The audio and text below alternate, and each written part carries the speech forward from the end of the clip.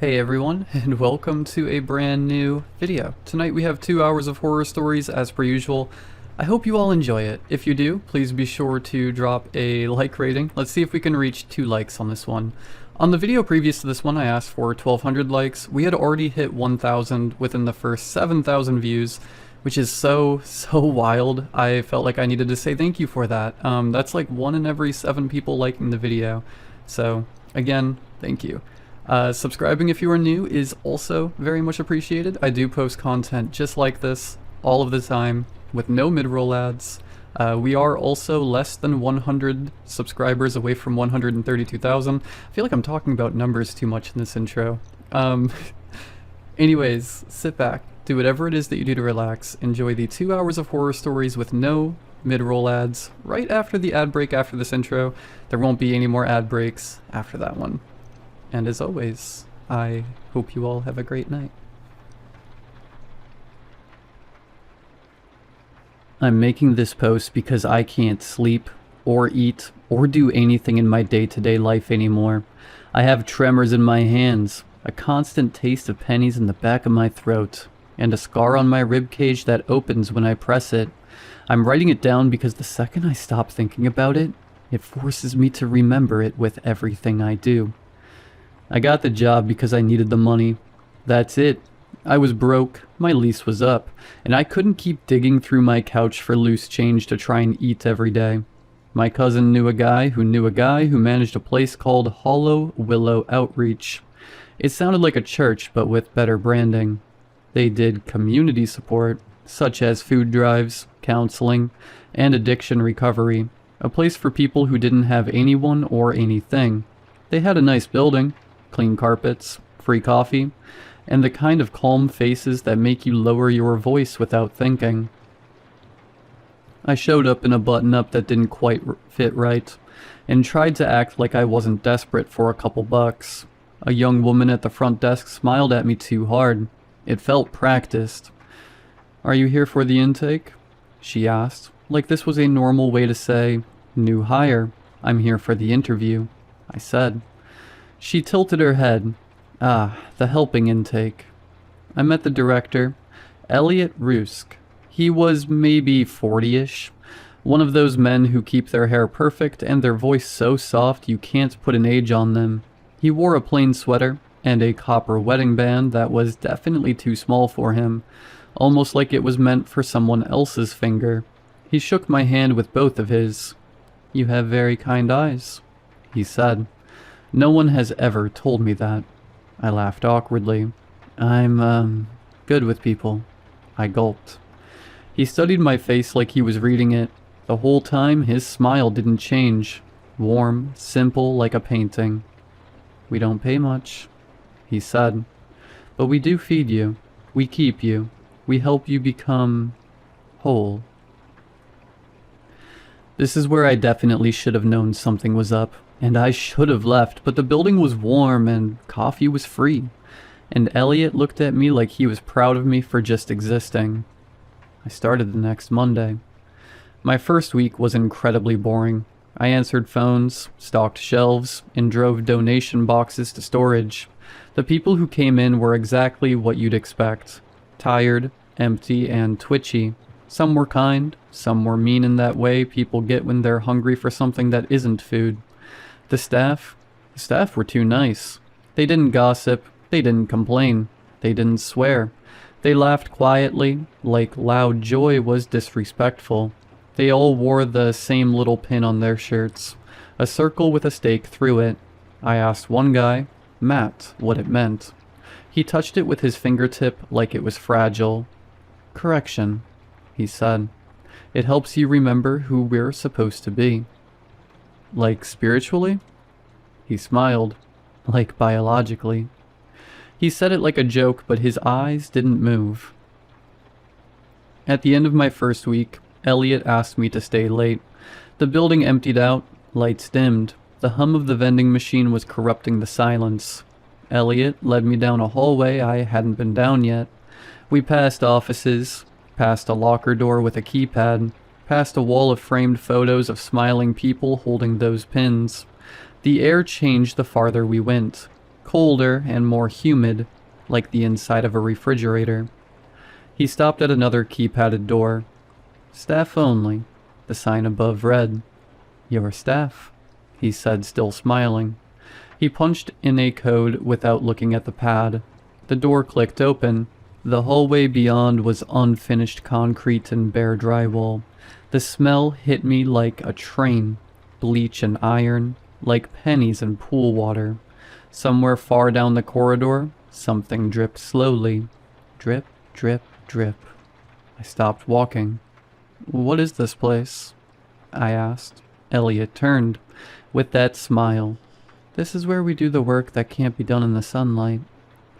My mouth became dry and I managed to choke up a chuckle. Okay, is this like AA stuff? Group therapy? He looked genuinely confused, almost like I was speaking another language. No, he said softly. This is where we help you become whole. He put his hand on my shoulder and gripped tight, then guided me forward. We reached a room that looked like a hospital room, if a hospital room was designed by someone who'd only seen one in a nightmare. There were clean stainless steel tables, cabinets with glass doors, a rolling cart with instruments laid out neatly, scalpels, clamps, sutures, needles far too long to be used on anything human, and in the center, bolted to the floor, was a chair. Not a dentist chair, not a recliner. A heavy-duty, industrial chair with arm restraints and foot straps, like it belonged in an old loony bin.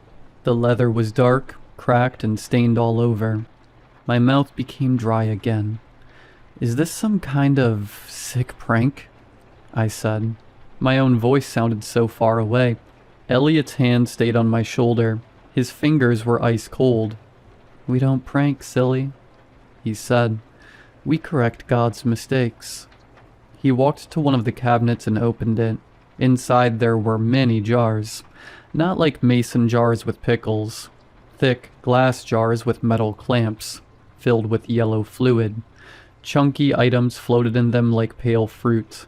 I saw what looked like a swollen finger, a slab of skin with black hair still on it, and a jar full of what looked like ears. My vision narrowed. I could hear my heartbeat like a war drum trying to thump its way out of my chest. Elliot? I said shakily, and I hated how small my voice was. What the hell is this? He closed the cabinet so softly it didn't make a click sound, like he didn't want to upset the jars. You've been living, he said, with gaps. What? He stepped closer. Everyone has gaps. We are all born misaligned.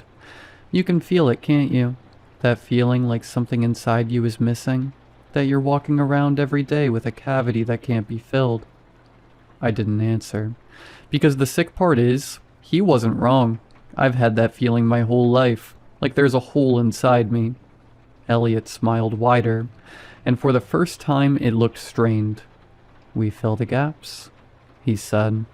We make people whole. He pointed to the chair. Sit. I couldn't move. His voice didn't change. Still soft, still kind. Sit, he repeated, and something in the air seemed to lean toward me, like the room itself was listening. I'm getting out of here, I said, even though my legs didn't move. Elliot sighed, like I disappointed him. I was really hoping you wouldn't fight, he said. You have very kind eyes. People with kind eyes make the best vessels. They don't hold on so tight. Vessels? I echoed because my brain was latching onto words. He nodded excitedly. For the correction. The next part is embarrassing. I don't like admitting it. I didn't get tackled.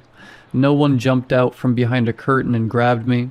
Elliot didn't start waving a gun around. He just looked at me and said, You're safe here. And my body started to work against me, like I was put into some kind of trance with those 3 words. I sat in the chair.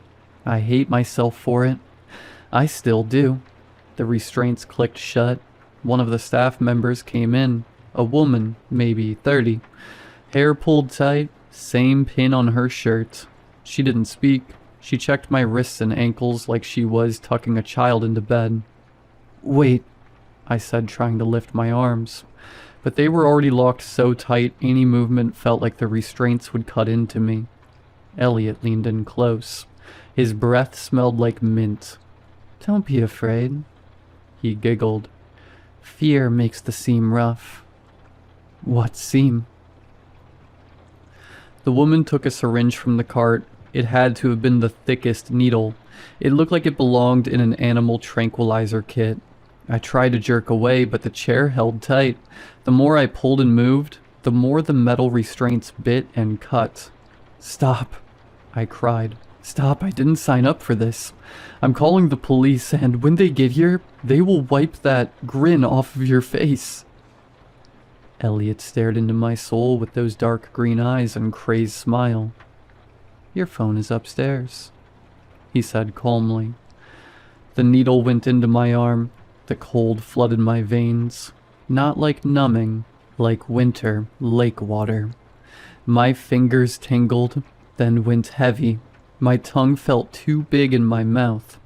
The room blurred at the edges, but the center stayed sharp. Too sharp. I could see every crack on Elliot's lips, every tiny scratch on the metal straps, and every speck of dust that floated into the light. I tried to scream, and all that came out was a wet moan. "Good," Elliot murmured. "You're still present. That's important." He pulled on gloves. The woman wheeled the cart closer. Metal clinked.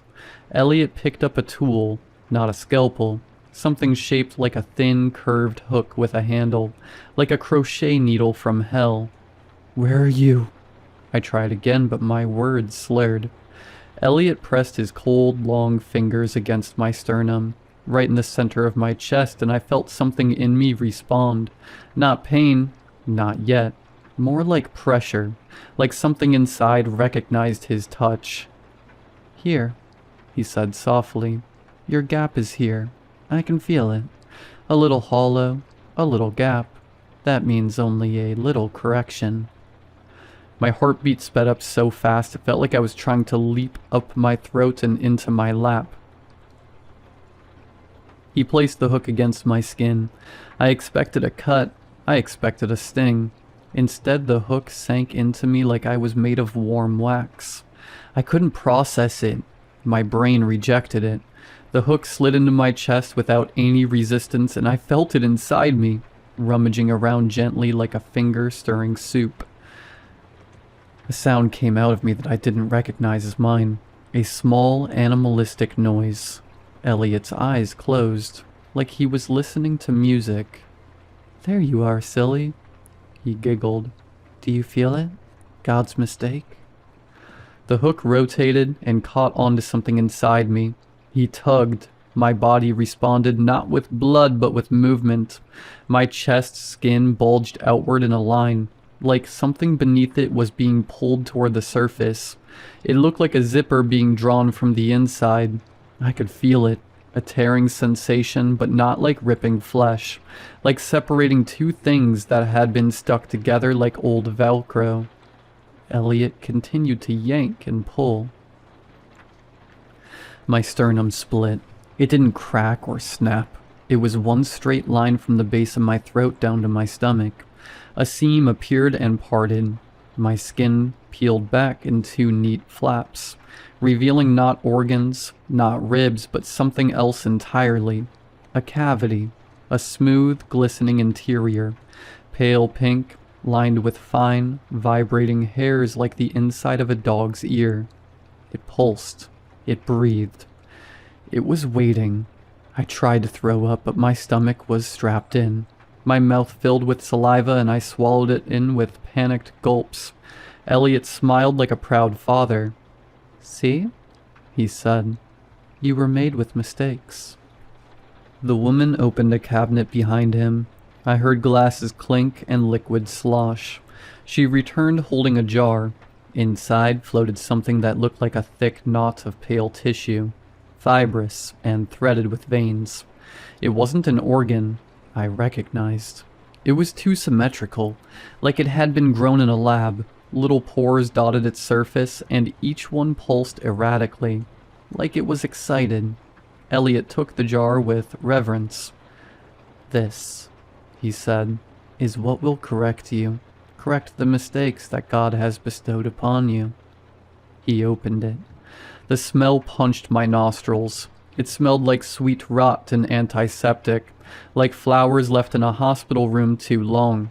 He reached in with his gloved hand and lifted that thing out. It dripped yellow, viscous fluid down his wrist. The pores quivered, reacting to the air, to the light, and to me. I started to sob, silently, because my body couldn't make any more sound. "Please," I begged through my breath. "Please don't." Elliot looked genuinely sad. "Oh," he whispered. "You think this is harmful?" He leaned in, holding the thing above my open chest. "This is your correction," he said. "This is our love. This is being made whole." He lowered it into my cavity.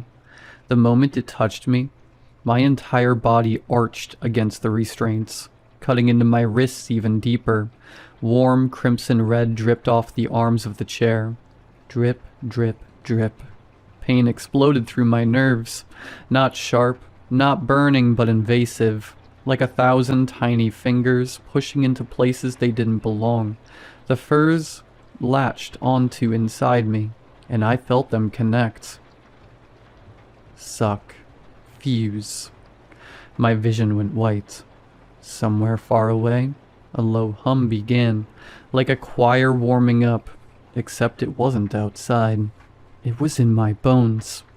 Elliot's voice seemed to come from what sounded like underwater. "Breathe," he said. "Let it settle." I couldn't breathe. My lungs locked. The thing inside me pulsed, and with each pulse, my ribs felt like they were being violently rearranged. Not broken, but shifted like they were being shuffled into a different pattern. I felt a pop beneath my collarbone, then another, then the wet, soft, warm sensation of something growing where it shouldn't. My throat made a choking sound and something warm ran down my chin. Blood, dark and thick. The hum grew louder and I realized it had words.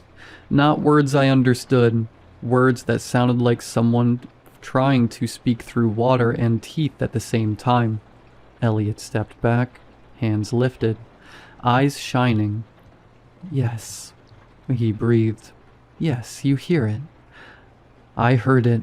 I hated that I heard it, because underneath the pain, underneath the terror, there was a sensation like relief, like a pressure you didn't realize you were carrying, finally being let out, like scratching an itch you've had since birth. The thing inside me pulsed again, and this time my body responded automatically. My mouth opened, and I spoke. Not English, not anything I'd ever learned. A wet, layered sound came out of my throat, like two voices stacked on top of each other. I felt it vibrate in my teeth, in my sinuses, in the seam of my chest. Elliot's face went slack with joy, like he'd been waiting years for that very sound. The woman beside him bowed her head. Elliot whispered, "Welcome." I blacked out. When I woke up, my shirt was back on. My chest wasn't open, but there was a scar. Not a normal scar. Thin and pale. Perfectly straight down the center of my torso, like someone had stitched me shut with invisible thread.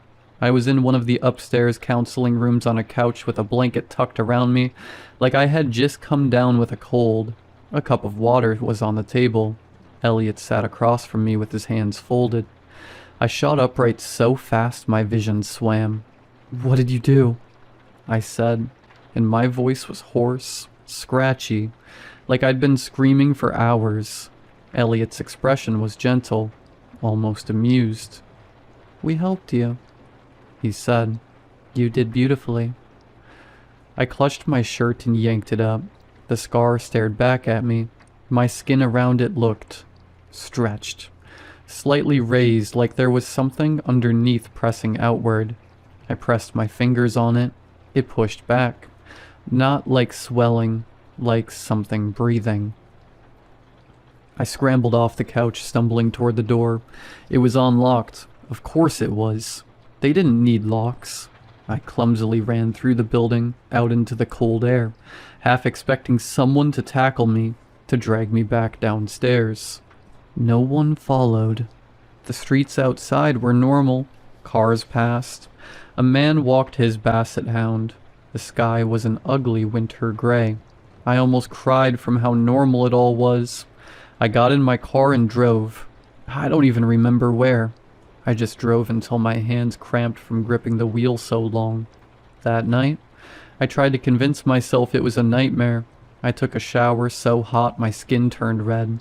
I scrubbed my chest until it stung. I stood in front of the mirror and told myself scars don't breathe. Then I heard it, a faint hum, deep in my rib cage, like a lullaby. I pressed my palm to my chest and felt it vibrate under my skin, and something inside me shifted, like it was getting comfortable. I didn't go to the hospital. How do I tell anyone this? Hi, I think a non-profit organization opened my body like a jacket and put a new organ in me that sings. They'd sedate me, strap me down, cut me open, and if they found anything, if they touched it, I don't know what it would do.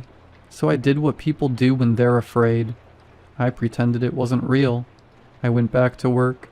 I told myself I'd go to the police. I told myself I'd record it, gather evidence, burn the place down if I had to. I walked into Hollow Willow Outreach the next day with a knot of dread hanging in my stomach. The woman at the front desk smiled. "Feeling better?" she asked. I froze. "How did you?" She tilted her head like before. "Your seam is cleaner today," she said and went back to typing. I backed away and nearly ran into Matt. He looked at me with bright, shining eyes. "You heard it," he whispered through his smile. I swallowed hard. "What is it?" He touched his own pin. "Correction," he said again. "Now you understand how you're supposed to be." I tried to quit that day. I tried to tell Elliot I was leaving. He listened patiently in his office like a therapist. When I finally ran out of words, he smiled wider. "You can go," he said. Relief hit me so hard my knees went weak. Then he added calmly, "But you'll come back." I stared at him. "I won't." Elliot leaned forward. "You will," he said, still soft. "Because the gap is corrected now, and it doesn't like being alone." I laughed, sharp and desperate. "You've lost your mind." Elliot's eyes flicked briefly to my chest. "You haven't slept," he said. "You've been hearing it, and soon you'll start to taste it." My mouth filled with a penny taste. Offering proof, he sat back. "We don't trap people," he said. "We correct them. The world does the trapping. We just open the seam." I left. I didn't come back. For 2 weeks I tried to live normal. I went to work at a different job. I ate. I watched TV. I texted friends. I laughed at jokes and pretended my laughter didn't have a second echo underneath it. At night, the humming got louder. It started to have rhythms, patterns. It began to sync with my breathing, like it was training me. Sometimes, right as I drifted off, I'd feel it push against my ribs, and I would jolt awake, gasping, with my hands gripping at my chest like I was trying to hold myself closed. Then came the dreams. Always the same hallway of concrete. The chair, the instruments, and a door at the end of the hall I hadn't noticed before. In my dream, I always walked toward it. I always reached for the handle, and right before I could touch it, I'd wake up with my chest itching so badly I'd scratch until my nails broke skin. One night, I woke up with blood and fragments of skin under my fingernails, and a thin line down my sternum that hadn't been there when I fell asleep. Not a cut, a seam, barely visible at first, like my skin had been pressed together and was starting to come apart.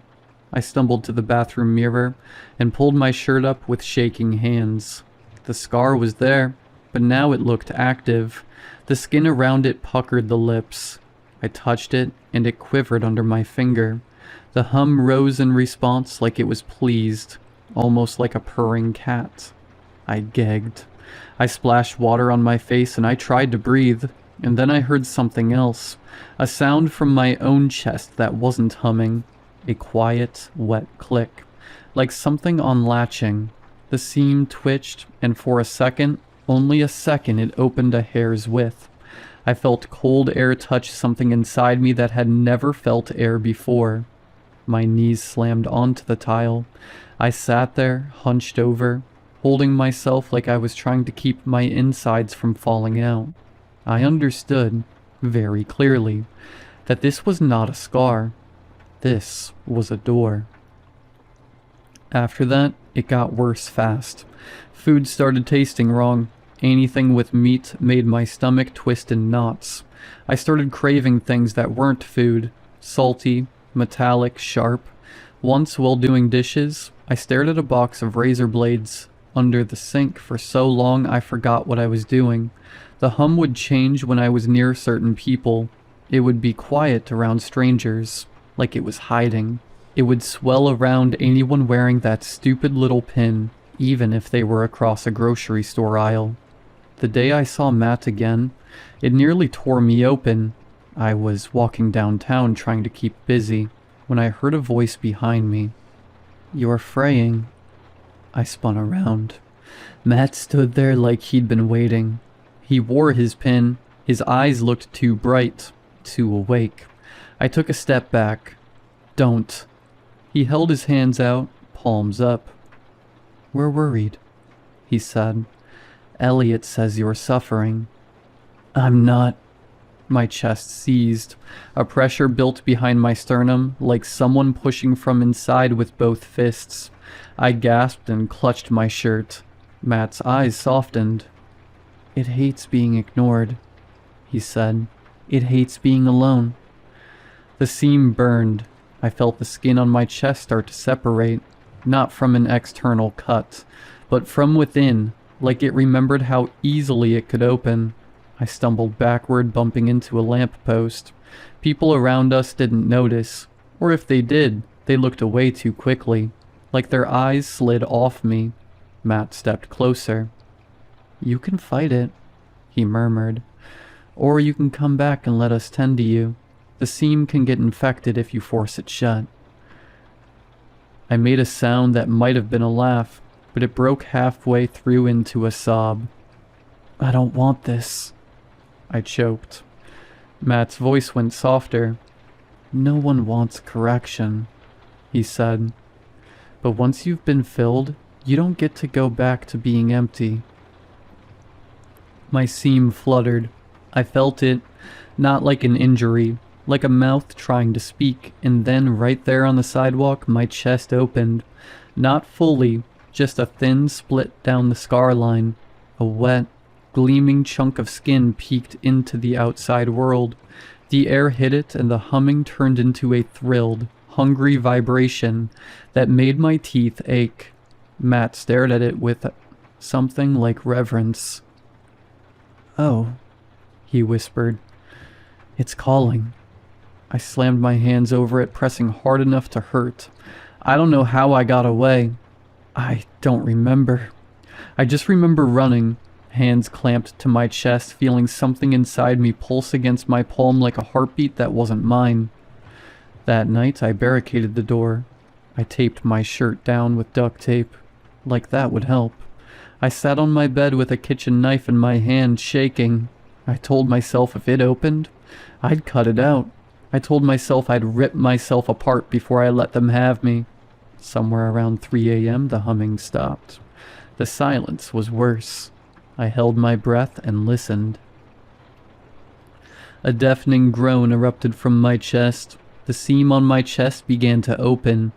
I took my shot. I gripped the knife hard and gritted my teeth before sinking the blade into my own chest. That same feeling like cutting into warm wax. I pressed harder and further. pushing against the parasite. It let out a symphony of screams and cries. My legs went weak and buckled. I didn't care if I cut past the demon that lived in my chest as long as I didn't have to give myself to that thing. I took the blade halfway out so I could punch it with the piercing point on my cold steel savior. Crunch. Snap. A blinding hot pain exploded from within me. In my horror, both of my top ribs were facing outward. Points of blood and mucus-covered bone were sticking out of my skin. We let out a synchronized blood-curdling scream. I jammed the knife back in with what little strength I had left. I felt the blade puncture its rubbery membrane. A geyser of yellow and red fluid sprayed from the seam, tearing the edges as it sprayed my bedroom's carpet. I don't know how long I sat on that bedroom floor with the knife sticking halfway out of me, and covered in that fluid that smelled like antiseptic rot. When I pulled the knife out, the parasite let out a soft whisper, before my seam slowly closed with little wet snaps and pops. Then I heard it, a knock at my door, not loud, not urgent, polite. I didn't move. My whole body went cold. The knife shook in my grip. Another knock. Then a voice through the wood, calm and warm. You didn't kill it. You only wounded it, and made it angrier with you. That was a mistake, it said. I didn't respond. The voice continued, like it knew I was there. We brought you something, Elliot said, to soothe you both. I swallowed hard, tasting pennies. The hum started again, faint like it was waking up. My chest scar tingled. Go away, I groaned. Elliot laughed softly. I understand, he said. It feels like you are losing a battle, and you are correct. A pause, then gently. But you were never correct to begin with. The doorknob turned. I'd locked it. I'd chained it. I'd shoved a chair under it. The knob turned anyway. The chain rattled as if someone was lifting it from the outside with careful fingers. My chest seam burned hot, hot as lava. The humming swelled into a choir. This is the part that makes me most feel sick writing all this, is that the thing inside me wasn't afraid. It was excited. The door cracked open. Elliot stepped in like he belonged there, like he was visiting a friend. Behind him were two others in plain sweaters, the woman from downstairs and Matt. They all wore their pins. Elliot held a jar in his hands. Inside was another one of those pale, twitching knots. This is for you, he said. I tried to stand, tried to run, but my legs didn't work right. My body felt heavy, like gravity had doubled. Elliot's gaze dropped to my chest. Ah, he whispered, almost tender. You poor thing. How bad did this bad man hurt you? My hands clung into my shirt.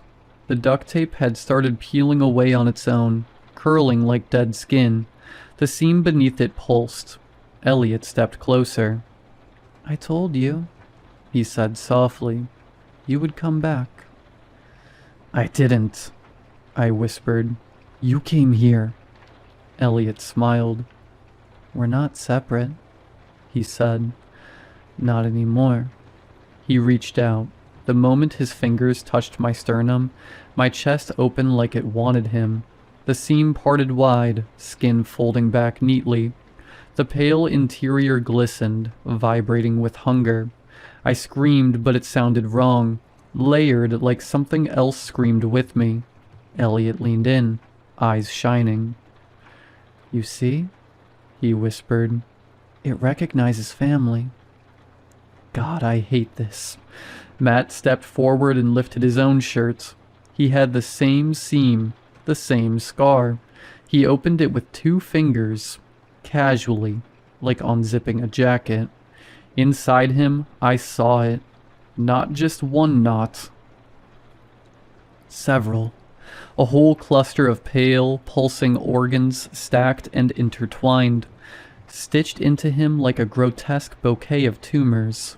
Some of them had grown outward, pressing against his ribs so his chest looked subtly reshaped.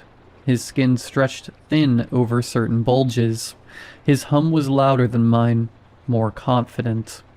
He smiled at me with wet eyes. "It hurts at first," he whispered.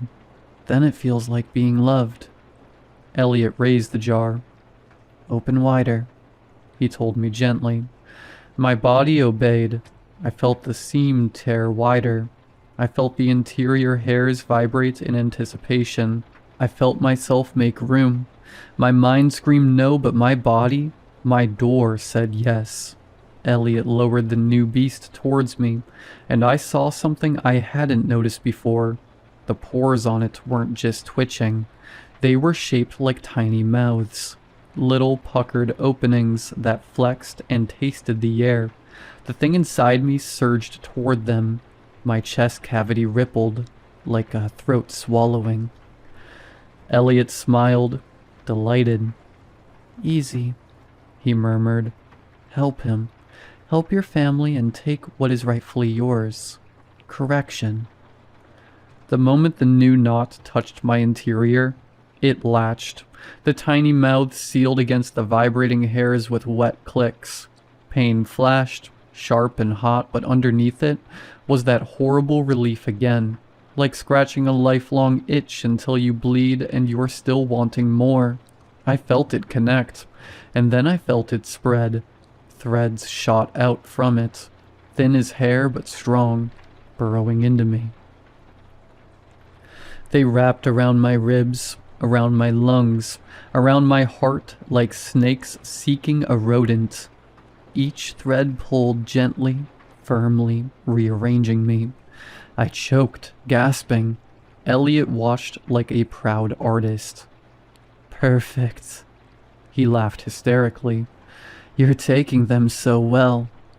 Matt stepped closer, voice shaking with excitement. "Do you hear it?" he asked. I did, not just humming now. Voices. Many voices. Some in my bones, some in my teeth, some in the seam itself, whispering in wet, layered syllables. I realized the words weren't random. They were instructions, directions, a map. Elliot leaned close enough that his breath wet my cheek. "You're going to help us," he whispered, "because you're correct now." I tried to shake my head, but my neck felt too heavy. Elliot's hand slid down my open seam and rested inside me like he belonged there. Palm pressed against the pulsing knot. He closed his eyes. "I can feel it," he murmured. "It likes you. It's growing fast." Something under my left rib shifted. A bulge pressed outward, round and firm, like a fist pushing from inside. I screamed again. The bulge moved. It traveled under my skin, sliding upward like a thing crawling beneath a blanket. It reached my collarbone and stopped. Then it pushed. My skin stretched, went white, then split in a thin line as something sharp pressed out. Not bone, not metal. A pale, wet spike emerged, covered in clear mucus, like a tooth growing where no tooth belonged. Elliot opened his eyes and smiled. "A marker," he whispered. "You're becoming visible." Matt stared, tears streaming. "You're so lucky," he breathed. I couldn't breathe.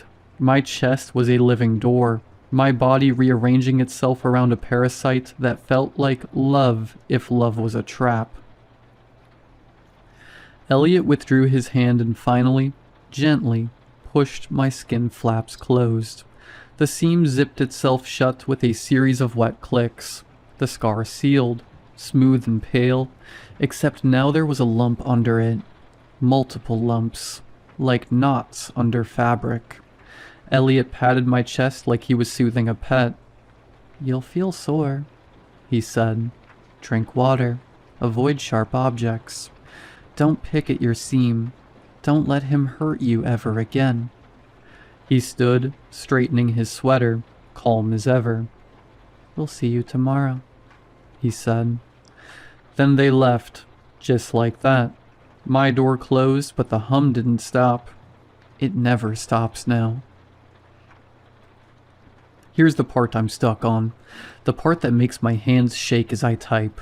They didn't need to restrain me anymore, because when they were gone, and I was alone in my room, I sat on the edge of my bed and listened to the choir in my ribs.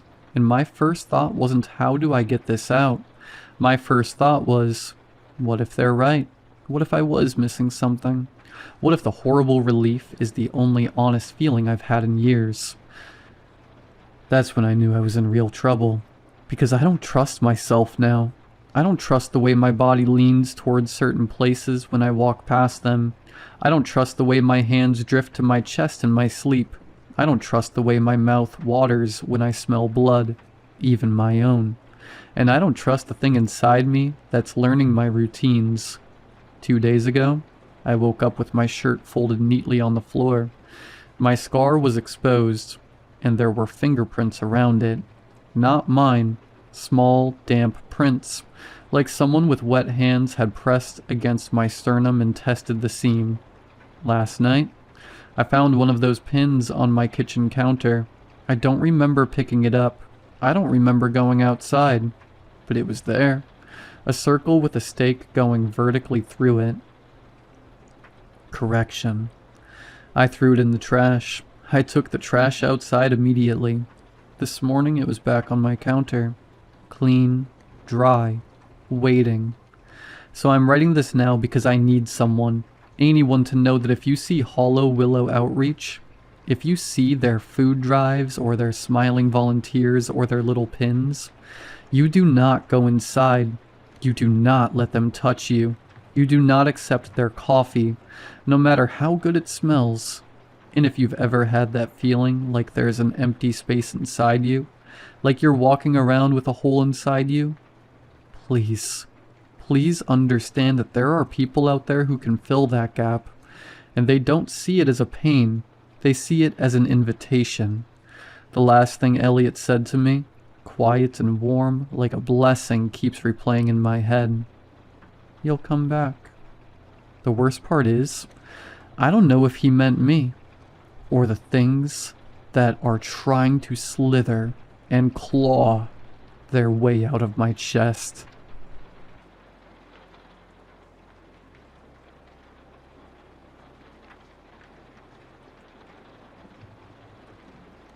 My wife Madison and I are serious board gamers. We like the complicated ones best that take 2 to 3 hours to complete. Our good friend Jake is even more of a gamer than we are. He's single and can afford the latest releases, so we often test them at his place. This past weekend, he got a hold of a new board game and texted us. "I bought the coolest one ever. You guys should come over and play it." My wife and I were ecstatic.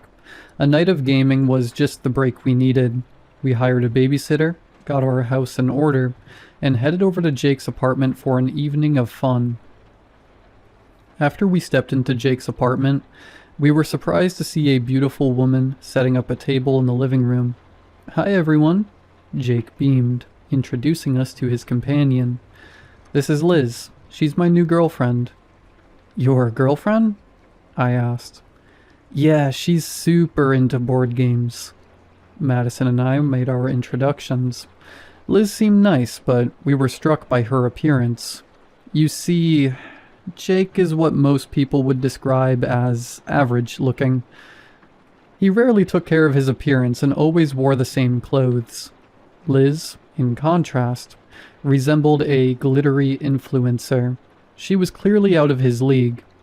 "Nice to meet you," Liz said and shook my hand. Her skin felt surprisingly cold against mine. "Let's get this thing going." Jake slapped my back and motioned us to our seats. The board game was a mixture of all our favorites. There were elements of the classics, but enough new mechanics to keep things interesting. All throughout the game, I pushed myself, desperate to outdo Jake. So close, He'd tease, scooping up a handful of resources from the bank, but not ready to play with the big boys yet. About 30 minutes in, I noticed Liz casting glances at me. They were intense and focused, almost like she was checking me out. I leaned over to my wife and whispered, "You seeing this?" She glanced up from her cards. "What?" "Jake's girlfriend won't stop looking at me." Madison rolled her eyes and nudged my arm. "Sure, honey, you wish." But as the night went on, she began noticing it too. After a few more rounds, Madison began her questioning. "So, Liz, how long have you lived in Northern California?" "Oh, since I was 17, Liz said, playing with her hair. "I left for a few years, but came back." She gave Jake a heart-pounding kiss. "It's been so nice having this stud muffin around." "Stud muffin?" I glanced at my friend. "He's certainly no stud muffin. Maybe she likes his personality or sense of humor." I pushed away my thoughts and continued playing. After a few more rounds, Jake yawned and scooted out of his seat. "Anyone else want some popcorn? I'm starving." "I'll take some," Madison said. "I'll come with you." I got up and followed Jake out of the room. Once we were out of earshot, I pulled him aside. "Dude, what's up with your girlfriend?" "What do you mean?" "She keeps staring at me." Jake did a back and forth over his shoulder. "Okay, I know she's strange, but deep down she's a good person. Only problem is, she has this addiction. I can't keep her off me. She's like draining me every chance she gets." His eyes sparkled. "It's wonderful." "Just tell her to stop staring at me." Okay, I'll ask her to chill out. Relax, man. She's just free-spirited is all." Once the popcorn was ready, I grabbed a bowl and followed Jake back into the living room. I was surprised to see Madison and Liz were gone. No sooner had I set the bowl on the table than the back door opened. Madison and Liz stepped inside. "Oh, hey, honey. Did you want a soda, water, or—" "No, thanks." Madison fixed her collar, like she was hiding something. "Is everything all right?" "Yes." She crept back to the table, then froze mid-step, as if short-circuiting. "Actually, I need to use the restroom. BRB." She hurried out, and I furrowed my brow, confused by her behavior. After what seemed like a good 20 minutes, Madison's voice drifted in from the hall. "Will, can you come here for a second?" "Sure, babe." I got up and followed her voice. As soon as I reached the bathroom door, a pair of cold hands yanked me inside. "Yo, what the—" It was Madison. She was already lunging for my neck, her fingers tearing at my collar. "Babe, what are you—" "I'm sorry, sweetie. I'm just so hungry." "Hungry?" I shoved her off. "What are you talking about?" "You guys ready?" Jake's voice bled in from the living room. "Give me 5 seconds." I faced Madison, trying to ward her off. "Seriously, what's going on?" "I just need one bite." There was a loud banging at the door. "Come on, popcorn's getting cold." "I'll be right there." I turned and gasped at my wife's expression. Her gaze seemed feral and ravenous, like a mountain lion sizing up its prey. "Just one." Screw this. I grabbed the door handle and noticed for the first time a bite mark on her neck. "What the—" Madison opened her jaws, revealing tiny incisor-like fangs. "Please, it'll really help." She leapt toward me and I dove behind her, grabbed a towel and pinned her arms to her side. Straining, I set the towel between her jaws and pulled tight, like I was securing an alligator. "Let go of me," her voice hissed. I must have backed into the door and nudged the handle because we were soon stumbling into the hall. "Nice of you to join us." Jake's voice groaned from the living room. I turned to see him lying on the table. Liz was hunched over him, feasting on his flesh like a rat devouring raw meat. "What?" She sat up. wiped the blood from her lips. What is this? What are you? What did you do to my wife? Liz swallowed a pile of gore. All I did was teach her how to be beautiful, like me. I stared at Jake in horror. Disgusting bite marks covered his body. They seemed festered with infections, leaking out blood and pus. He was still alive. Somehow. Give me your flesh. Madison ripped the towel free and reached a hand behind her, almost tearing my left ear off. The hell?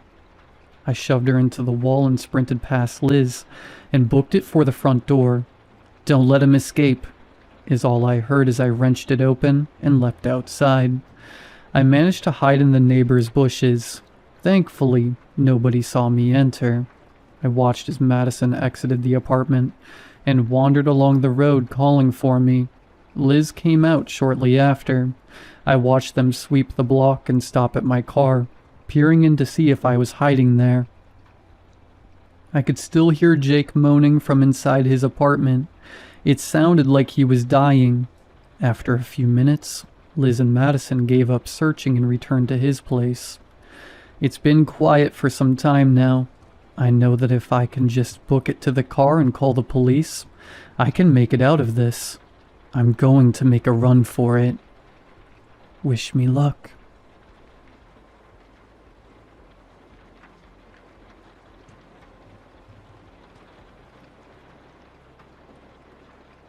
I was never good connecting with people. That is why I ended up in this forum. A hole where we go. The ones that hate our office jobs but are too tired to quit. The kind of places where one enters to feel connection with real people while surrounded by gaudiness.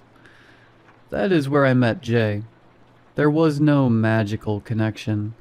We were just two boring guys throwing stuff about our jobs in the general chat at 2 a.m. At the start, I thought Jay was a dedicated troll or a roleplay writer very deep in his character. His complaints were weird. He didn't complain about the air conditioning. He complained that the oxygen filters of Sector 4 tasted like rust. He didn't talk about the subway. He spoke of the magnetic capsules that always vibrate too much. I followed the current because it was fun. It was better than working on my spreadsheets. But with time, it stopped being funny. Jay was not inventing anything.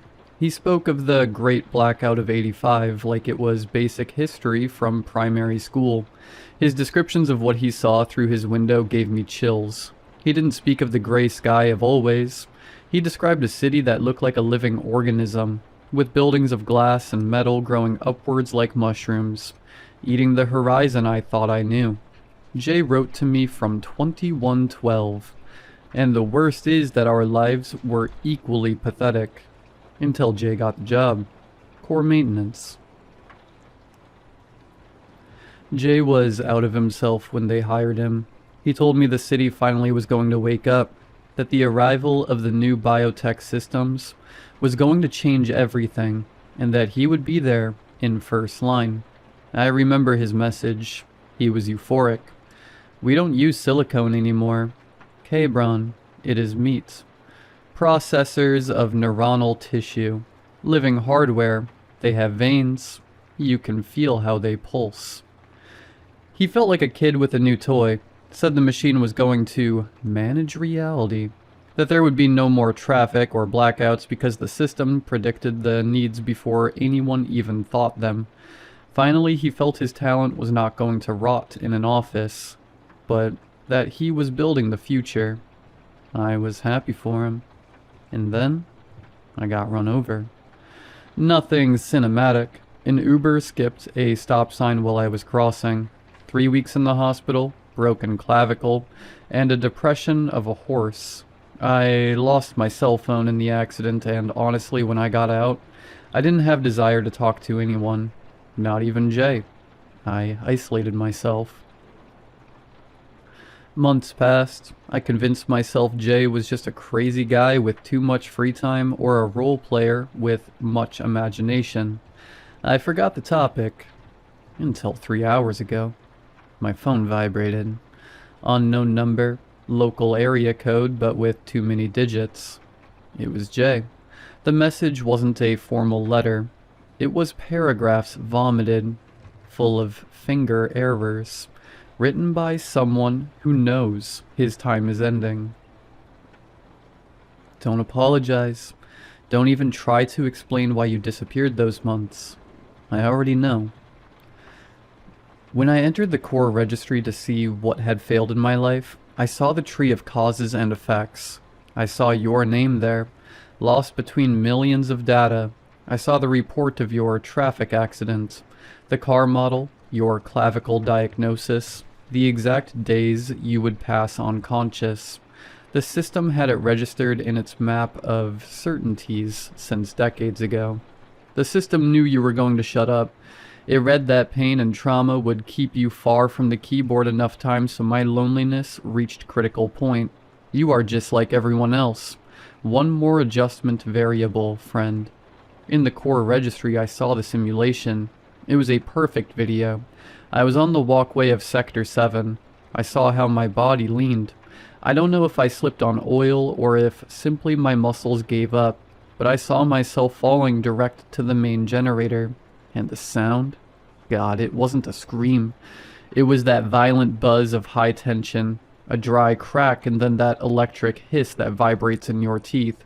I saw myself cooking in a discharge of 400,000 volts, and the system played it again and again like it was a tutorial. Jay told me he tried to change it. Reported sick, locked in his room. But the system doesn't manufacture the future. It predicts it with cold exactitude.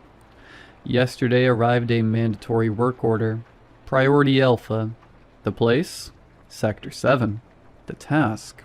Repair a logic error on the walkway. And attached to the work order came the file of closing of my shift. Cause of leave? Work accident. It wasn't a threat. It was an administrative fact. The system already had processed my death to square the accounts of the quarter. You don't understand, the message followed. It's not that they want to kill me. It is that the system already knew about my imminent death. My absence had already been covered months before it happened. The system needs that failure to activate the renovation protocol of the sector. My death is a logical consequence. I am a statistic sacrifice in a spreadsheet that has no feelings. The worst is that, reading it, I didn't feel rage. I felt it made sense. That my life only served so that algorithm squared its numbers. I write you because you were the only real thing, and because I need from you. I need to avoid this happening. I must try, and you, friend, I think you can help me. They already used you. You already fulfilled your function of absent friend. So now you are a free variable. If you read this, if someone back there knows this is not an accident, maybe it generates a parity error. A bug. They just blocked the door of the room. Only opens if I accept the route to work. My legs move alone. I have fear. I don't want to go. The message cuts there. I tried to call. The number does not exist. I have been shaking for hours, looking through the window, waiting to see something that shouldn't be there. Before I thought the accident was fault of the drunk driver. Now I think it was a mathematical correction. That thing, that mass of synthetic neurons that hasn't even been invented yet, hit me with a car 3 months ago to make sure its repair in 2112 happened without setbacks. Jay is already dead, and hasn't even been born yet. He doesn't exist yet, and his destiny is already determined. And I am here, writing this with one hand because the other still hurts when weather changes. I post this only to fulfill the last will of Jay, to try to be that bug. But being honest, if the system could orchestrate my accident with that millimetric precision, probably it also calculated that I would write this post. Probably calculated that you would read it, and calculated that you would do nothing about it. If anyone is working on neuronal biotechnology, please kill it before it is born.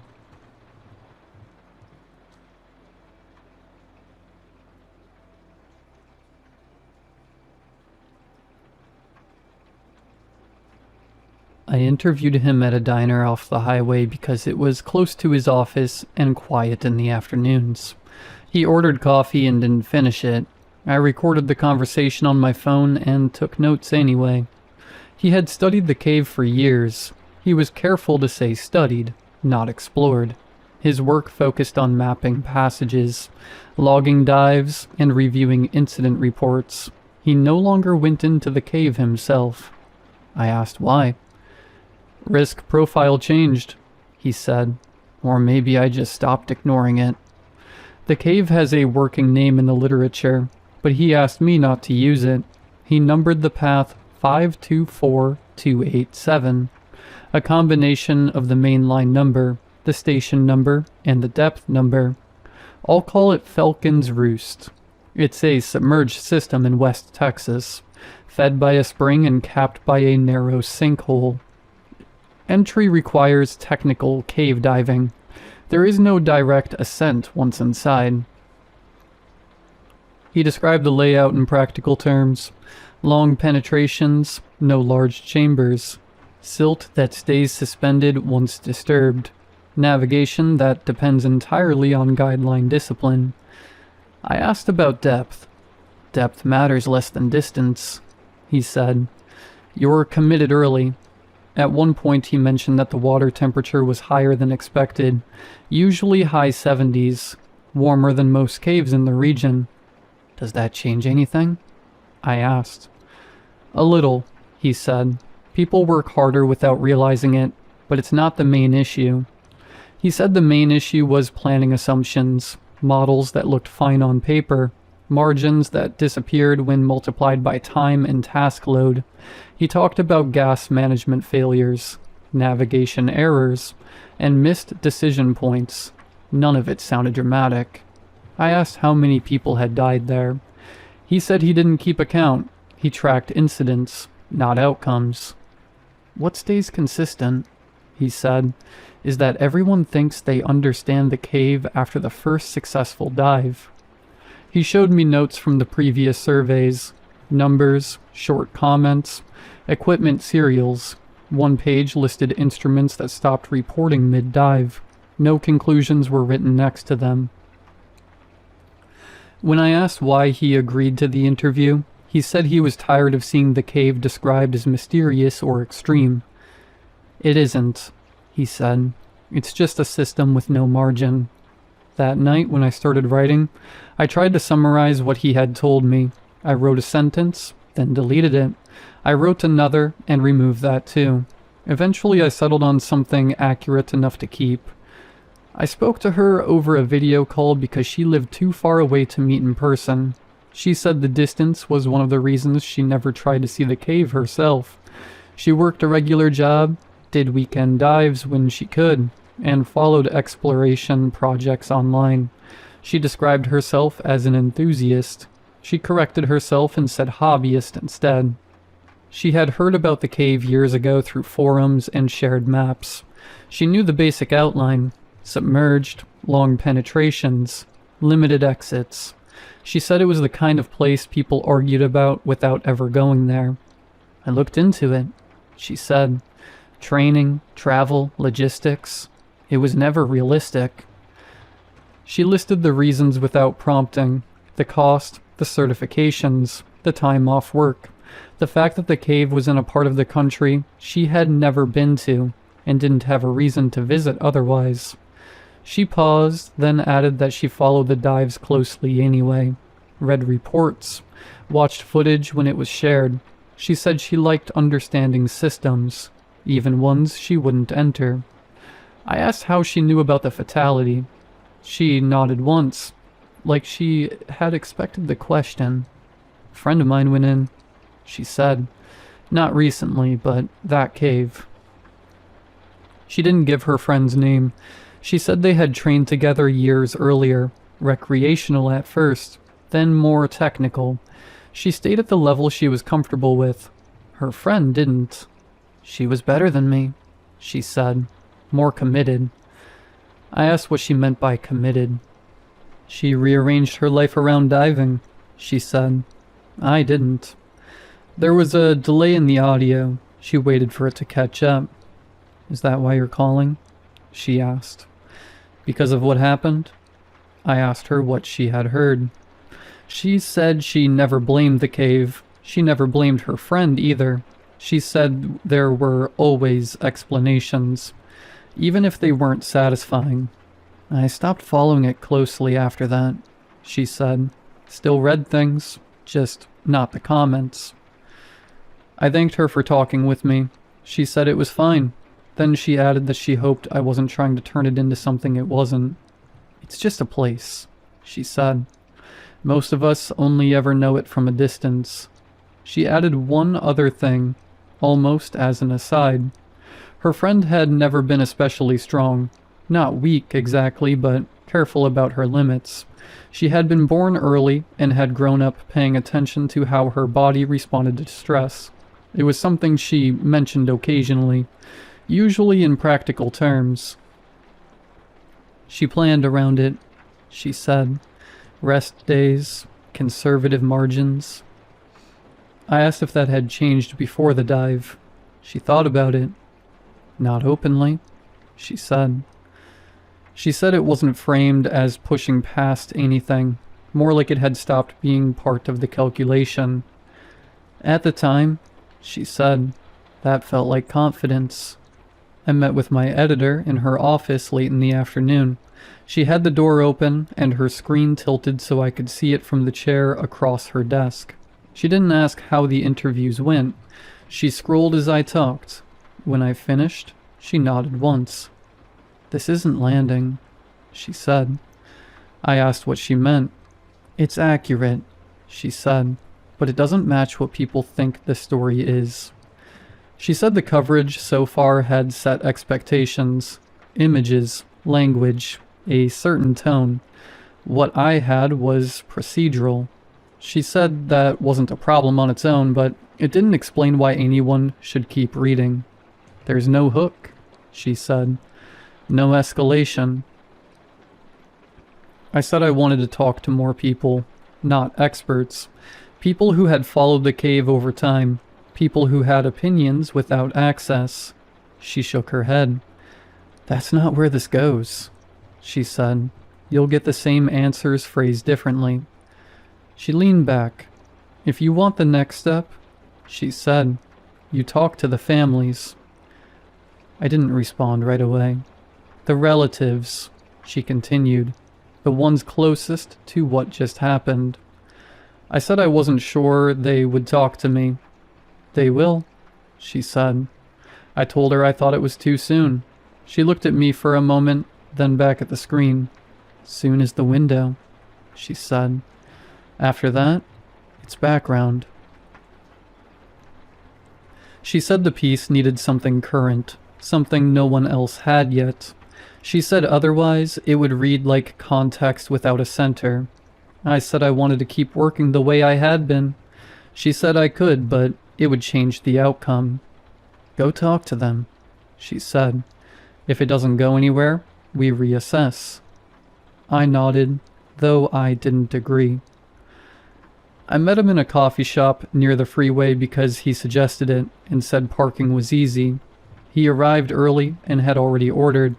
He asked before sitting down how this worked. "Are you paying for this?" he said. I told him I could reimburse him for his time. He nodded. "Good, I've got things to do." He said he was the brother. He didn't specify older or younger. He didn't say his brother's name unless I asked. And when he did, he said it quickly, like it wasn't important to repeat. "I never got that stuff," he said. "The cave thing? It was always strange to me." He described his brother as mostly quiet, kept to himself, had a regular job for a while, then another, the kind of person people didn't worry about because nothing ever seemed obviously wrong. "He wasn't dramatic," he said. "Didn't cause trouble." I asked how long his brother had been involved. "A few years," he said. "Long enough that it just became normal." He tapped his phone on the table and checked it when it buzzed. He didn't look upset. He looked distracted. "You're not asking about what happened," he said. I told him I was trying to understand who his brother was. That's fine, he said, but that's not what people care about. I asked what he meant. He leaned forward slightly. You know, he said, how they found him. I didn't respond. They leave that part out, but it's why people are watching. I asked what he wanted me to understand about his brother. He shrugged. That he chose it. I asked why he thought that. Because nobody made him go, and now everyone else has to deal with it. When I told him I needed to wrap up, he looked irritated. So that's it? He said. I took out my phone and sent him the money we had agreed on. He watched the screen until the confirmation came through. If you need more, he said, I can get you details. I told him I planned to speak with other members of the family. That's fine. They'll tell you different versions. I stood and gathered my notes. As I was about to leave, he added something, like it had just occurred to him. He was born early. C-section. I turned back. Our mom didn't survive it. Complications. He said it plainly. After that, he continued, people didn't really know what to do with him. He looked down at his phone again. He was always tied to it, even if nobody said it out loud. I left before he could add anything else. I was in a hotel room off the interstate with the curtains half closed and the lights on even though it was still early. The desk was too small, so I spread everything out on the bed. Notes, transcripts, timestamps, names. I opened my laptop and checked the coverage. Most of it was already published. Short pieces, updates folded into larger feeds. The language was consistent across outlets, even where the facts weren't. There wasn't much left that felt unclaimed. I wrote a brief email to my editor. I kept it factual. I said the reporting wasn't producing anything unexpected. I said the angles we were considering were already circulating. I said we were behind on timing and the story had settled faster than anticipated. I didn't mention the interviews in detail. I didn't say how long they had taken. I sent it and closed the app. I went back to the notes and tried grouping them differently. By role, by proximity, by tone. The result was the same. Context without momentum. I checked my phone. No response yet. I didn't write it down as a conclusion. I didn't write it down at all. I showed up only when I stopped sorting by role and started sorting by background details. Things people mentioned in passing. Things that didn't seem relevant when they were said. Birth stories came up more often than I expected. Not framed as medical history. Just facts that had been repeated long enough to feel ordinary. Premature. Emergency delivery. C-section. It wasn't in every interview, but it was in enough of them to register. Always secondary. Always offered as context for something else. A reason someone was cautious, or small, or monitored more closely growing up. None of them had been born vaginally. None of them had gone through labor. All of them had arrived early, removed rather than delivered. I checked the names again to make sure I wasn't forcing the pattern. I wasn't. The information was already there. I had just ignored it. There was no way to frame it responsibly, no mechanism I could point to, no expert I could quote without sounding like I was fishing for meaning where there wasn't any. Even if it was true, it would read like speculation. I closed the folder and left that set of notes untouched. I went back to the first interview. He had drawn while we talked. Not to explain anything in particular, just filling space in the margins of my notebook. I hadn't paid much attention at the time. It was a rough sketch of the cave system, notes written sideways where he'd run out of room. The main passages narrowed towards one end. At the far edge of the drawing, the lines curved inward, the walls thickened, the opening reduced to a single constriction. Wider on one side than the other, then tapering again. He hadn't labeled it. There was no arrow or comment explaining what it had represented. I stared at it. The shape was familiar in a way that had nothing to do with caves. I closed the notebook and put it in my bag.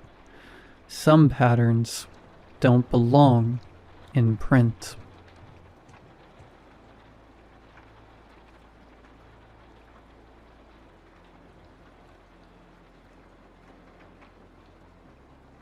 Growing up in Appalachia, I heard all types of stories and scary things that go bump in the night. The old coal man, the headless mule, and Miss Myra from a ways away. You know the stories. As tough little country kids, none of them scared us. At least they ain't scared us half as much as the pitch black dark on a summer's night. That is, none except Meemaw. Papa never told us kids why. He told us not to mention her. Us grandkids thought it was kindly strange because Meemaw was always part of our lives. He must have been married to the woman since God knows when. Meemaw put out our church clothes on Sundays. She made us grandkids breakfast every time we stayed over too, and it was always our favorites. But none of us were allowed to acknowledge her. I remember Cousin Patty one summer morning came running from the crick clear across Papa's front acre saying Meemaw needed help. Patty said she was hurt something awful, and he begged, cried for Papa to help. Now, I remember climbing up over a grassy hill to try to take a look. Sure enough, Meemaw was there, turned over on her side in her black dress, wailing while she clutched her stomach. Papa, she... Papa clasped his wrinkly palm across my mouth so fast it felt like a slap. Shut your mouth now, Mary Sue, and leave it be. He told us as tears welled up in my eyes, grew, and trickled down through the hairs on the back of his hand. Papa was a gentleman, and surely hadn't treated me like that before. My heart was broken. I used Papa's office phone to call my mom. My mama come and got me from Papa that day after I called her, and I tried to tell her what happened. She gave Papa a look that could kill. I remember how ashamed Papa looked. It was a few years later that Papa died. Like most fellas of his time and of that age, his heart gave out one sunshiny morning. His funeral was intense. Us grandbabies, all 10 of us at the time, we sat together in a row on a wooden pew. We cried while folks gave speeches about our Papa, speeches about how good a man he was. We wailed like the dead. To some of my cousins, Papa was the only father figure they rightly had. They'd lost the only good man they'd ever know in the whole lives of theirs, and at such a young age. Their own dad's been lost to shine, the mines, and the type of typical recklessness menfolk tend to get into. Meemaw sat with us, at the end of our row. She was holding baby Christina in her lap.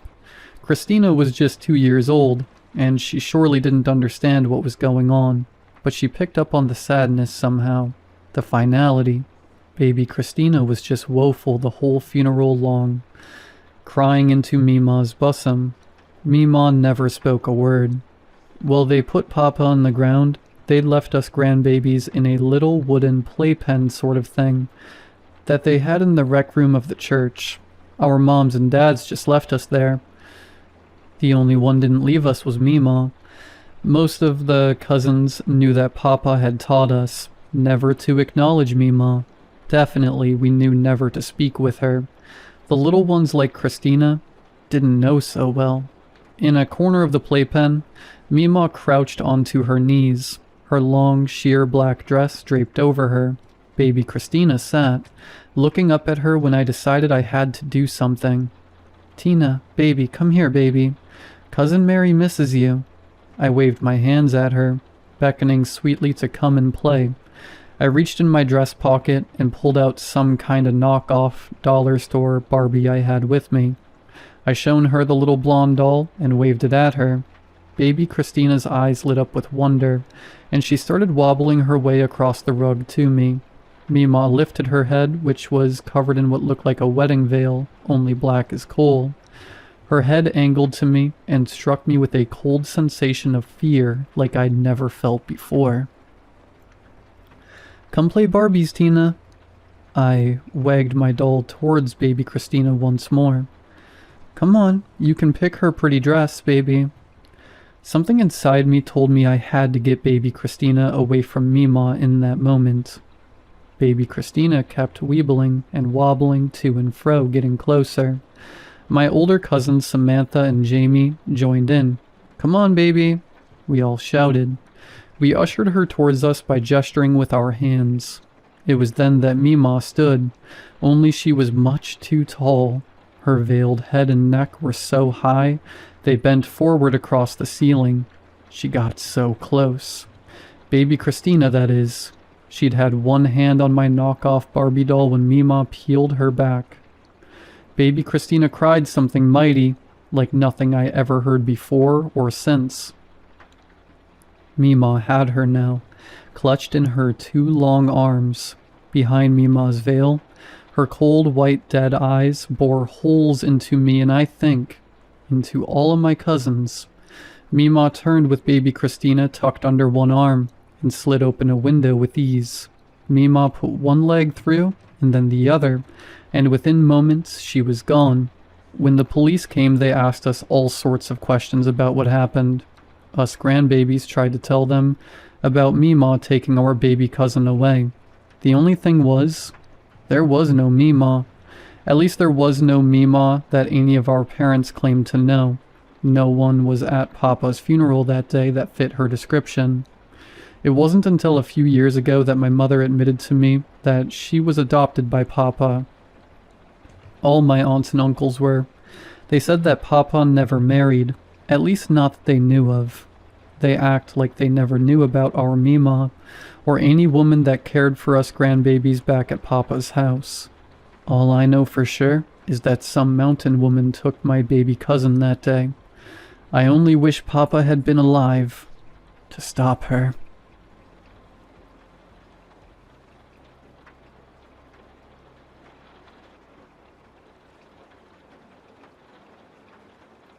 You ever have a memory you wish you could just burn out of your skull?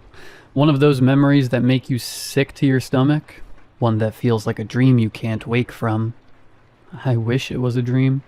I wish I could go back to that weekend when the only thing I was worried about was Rico's cheap combos in Street Fighter. But the air in Detroit is heavy with things that aren't supposed to be there. This is how it started for me. This is what I want to forget. You know that feeling when you're being watched but the person watching you is a mile away? That was Faircrest at dusk. I was sitting on the floor of my friend Rico's living room. The SNES was humming, the TV screen throwing jagged blue and purple light over the walls. Rico was leaning so far forward he was practically inside the tube, his tongue poking out the corner of his mouth. "You better not hit that cheap move again, Rico," I warned. My thumb's aching from gripping the controller too hard. "You're just mad 'cause you're losing, Aunt," he shot back, a wicked grin splitting his face. "I ain't losing. The controller's sticking." "You're going to lose," he cackled. On the screen, Blanca let out a digitized screech and electrocuted my character into a pile of pixels. I groaned, dropping the controller against my chest. Man, that character is broken. Rico didn't even look up. Life's broken, man. Adapt. Behind us, Rico's older sister, Rochelle, was sprawled across the couch. She had a textbook open, but she'd been staring at the same page for 20 minutes. She kicked Rico's shoulder with a socked foot. "You two sound like you're arguing over rent money. Keep it down before Ma hears you." "If it was real money, I'd be a millionaire," I joked, though my heart wasn't really in it. I looked toward the window.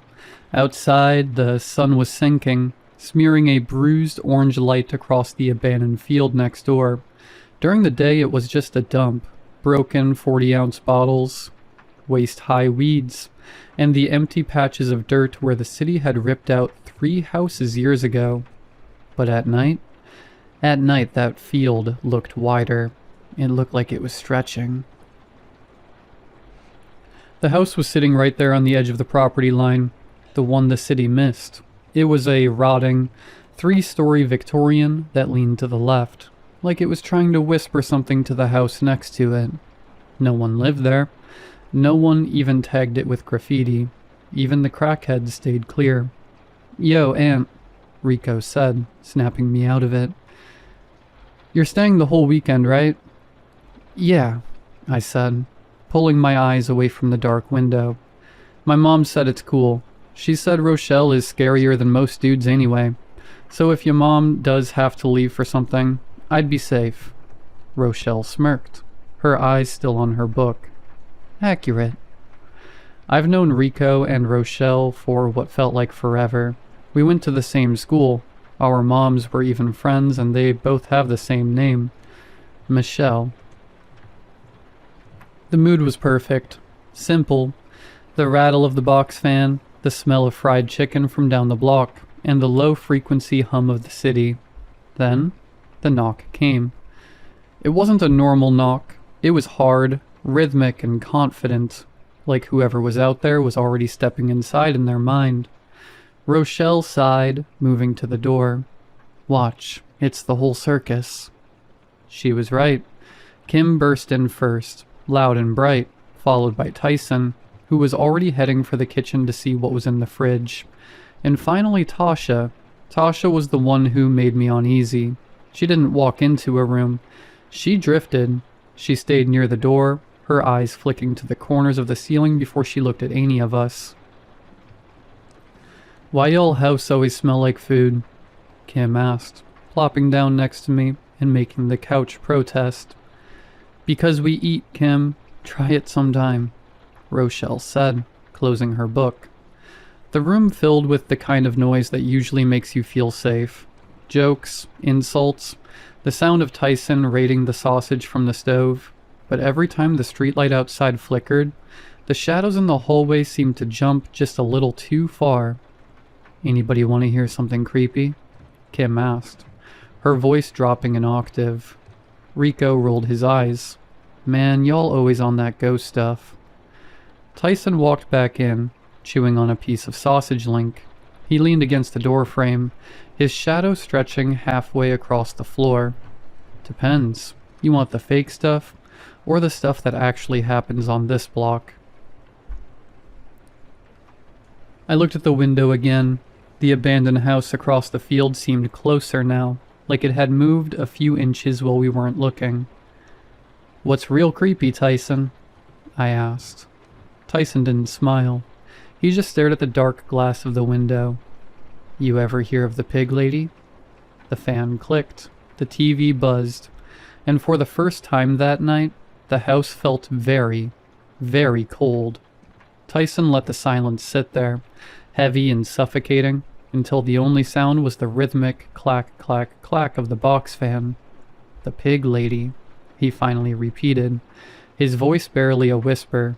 "Folks say she lived in the slaughterhouse district back in the 40s. Something went wrong, a fire, or maybe something she did to herself. Now she don't have a face. Not a human one anyway." Rico let out a jagged, nervous laugh. "Man, that's just some urban legend to keep us off the property." "Is it?" Tasha spoke up from her corner. She hadn't moved since she entered. Her eyes were fixed on the reflection in the darkened TV screen. "My grandma says the ground under that field is sour. She says when the city tore those houses down, they did it because the houses were screaming." "All right, enough," Rochelle snapped, though I noticed her fingers were white where she gripped the edge of her textbook. "It's Friday night. We aren't doing this." But the seed was planted. I could feel a low-level hum in the back of my skull. Every time I looked at the window, the reflection of the living room felt wrong. It was like the room in the glass was a second late catching up to our movements. "I bet y'all wouldn't even walk to the porch," Kim teased, her eyes gleaming with that reckless energy she always had. Me and Rico gave each other that look, like we about to run just talking about it. "I ain't scared of no old house," Rico barked, though he didn't move. "Prove it," Kim challenged. "Truth or dare, and I already know what the dare is." Truth or dare? Rochelle laughed, but it was a dry, humorless sound. She slammed her textbook shut, the dust motes dancing in the lamplight. Absolutely not. Every time we play that, someone ends up crying, or the cops end up at the door because Kim dared someone to throw eggs at a patrol car. We're staying inside. We're being civilized. Civilized is boring, Ro. Tyson groaned, his massive frame shifting in the recliner. He'd finished the sausages and was now eyeing a bowl of stale chips. Besides, Aunt is staying the whole weekend. Rico just told us. You really gonna make us leave him here just to play Street Fighter until his thumbs bleed? Wait, Aunt's staying? Kim's eyes lit up with a predatory sort of glee. She turned to me. And you didn't say nothing? Man, if I gotta go back to my house and listen to my auntie argue with the cable company all night, I'm gonna lose it. Can we stay? Tasha asked quietly. It was the most she'd spoken all night. She was still tucked into the corner near the hallway, her fingers nervously twisting a loose thread on her hoodie. My house feels loud tonight. I don't want to be there. Rico looked at Rochelle. Rochelle looked at the ceiling, praying for patience. Please, Kim begged, pouting with exaggerated drama like usual. We'll be good. We'll even help with the dishes. Maybe. Ma's gonna kill us. Rico muttered, though I could see he wanted the company. The house felt too big with just the three of us when the sun went down. She's about to head out for her shift, Rochelle said, checking her watch. If she says yes, you stay. If she says no, you're out the door the second her car pulls out the driveway. Understood? A chorus of bet and thank you erupted. A few minutes later, Michelle, Rico, and Rochelle's mom came down the hall in her nurse's scrubs, smelling like peppermints and industrial soap. She was tired, the dark circles under her eyes deep enough to hold shadows. But she had that soft, mom heart. Fine, she sighed, pointing a finger at Tyson. But if I come home and my fridge is empty, Tyson, you're paying me back in manual labor, and Rochelle is in charge. I mean it. No wandering, no trouble. Yes, ma'am, the three of them said in a practiced, perfect unison. We watched from the window as her taillights faded into the Detroit haze. The second the sound of her engine vanished, the atmosphere shifted. The grown-up air left the room, replaced by a jittery, electric tension. All right, Kim said, dropping onto the floor and crossing her legs. Since Rochelle is a fun killer and won't let us play Truth or Dare yet, let's talk about why we're actually staying. Let's talk about the stuff people don't say out loud. You mean ghost stories? I asked, trying to sound braver than I felt. Real ones, Tyson said. We went around the circle. Kim told a story about some hitchhiker of 8 Mile that felt like something she'd read on a forum. Rico told a story about a haunted barber shop on the west side that made us laugh more than scream. But then Tasha spoke. My grandma, she started, her voice so low we had to lean in.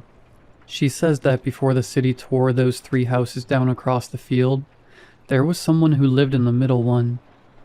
They kept animals in the basement, not for food, for company. She said they started sounding like those animals, grunting, squealing. One night, the neighbors heard a scream that sounded like a person being put through a meat grinder. When the police came, the person who lived there was gone, but the animals were fat, real fat, and they had human hair stuck in their teeth. Silence fell over the room. The box fan clicked. Clack, clack, clack.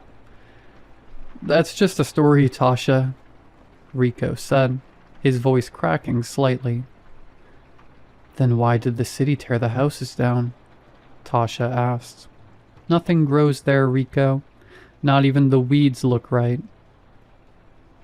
Man, whatever, Tyson said, clapping his hands together to break the spell. I'm bored of talking. Let's do it. Truth or dare, right now. Simple stuff first to get the blood flowing. We started easy. Rico had to call his crush and hang up. He turned bright red. Kim had to do a handstand against the door for 30 seconds. Tyson had to eat a spoonful of hot sauce and mustard.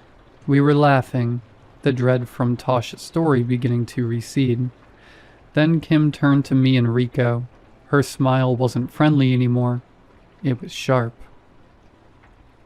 "Aunt, Rico," she said, "I dare you both to go out there, walk across the field, stand on the porch of the house, count to 10, then come back." My stomach did a slow, cold roll. I looked at Rico. He looked like he wanted to vanish into the floorboards. "The house?" I whispered. "The house," Kim reaffirmed, "unless you're both just talk." The room went quiet again. The flickering streetlight outside cast a long, skeletal shadow of the window frame across the floor, pointing straight toward the field. "Fine," I said, my voice sounding like it belonged to someone else. "We'll do it." The air outside the front door was different from the air inside. Inside it was heavy with the smell of Rico's house, old carpet, pine sol, and the lingering scent of fried sausage. Outside the night felt hollow. It was that weird, dead silence you only get in the city when the wind dies down and the streetlights hum just a little too loud. "You don't have to do this, Aunt," Rico whispered as we stepped onto the sidewalk. His voice was thin, like paper tearing. "And let Kim hold this over us for the rest of the year?" "No," I said, though my legs felt like they were made of lead. 10 seconds, Rico. We count fast. We run back. Easy." We stepped off the concrete and into the field. The grass wasn't just overgrown. It was thick and oily, dragging against our shins. Every step felt like the ground was trying to hold on to us. As we approached the house, the light from the street lamp seemed to fail. It didn't just get darker. The light seemed to be repelled by the structure, curving around it like water around a stove. The house loomed. Up close, the rotting Victorian looked less like a building and more like a carcass. The wood was gray and peeling, like dead skin. We reached the porch. The steps groaned under our weight, a deep, wet sound like a bone snapping in slow motion. "1," I whispered. "2," Rico countered, his eyes darting toward the black void of the front window. 3, 4. At 5, the sound started. It came from right behind the front door. It wasn't a knock. It was a rhythmic, wet thud, thud, thud, like something heavy and fleshy was being swung against the door from the inside. Then a long, rattling breath, congested, bubbling with fluid, followed by a sharp, guttural sound. Rico didn't even wait for 6. He spun around and bolted. I was right on his heels, my heart hammering so hard it felt like it was going to burst through my ribs. We scrambled back across the field, the weeds hissing against our clothes, until we burst through Rico's front door and slammed it shut, sliding the deadbolt home with a frantic click. "Whoa, whoa!" Tyson laughed, jumping back from the door. "Y'all look like you saw the devil himself."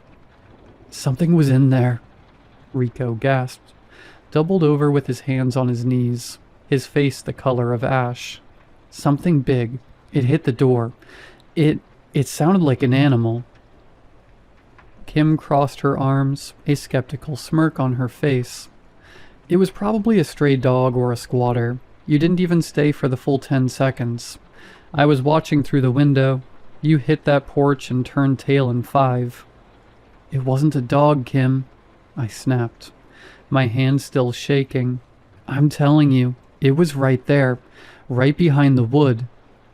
"You guys didn't do the dare right," Kim insisted, shaking her head. "A dare is a dare. If you don't finish it, it doesn't count. You are officially the biggest scrubs." "Scrubs?" Rico bristled, his fear suddenly turning into defensive anger.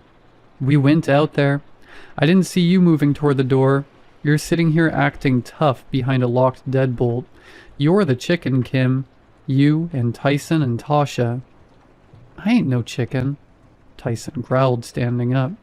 I'll go right now. Then let's go, I challenged, the adrenaline making me reckless. Since you're so brave, Tyson, let's all go. If it's just a squatter, then 6 of us can handle it. No, Rochelle said firmly, standing up from the couch. Nobody is going back out there. Ma said stay inside. Oh, come on, Ro, Kim teased. You scared too?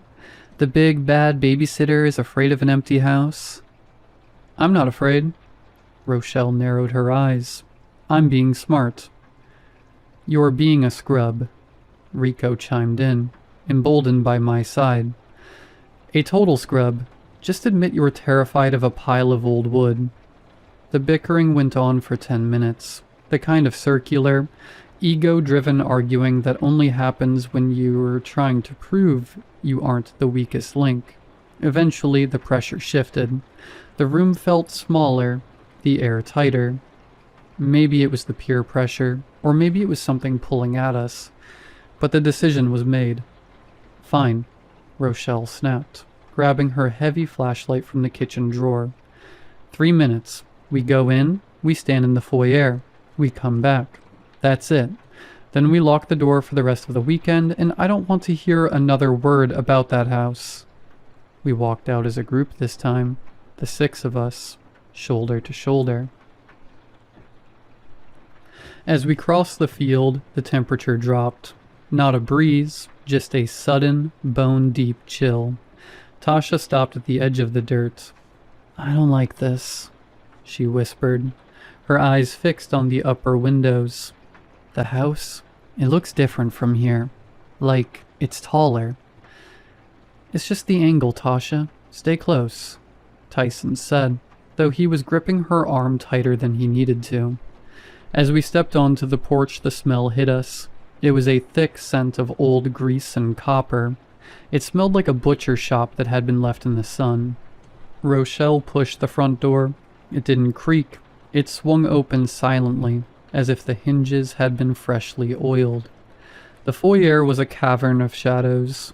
Rochelle's flashlight beam cut through the dark, revealing peeling wallpaper and a floor covered in a thick layer of gray dust. Except for the center of the room.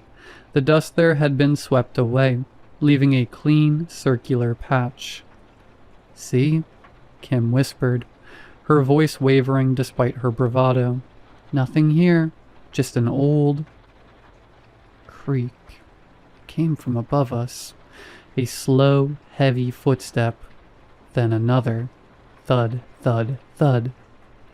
Someone's upstairs, Tyson whispered, his voice dropping an octave.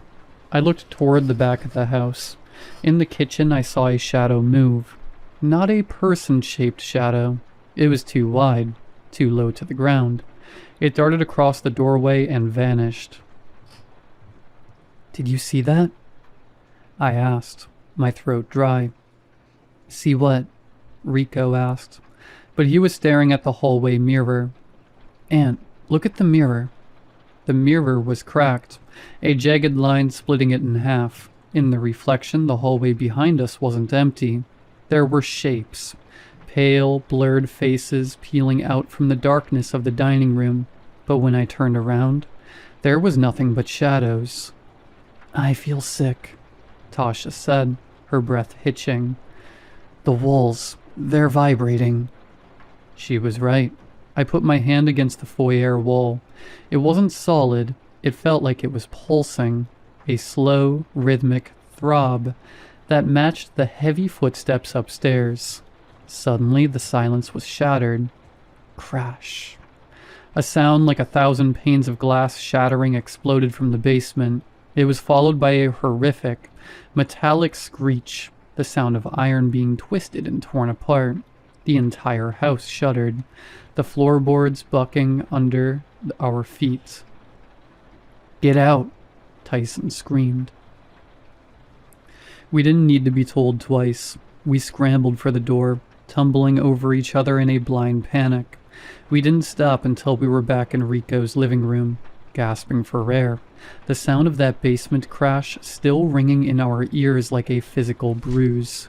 We slammed the door and locked it, but as I looked at the wood of the door, I realized something.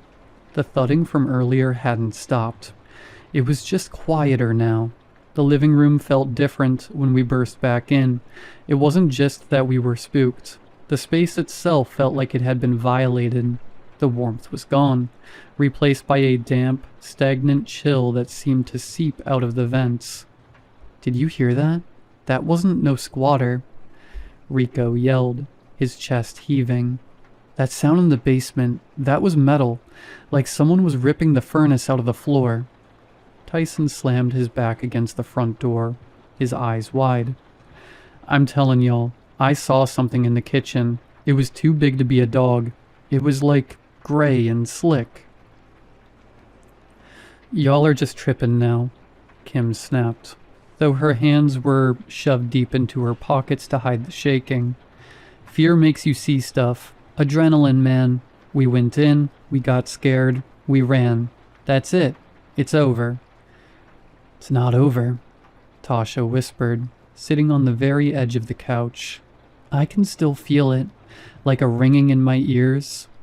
We spent the next hour bickering, trying to rationalize the irrational. Rochelle was pacing, her face set in a hard mask of big sister responsibility. "Everyone just calm down," she commanded. "It's 11:30. We're inside. The door is locked.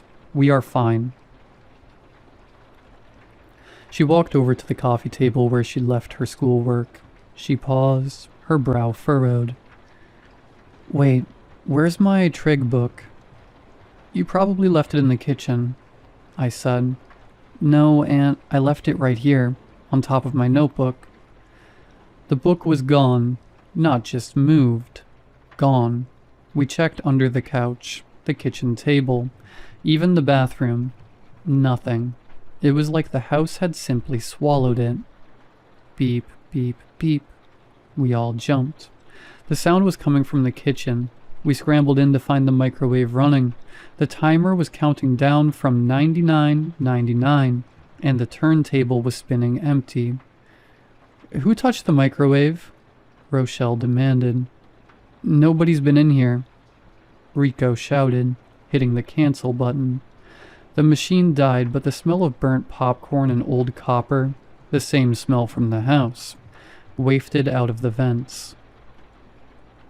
A minute later, Kim went to the bathroom to splash water on her face. We were all still in the kitchen when we heard the scream.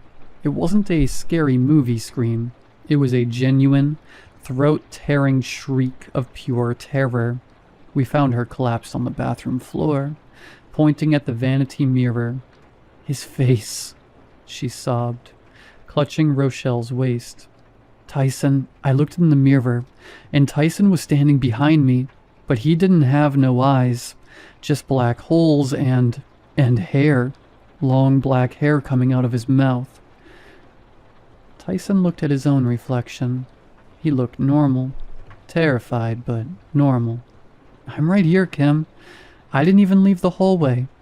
"It's the house," Tasha said, her voice dead and flat. By 1 a.m., we tried to force a sense of normalcy. Rico popped a VHS of Teenage Mutant Ninja Turtles into the player. "Just watch the movie," he muttered. "Focus on the turtles. Focus on New York, not Detroit." We huddled together on the floor and the couch. For 20 minutes it worked.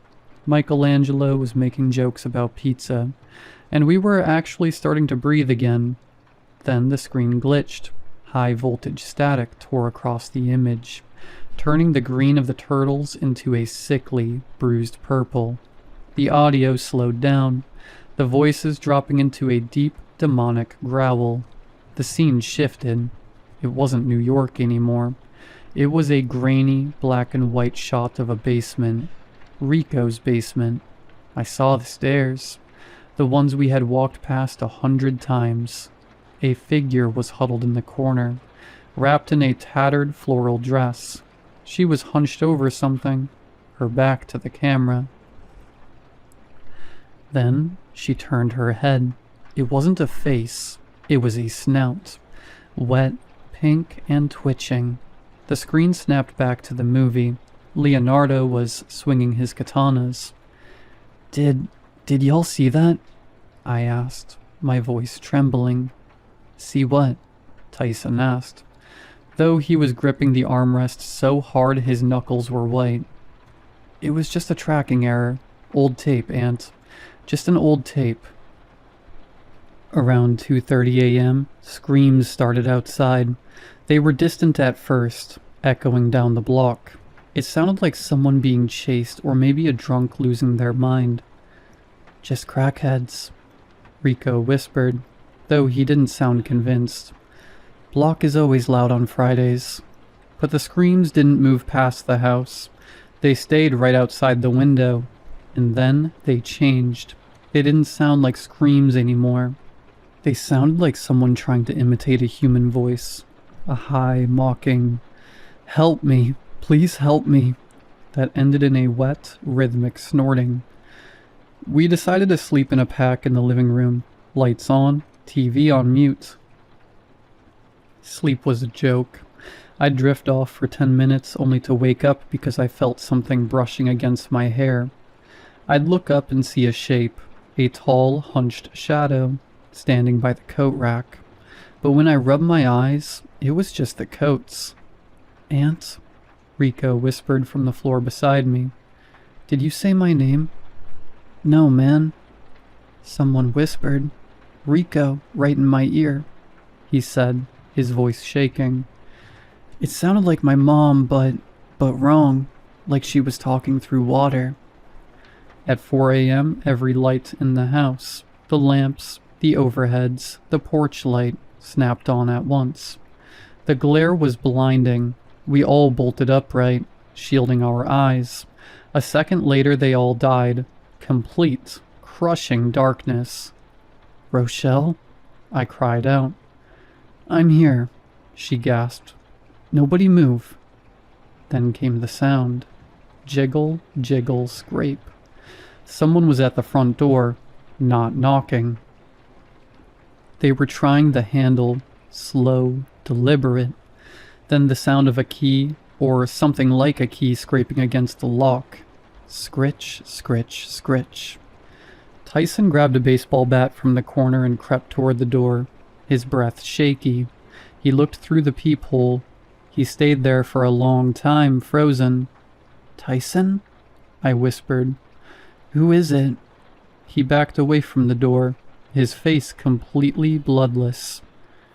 "Nobody," he whispered. "There's nobody on the porch, but the handle is still turning." We watched as the brass knob twisted all the way to the left, then all the way to the right, over and over, for 20 minutes. None of us slept after that. We sat in the dark listening to the house breathe. When the first gray light of Saturday morning finally bled through the curtains, we weren't relieved. We were exhausted, frayed, and haunted. We looked at each other in the morning light. We looked like we'd aged 10 years. Tasha was staring at the wall, her eyes unfocused. "It's Saturday," I said, trying to find a spark of hope. But as I looked at the front door, I saw something that made my heart stop. On the inside of the door, right above the deadbolt, were 3 deep, vertical gouges in the wood, like claws had been trying to get out. "Look at the door," I whispered, my voice sounding like I'd swallowed gravel. The others crowded around. Rico reached out, his fingers hovering just inches from the 3 deep, jagged gouges in the wood. They weren't just scratches. The wood had been splintered and peeled back as if something with incredible strength, and no patience, had been raking at the door from the inside. "That wasn't there when Ma left," Rochelle said, her voice trembling. "I cleaned this door yesterday. I would have seen that." "Maybe it's the wood rotting," Kim suggested, though she sounded like she was trying to convince herself. "Wood doesn't rot into claw marks, Kim," Tyson snapped. He rubbed his eyes, his face etched with exhaustion. Man, I didn't sleep for more than 20 minutes. Every time I closed my eyes, I heard that sound. Like it was right under the floorboards. I'm going home, Tasha said suddenly. She was standing by the window, her arms wrapped so tightly around herself, it looked like she was trying to disappear. I can't stay here. Tasha, wait, Rochelle said, stepping toward her. You can't leave me here with just the boys all weekend. My mom won't be back until Monday morning. You know on Saturdays and Sundays she goes to her man's house after work. Please stay. Yeah, girl, Kim added, throwing a subtle, playful look my way, then felt completely out of place given the gouges on the door. I didn't say I was going home. If Aunt is staying, I'm staying.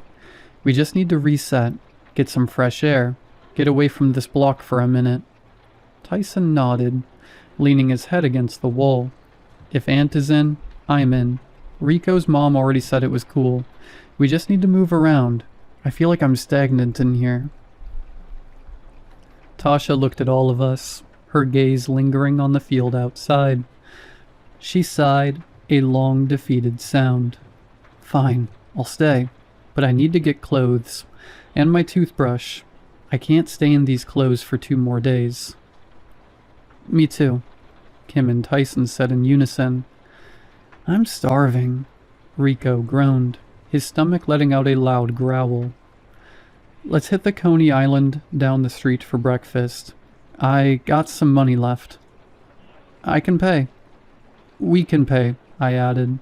Then we'll hit Tasha's house first since she's the closest. Then the rest of y'all. Wait, Rochelle said, ever the general. Before we go anywhere, we are not leaving this house a mess. Put the blankets away, stack the pillows, and someone empty the trash. If Ma comes home to a wreck, we're all dead, ghost or no ghost. We spent the next half hour in a blur of forced productivity. It felt good to move, to do something normal like folding a quilt, even if I kept glancing at the hallway mirror every time I passed it. By 9 a.m., the sun was trying its best to pierce through the Detroit haze, and we stepped out onto Faircrest. The walk to the Coney Island was quiet.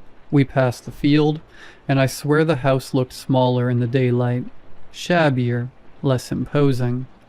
It was just a ruin, or so I wanted to believe. Inside the Coney Island, the smell of grease and grilled onions usually made my mouth water. Today it made me nauseous. We sat in a red vinyl booth that had seen better decades. A waitress with a tired bun and a name tag that said Doris walked over, her notepad ready. What can I get you kids? She asked, her voice raspy from years of cigarettes. Breakfast platter, extra bacon, Tyson said. Doris scribbled it down. 1 plate of raw dog, hold the hair, she muttered. Tyson froze. Wait, what did you say? Doris looked up, blinking. I said 1 breakfast platter, extra bacon. You okay, sugar? You look like you've seen a ghost. Tyson swallowed hard. Yeah, my bad. I misheard you. I looked over at the large mirror behind the counter. For a split second, I saw a reflection of our booth. But instead of the 6 of us, the booth was packed with shadows. Dark, upright shapes with no features. I blinked and it was just us again. Kim was checking her hair, and Rico was picking at a loose thread on the table. Suddenly the bell above the door chimed. I looked toward the entrance. A tall figure in a tattered floral dress stepped inside, its head ducked low. I felt a jolt of ice water hit my veins. Rochelle and Rico both jerked their heads towards the door at the same time, but when the door finished swinging shut, there was no one there. The entryway was empty. The bell was still vibrating. Did you see? Rico started. Yeah, I whispered. See what? Kim asked, looking between us. Nobody came in. Never mind, Rochelle said. though she was gripping her fork so hard her knuckles were white. Let's just eat and get out of here. After breakfast, we started the walk toward Tasha's house. We had to cut through the edge of the local park. Usually on a Saturday morning, you'd see kids on the swings or guys playing basketball, but the park was empty.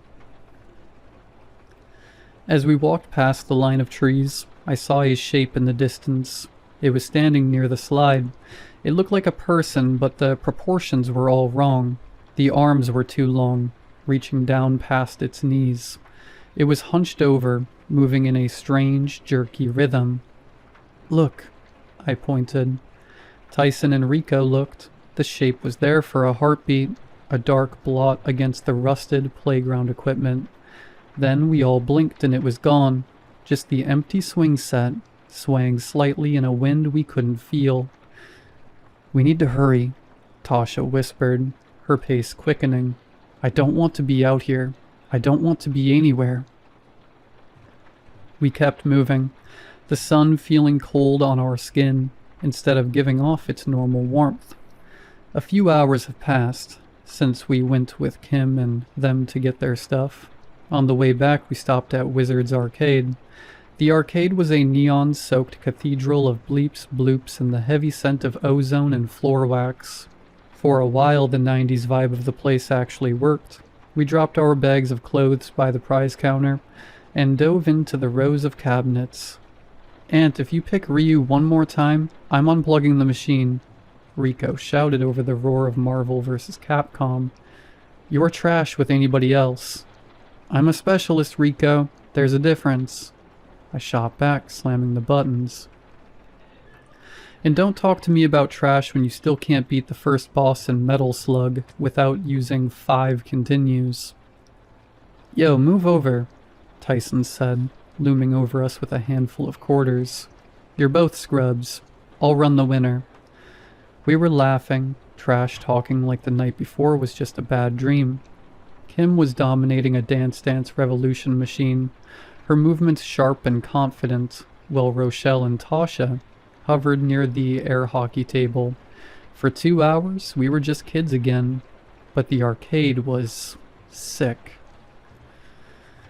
Every 20 minutes, the lights would dim and the cabinets would let out a collective electric moan as the power surged. "Sorry, babies," Mrs. Love yelled from behind the counter. "City's been working on the lines all day. Transformers are acting up." Mrs. Love has been running the place as long as any of us could remember. We nodded, accepting the excuse, but the glitches started getting specific.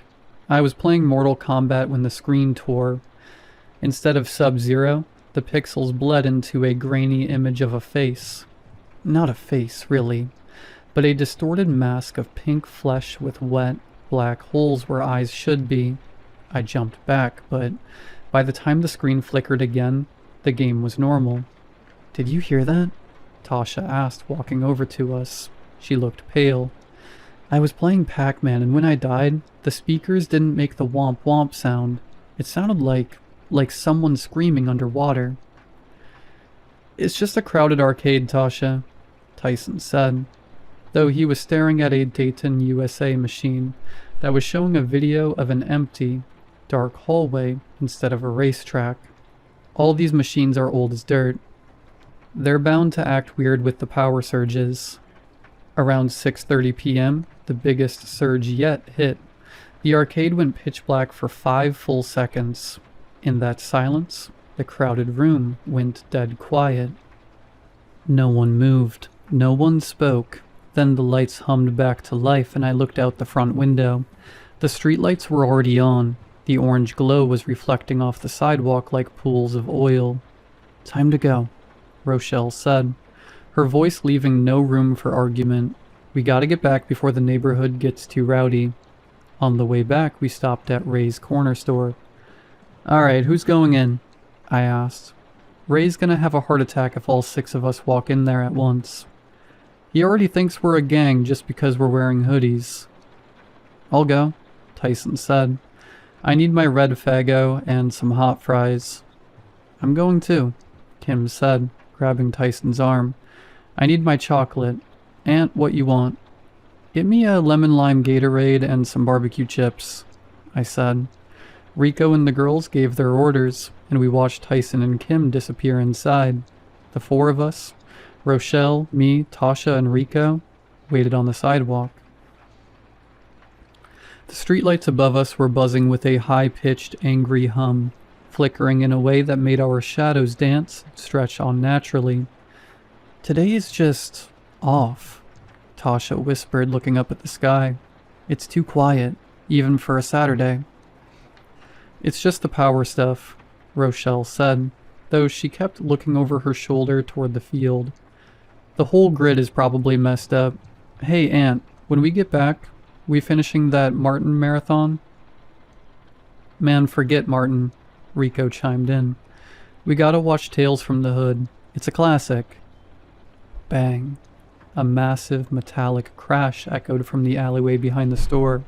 It sounded like an industrial dumpster had been picked up and slammed against the brick wall. We all jumped, Rico nearly tripping over his own feet. "What the hell was that?" I hissed. A second later, a scruffy-looking guy stumbled out from behind the trash bins, muttering to himself and kicking a loose can. He didn't even look at us as he wandered off down the street. "Just a crackhead," Rochelle sighed, her hand over her heart. "My God, we are all on edge." Tyson and Kim kicked the door open, laughing and carrying 2 plastic bags overflowing with junk food. Kim walked straight up to me, pulling out my Gatorade. She leaned in close, giving me a smirk and a quick wink. "Here you go, Spec Ops," she teased, her eyes lingering on mine for a second longer than usual. "Don't say I never did nothing for you." We turned on to Faircrest, the bags of snacks crinkling in the quiet night, but as we got within 50 yards of the house, the atmosphere curdled. Every dog on the block started barking, not the usual mailman is here bark, but a frantic, terrified howling. It was a chorus of desperate sounds coming from backyards and porches all down the street. It felt like they were all facing the same direction. They were barking at the field. We stopped at the edge of Rico's porch. The dogs were losing their minds, their voices raw and strained. We stood there for a long beat, looking at the empty lot next door. The house wasn't very visible in the dark, just a darker shape against the black sky. "Inside," Rochelle whispered. "Now." We didn't argue. We stepped inside and locked the door, but for the first time, the locks felt like they were made of glass. The transition from the arcade's neon buzz to the suffocating quiet of the house was jarring. We put on Martin, and for a while, the slapstick comedy and the canned laughter acted like a shield. We were laughing, shoving barbecue chips into our mouths and acting like we weren't all hyper-aware of every floorboard that groaned. But Tasha? She wasn't laughing. Every few minutes her head would snap toward the window, her eyes fixed on the black void where the field began. Around 9 p.m. the house phone rang, the sharp, old-school trill making us all jump. "Hey, Ma," Rochelle said, her voice instantly shifting into responsible daughter mode. We heard the muffled, scratchy voice of Michelle on the other end. "Yeah, we're good. No, nobody's been outside. Okay, yeah, the dresser? Got it." She hung up and looked at us. Ma said we can order pizza. She left money in her room.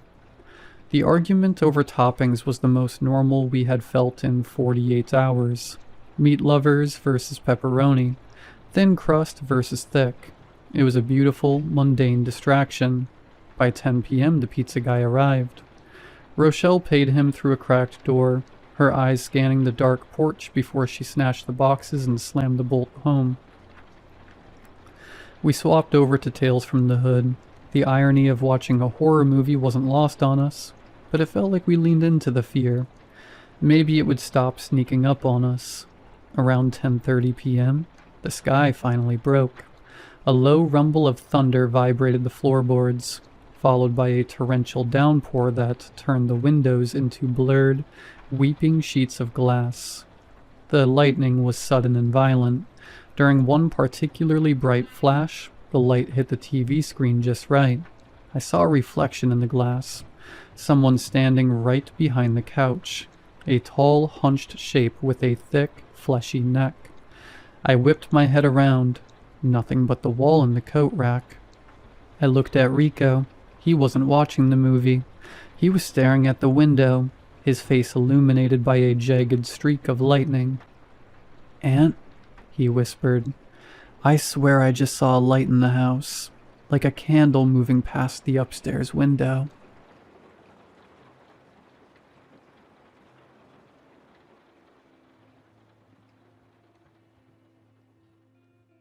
Hey everyone, and welcome to another video. Tonight we have 2 hours of horror stories. I hope you all enjoy them.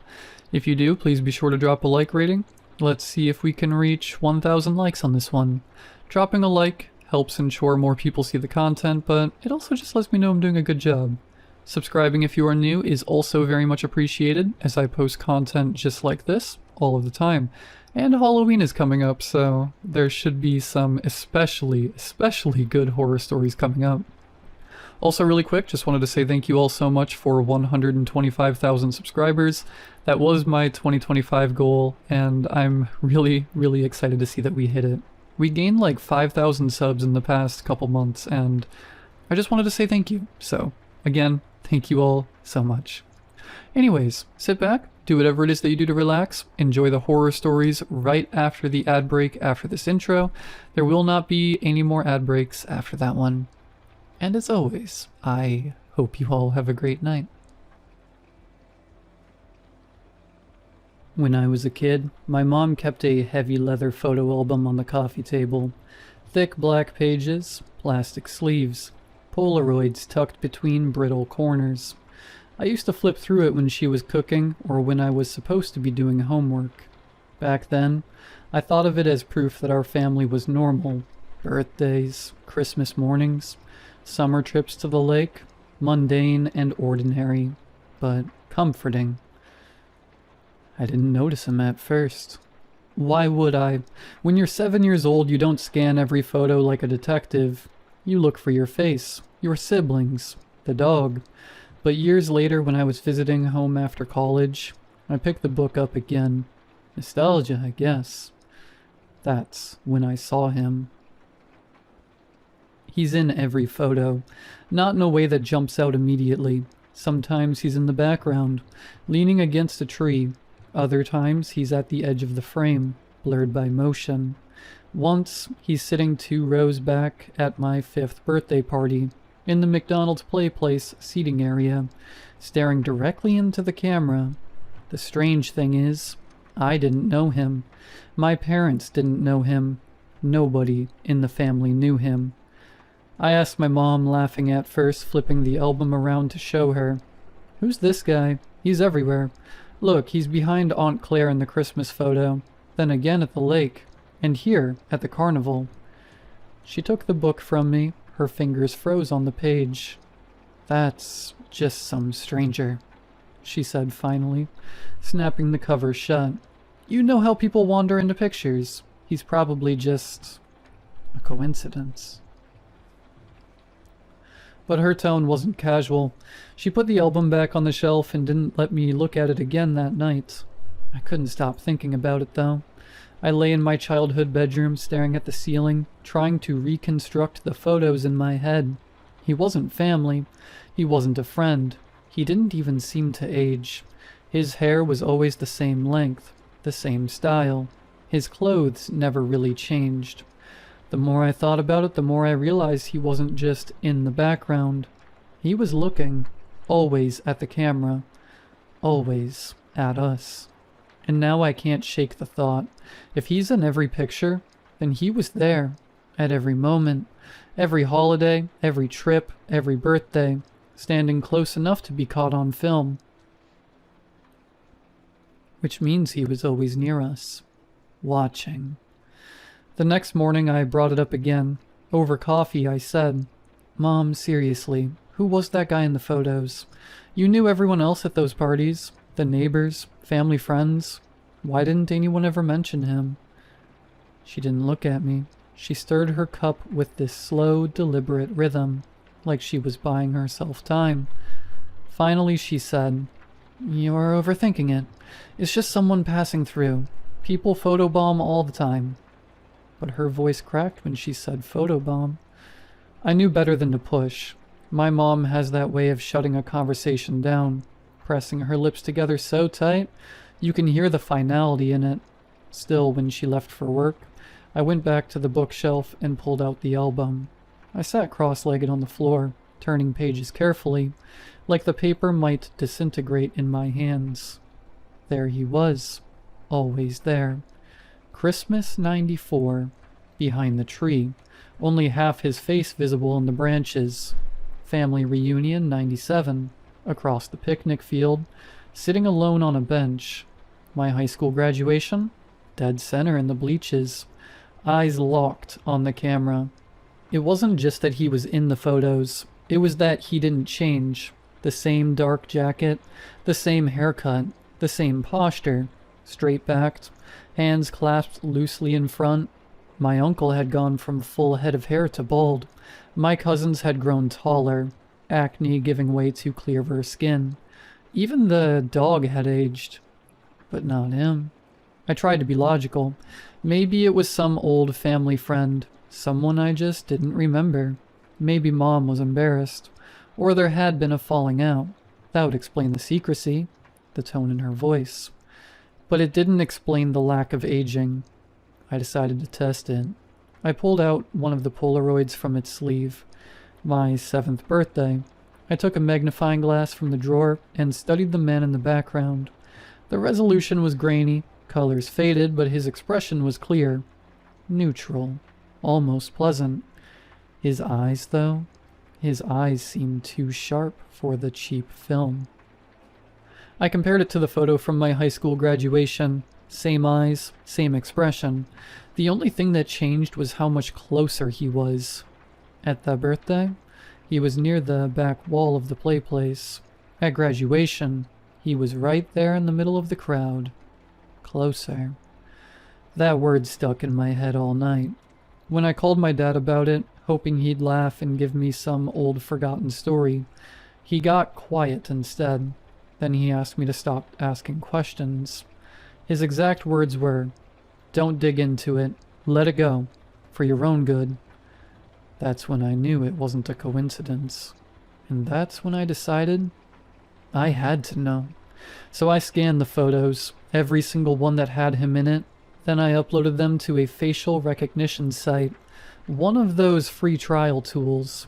I sat there chewing my nails, watching the little spinning wheel as the site combed through public databases. When the results came back, it wasn't a name. It wasn't anything at all. Just an error message. Face not recognized. No matches found. I tried again with another site. Same result. And another. Same thing. It was like he didn't exist. But he does. Because when I closed my laptop, my reflection in the dark screen wasn't alone. For half a second, just over my shoulder, I swear I saw him standing there. After that incident, I couldn't sleep. Every creak of the house felt amplified. Every shadow stretched too long. I ended up grabbing the photo album upstairs to my old bedroom, setting it on the desk like it was some kind of evidence file. I told myself I was going to prove he wasn't what I thought, that there had to be some explanation. But the photos didn't stay the same. The first time I noticed, it was subtle. A snapshot from our trip to Niagara Falls. My dad holding me on his shoulders, water spraying in the background. I remember that photo clearly because Dad had a goofy plastic poncho on. But now, the man was standing behind us. He wasn't in the original. I know he wasn't. He was closer than he'd ever been before, his face angled just enough that both of his eyes were visible. And this time, he was smiling. Not a friendly smile, more like someone holding back a secret. I flipped to another photo, my 8th grade science fair. The man had been in the back row before, blurry between parents. Now his head tilted just slightly toward me, his mouth open like he'd just spoken. I felt sick. My palms started sweating. pages sticking as I turned faster and faster. Every picture had shifted, not in obvious ways, nothing dramatic, nothing that would scream altered, just little things. A glance, a lean. The man's body turned ever so slightly toward me, like he was aware I was looking at him. I shut the book and shoved it under my bed, but that didn't help because the images were burned into my brain. I kept thinking about his eyes, sharp, too sharp, the way they seemed to cut through the blur of cheap cameras. That night I dreamed I was flipping through the album again, but instead of birthdays or vacations, every page was a photo of me, right there in my room, taken from just outside the window. In every one, the man was closer, closer, closer, until the last photo was nothing but his face. I woke up gasping, heart thudding like it wanted out of my chest. The album was back on my desk. I know I shoved it under the bed. I remember the scrape of cardboard against carpet, but there it was sitting upright, open to the graduation photo. And this time, the man wasn't in the crowd. He was standing on stage, next to me. After that, I stopped pretending this was nostalgia. Something was wrong. Deeply, horribly wrong. I didn't tell my mom. I didn't tell anyone. What could I even say? Hey, remember that stranger in every childhood memory we have? Well, he's moving closer now. Yeah, that'd go over well. Instead, I tried to ignore it. I shoved the album into the closet and stacked board games on top of it. Out of sight, out of mind. Except it wasn't. The man started showing up outside the photos. It began with the bathroom mirror. I'd just finished brushing my teeth when I saw him standing at the very edge of the reflection, where the doorway met the hall. I spun around so fast I nearly dropped the toothbrush. Nobody was there. The hallway was empty. When I looked back, so was the mirror. The next time, it was worse. I was in the kitchen, late at night, drinking water. The window above the sink looked out into the backyard. Dark, empty, nothing but trees. Except not empty. A figure was standing at the tree line, perfectly still. I didn't need the details to know it was him. The posture was the same, straight-backed, hands folded, waiting. I backed away, heart hammering, telling myself it was just a trick of the dark, some shadow. But when I blinked, his head tilted, slow, deliberate, like he knew I was watching. I yanked the curtains shut and didn't open them again. From then on, reflections betrayed me. Every dark screen, every pane of glass, I'd see him behind me, just far enough that I couldn't make out all the details. But I felt him, the weight of his gaze pressed down like a hand on my shoulder. I started covering mirrors. I unplugged the TV. I left the laptop lid closed. Still, I couldn't escape him, because he wasn't just showing up in the house anymore. He was interacting with the album. One night I heard rustling from the closet, soft like pages turning. I froze in bed, every muscle locking. The sound went on for a minute, then stopped. When I finally forced myself to look, the closet door was cracked open. The board games I'd stacked on top of the album were scattered across the floor, and the album itself was lying open, pages fluttering as if from a breeze. I crept closer, every instinct screaming to stop, and I saw what page it had landed on. Not a childhood memory, not a holiday. It was a photo I'd never seen before. Me, sitting in my bed. Now. And in the bottom corner of the frame, half in shadow, the man was standing inside my room. I couldn't take it anymore. The album, the photos changing, the man pressing into my house. None of it made sense. There had to be an explanation. Some missing piece. So I confronted my mom. She was in the living room folding laundry when I dropped the album on the coffee table. The thud made her flinch. She looked at it like I'd just set down a dead animal. "Tell me who he is," I demanded. My voice shook, but I didn't care. "The man. He's in every picture. And don't tell me it's coincidence. Because he's in ones that didn't even exist before. Her hands tightened on a towel until her knuckles went white. She didn't answer. Mom? I pressed. Please, just tell me the truth. Finally, she set the towel down and sank onto the couch. For the first time in my life, she looked old, tired, like she'd been holding something in for decades and it had finally rotted her from the inside. I hoped you wouldn't notice, she whispered. We all hoped. My skin went cold. We? She nodded slowly. Your grandmother, your uncle, your father, and me. We never talk about him. That's the rule. You don't say his name. You don't point him out. You don't acknowledge him because if you do, he notices you back. Her eyes glistened. She looked at me the way someone looks at a terminal patient. Grief already there. Why is he in our pictures? I asked. Mom shook her head. He's always been in our family. Always. As far back as the albums go. Every generation, he's there. Weddings, funerals, baptisms. Sometimes he's just a blur.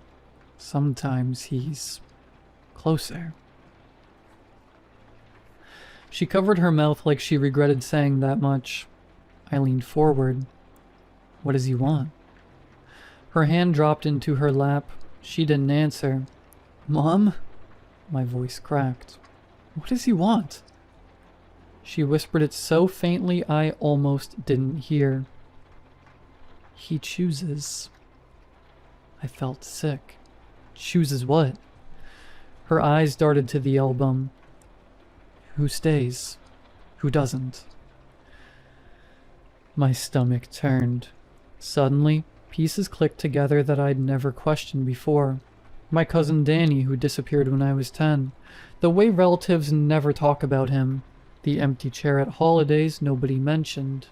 I remembered once, when I was little, asking about him. My grandma had snapped. We don't talk about Danny. I thought it was grief, but now I wondered if it was fear. Because when I flipped to the family reunion photo, the one where we'd all gathered at the park, I noticed something I hadn't before. Danny was in that photo, smiling, holding a frisbee, but in the copy I held now, he wasn't.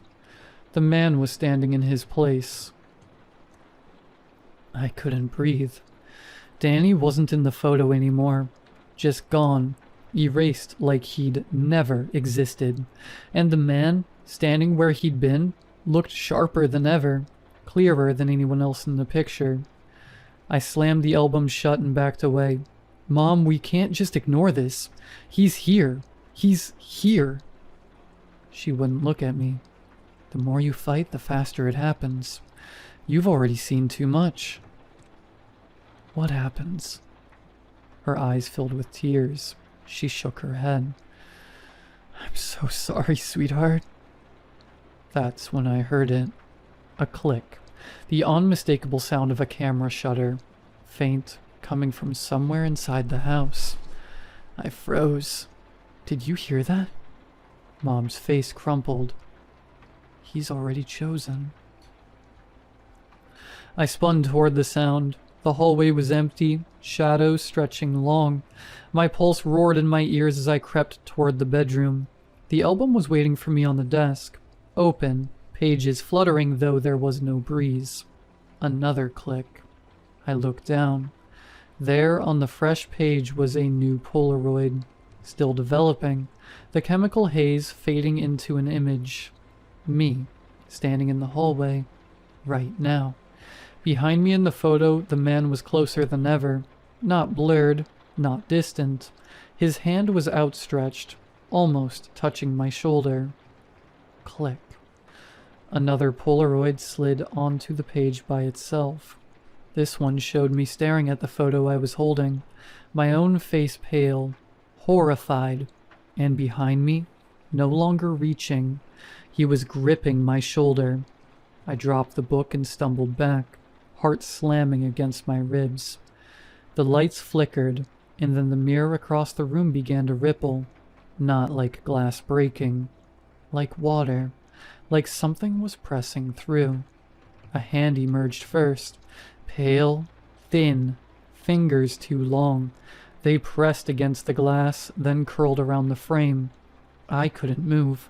My legs locked as his face pushed forward, stretching the surface until it tore open with a sound like wet fabric ripping.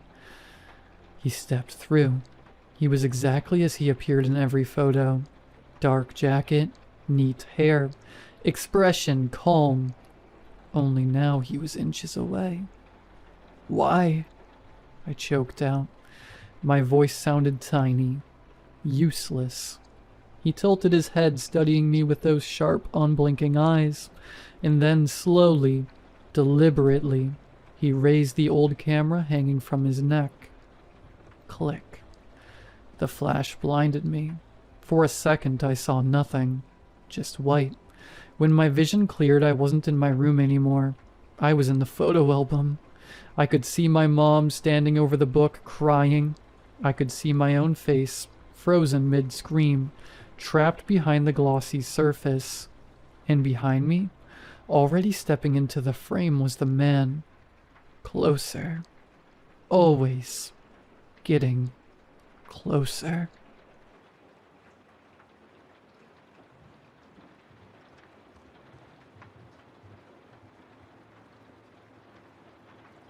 I never really believed in spirits or ghosts.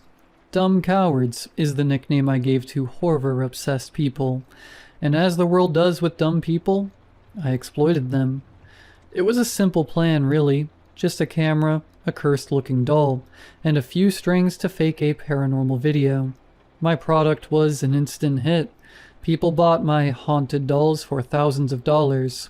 I even had a YouTuber make a video with it. They went viral in horror communities, and the demand was always more than I could fulfill. Business was good. Until tonight, of course. I was reading my business book on the bed under the warm light of my bedside lamp. It was like every other night. After I finished my chapter, I closed the book and took a moment to celebrate the small achievement. That's when I noticed something moving near the door. I focused my eyes to see if it was a bug that would trouble me all night. It was not a bug. What I saw made my eyes go wide as I froze in disbelief. There it was, sitting in front of the door. A doll. My doll. Smiling at me. None of the dolls I made ever had a smile on them. Customers like the ones with frowns, so I made them all with frowns. How the hell did this doll get here? And why did it have a smile? In denial, I tried to shrug it off. I have been working a lot. Maybe it was an older piece when I used to do smiles. I got up to put it back on my shelf, but stopped in my tracks. My eyes were fixed on the doll. The frizzy hair and all the disturbing decorations I added to it suddenly seemed to overwhelm me with a feeling of dread. Something was wrong, and I could feel it. I wore my slippers and then jumped as a big thud came behind me. I jumped forward and turned around, letting out a whimpering scream. There it was. Another doll, with its bloodshot eyes and a crooked smile, sitting on my bedside table. I'm out. I rushed to the door, kicked the doll away, and opened the door. What I saw made me burst into tears. All my dolls, every single one of them. They all sat on the far end of the hallway, in dim moonlight bleeding from the window. They all had the exact same smile. And then they started laughing. The door behind me shut with a thud, pushing me and making me fall to the ground. I looked up as I got on my knees, the dolls staring into my eyes. "What do you want?" I cried. I did not want to admit, but I figured my small business was a little more serious than I anticipated. All those curses I recited, all the chants I did, I made way for something evil. And I know it's evil because just looking at those dolls laughing felt like a heavy weight on my back. "What do you want? Leave me alone," I cried. They all went silent, and as thunder boomed outside and a flash of lightning filled the hallway with a beam of light, I saw the words in blood written on the floor ahead of me.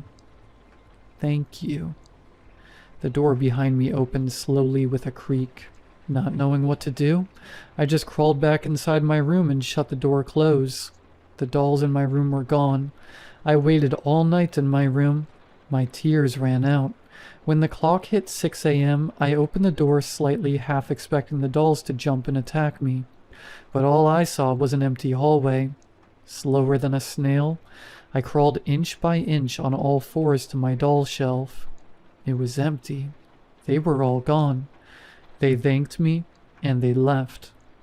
I'm not sure what to make of this. I'm not sure what I have done. I am closing my business, but I have no idea what to do to make things right. I'm not sure if I even can.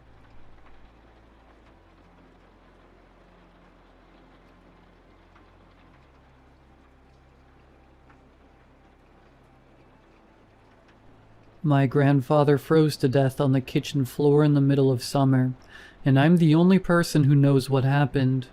My mom found him early on the morning of July 15th, stretched out between the refrigerator and the breakfast table like he'd been reaching for something. His skin was blue-white, ice crystals still clinging to his eyelashes when Mom screamed from the doorway. The thermometer on the kitchen wall read 82 degrees. I'm Theo, 17, part-time sandwich artist at Subway, full-time disappointment to my parents, college fund expectations. Normal kid from normal Midwestern stock, the kind who knows the difference between a blizzard watch and a blizzard warning, who can drive in snow before I can parallel park. I play JV basketball badly and work the closing shift 3 nights a week, biking home past empty storefronts and gas stations that close at 10. Nothing about my life prepared me for finding my grandfather's body that morning, or for understanding what had happened. My grandpa, Isaac, had lived with us for 4 years. Ever since Grandma died and Dad decided the old man shouldn't be rattling around the farmhouse anymore. Grandpa was 74. With arthritis in his hands and a habit of falling asleep in his recliner with the TV remote balanced on his chest. He'd worked 20 years managing the local IGA before retiring, knew everyone in town, remembered their kids' names and which checkout girls have the best customer service. He was practical, steady, unremarkable in every way that mattered. He was also dead in our kitchen, ice cold in 80-degree weather. The coroner, Dr. Willits, spent 45 minutes examining the body. He took photographs, checked the thermostat, questioned Mom and Dad about Grandpa's health, his medications, whether he'd seemed confused or disoriented lately. He measured the room temperature 3 times with different thermometers, frowning at readings that made no sense. Hypothermia, he announced finally, signing papers with the kind of confidence that comes from 3 decades of determining cause of death. Severe hypothermia due to unknown environmental factors, possibly a neurological episode affecting temperature regulation. Dad asked the obvious question. How does someone freeze to death when it's 80 degrees outside? Dr. Willits adjusted his glasses and delivered the answer that would satisfy the insurance company, the death certificate, and everyone except me. Sometimes the body's regulatory system fails catastrophically. Medication interactions, undiagnosed conditions, stroke affecting the hypothalamus. The body can literally lose the ability to maintain core temperature. Mom mentioned the frost she'd seen around the body, but Dr. Willits dismissed it as condensation from the air conditioning. I didn't correct him, even though our AC had been off for 3 days. The funeral was on Thursday. Half the town showed up, filling past the casket to pay respects to a man who'd bagged their groceries and remembered their faces for 2 decades. They spoke about his kindness, his reliability, how he'd given their teenagers first jobs and second chances. None of them knew about the temperature of his skin when they found him, or the thin layer of frost that had formed around his body, like he'd been lying there in January instead of July. None of them had seen what I saw when I came downstairs that morning. When Mom's screaming brought me and Dad running, I saw my grandfather's final expression, frozen on his face in the moment death took him. He wore no peaceful look like most people would imagine. His eyes were wide, staring at the ceiling, and his mouth was open like he'd been trying to say something important. He looked terrified. Strange things started happening 2 months ago. May 28th in Minnesota means tornado watches and sudden thunderstorms, the kind of weather that keeps you checking the sky every few minutes. It doesn't mean finding patches of kitchen floor so cold they make your feet ache through wool socks. But that's exactly what I found that Tuesday morning after Memorial Day. A circle of tile near the sink that felt like stepping on January pavement. Mom blamed the air conditioning, even though we hadn't turned it on yet.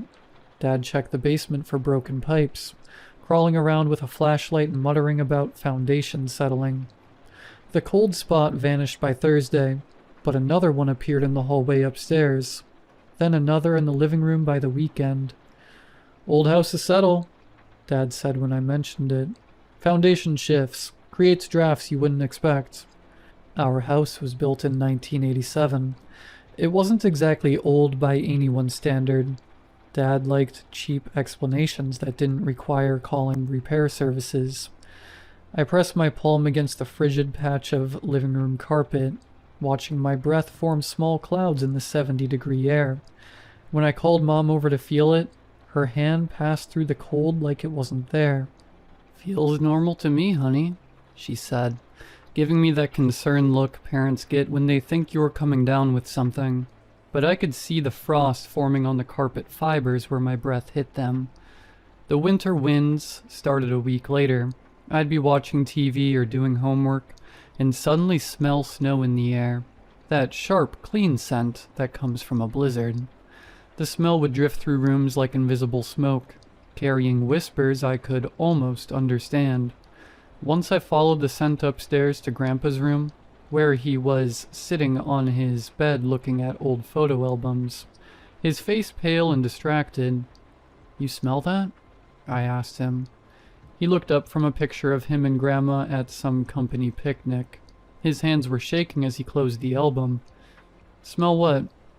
"Like snow. Like winter."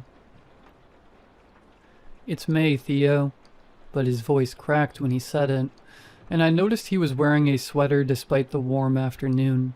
The whispers came with the wind that smelled like snow, voices so quiet I couldn't be sure I was actually hearing them. Sometimes they seemed to be calling a name, sometimes just murmuring like people having a conversation in another room. I'd turn my head to catch the words, but they'd fade into nothing, leaving me wondering if I'd imagined them entirely. But Grandpa heard them too. I'd find him sitting in his chair at midnight, eyes wide open, responding to things the rest of the family couldn't detect. "I'm sorry," he'd whisper to the empty room. "I know you're cold. I know." When I asked him who he was talking to, he'd look at me with the desperate expression of a drowning man. "You can hear them too, can't you, Theo?" His voice barely above a whisper. "The voices in the wind?" I nodded, and something between relief and terror crossed his face. "Then you know she's coming." The shivering started in June. I'd wake up at 3 in the morning, teeth chattering, pulling my covers tight around me. The room would feel normal to everyone else, maybe even warm, but my body acted like I'd been sleeping outside. When I mentioned it to Mom, she immediately started checking for fever and asking about my appetite. "Growing boys need more calories," she said, adding extra bacon to my breakfast. "Your metabolism's probably just running high."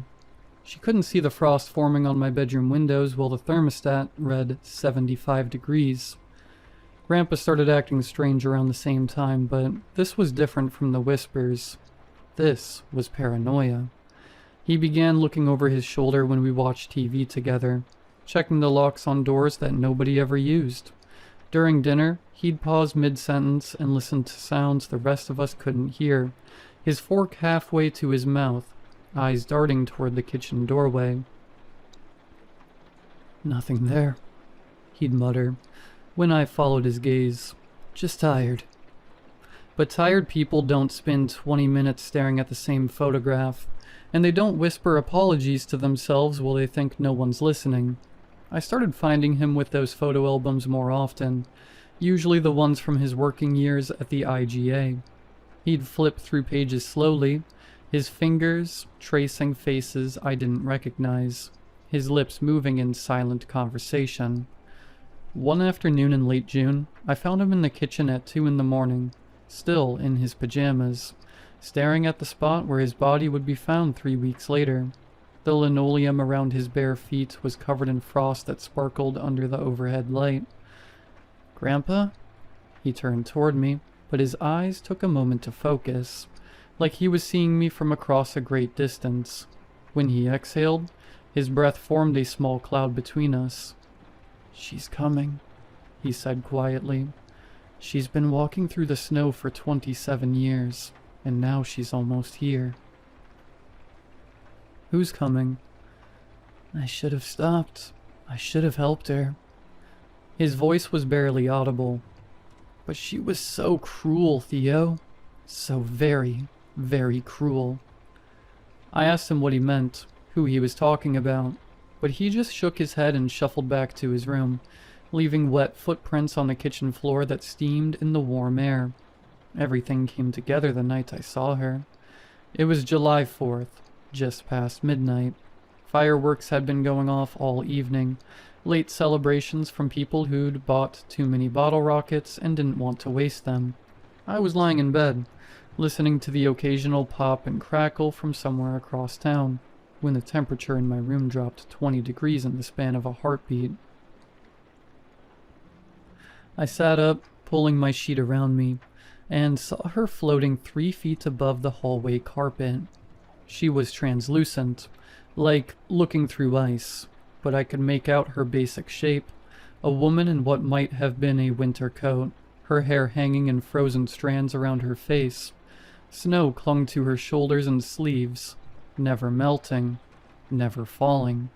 She moved without talking, drifting down the hall towards Grandpa's room with the deliberate purpose of someone who knew exactly where she was going.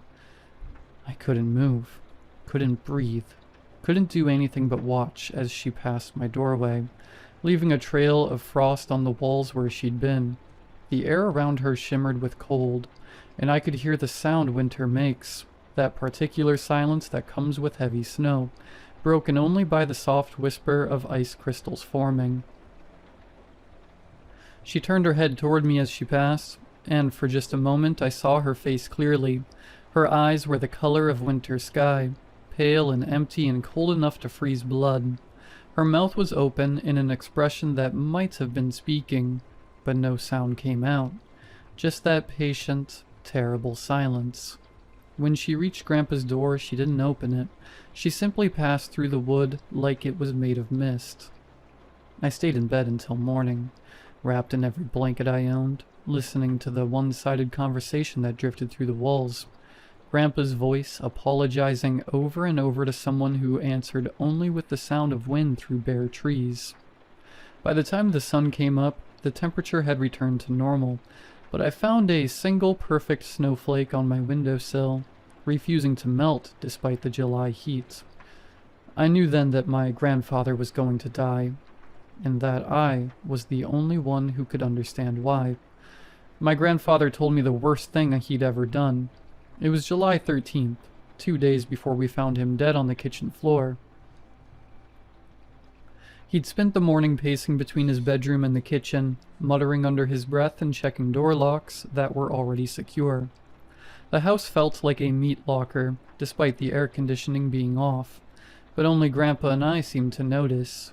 By afternoon, he looked like a man who hadn't slept in weeks. "Theo," he said, finding me in the garage where I was fixing a flat tire on my bike. "I need to tell you something." about Mary. I'd never heard him mention anyone named Mary before, but something in his voice made me set down my wrench and pay attention. He looked older than his 74 years. His shoulders bent forward like he was carrying something impossibly heavy. When he breathed, small puffs of vapor escaped his lips despite the stifling heat. "I worked at the IGA for 20 years, he began, settling onto Dad's workbench with careful movements. Made some good friends there. Jimmy in produce, Alice in customer service, Bill who ran the meat counter." He paused, his hands working against each other in his lap. And then there was Mary. The temperature in the garage dropped 10 degrees when he said her name. She worked in the office, bookkeeping, scheduling, handling complaints. Been there longer than anyone, maybe 15 years when I started. Everyone called her Mean Mary behind her back, though never where she could hear it. His voice got quieter, more distant, like he was seeing something I couldn't. Mary had a talent for finding people's weaknesses and pressing on them until they broke. New employees, part-timers who couldn't afford to quit, anyone she thought was beneath her. But what she did to Tommy was the day I knew she was something beyond cruel. Beyond human, maybe. The Tuesday she destroyed Tommy was like watching a predator hunt. Tommy worked maintenance, had some kind of mental problem that made him talk slowly and repeat himself sometimes. Sweet kid, maybe 25, lived with his mother and needed that job more than anything. A customer complained about water on the floor near produce. Standard stuff. Happens every day. Grandpa's breath came out in visible puffs now, and frost began forming on the workbench where his hands rested. Mary saw her chance. She called Tommy over to the customer service counter where everyone could see. Employees, shoppers, kids waiting with their mothers started interrogating him about his careless mopping, making her voice loud enough for the whole front end to hear. I could see the scene playing out in his eyes, 27 years of guilt etched in the lines around them. Then she started imitating his speech. Made her voice slow and halting like his, stumbling over words the way he did when he got nervous. "Tommy, sorry. Tommy, try harder."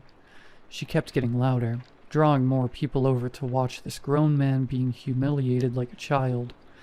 The frost was spreading now, crawling up the garage walls in delicate patterns that caught the afternoon light.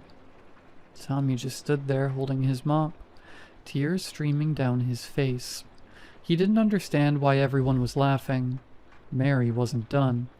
She told the customer, loud enough for everyone to hear, that Tommy was mentally deficient, and that the store kept him on out of charity. She said maybe they should find someone more capable to clean up after normal people. Grandpa's voice broke completely. The customer looked horrified, tried to say it wasn't that big a deal, just a wet floor, but Mary kept going, called Tommy a burden to decent society, and said his mother should be ashamed for inflicting him on normal people. Tommy collapsed right there, sobbing so hard he couldn't breathe. He never came back. Found out later his mother had to take him to the emergency room that night because he wouldn't stop shaking. The doctor said it was a panic attack, but I knew better. Mary had broken something inside him that never got fixed. That was the kind of person Mary was, Grandpa whispered. Someone who could destroy an innocent man for entertainment and sleep soundly that night. I asked him why he was telling me this, what Mary had to do with the cold spots and whispers that followed us throughout the house. His hand stopped moving. When he looked at me, his eyes were wet and desperate. Because I'm the reason she's dead.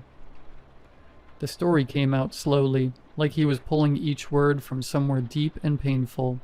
February 14th, 1998, 7 years before I was born.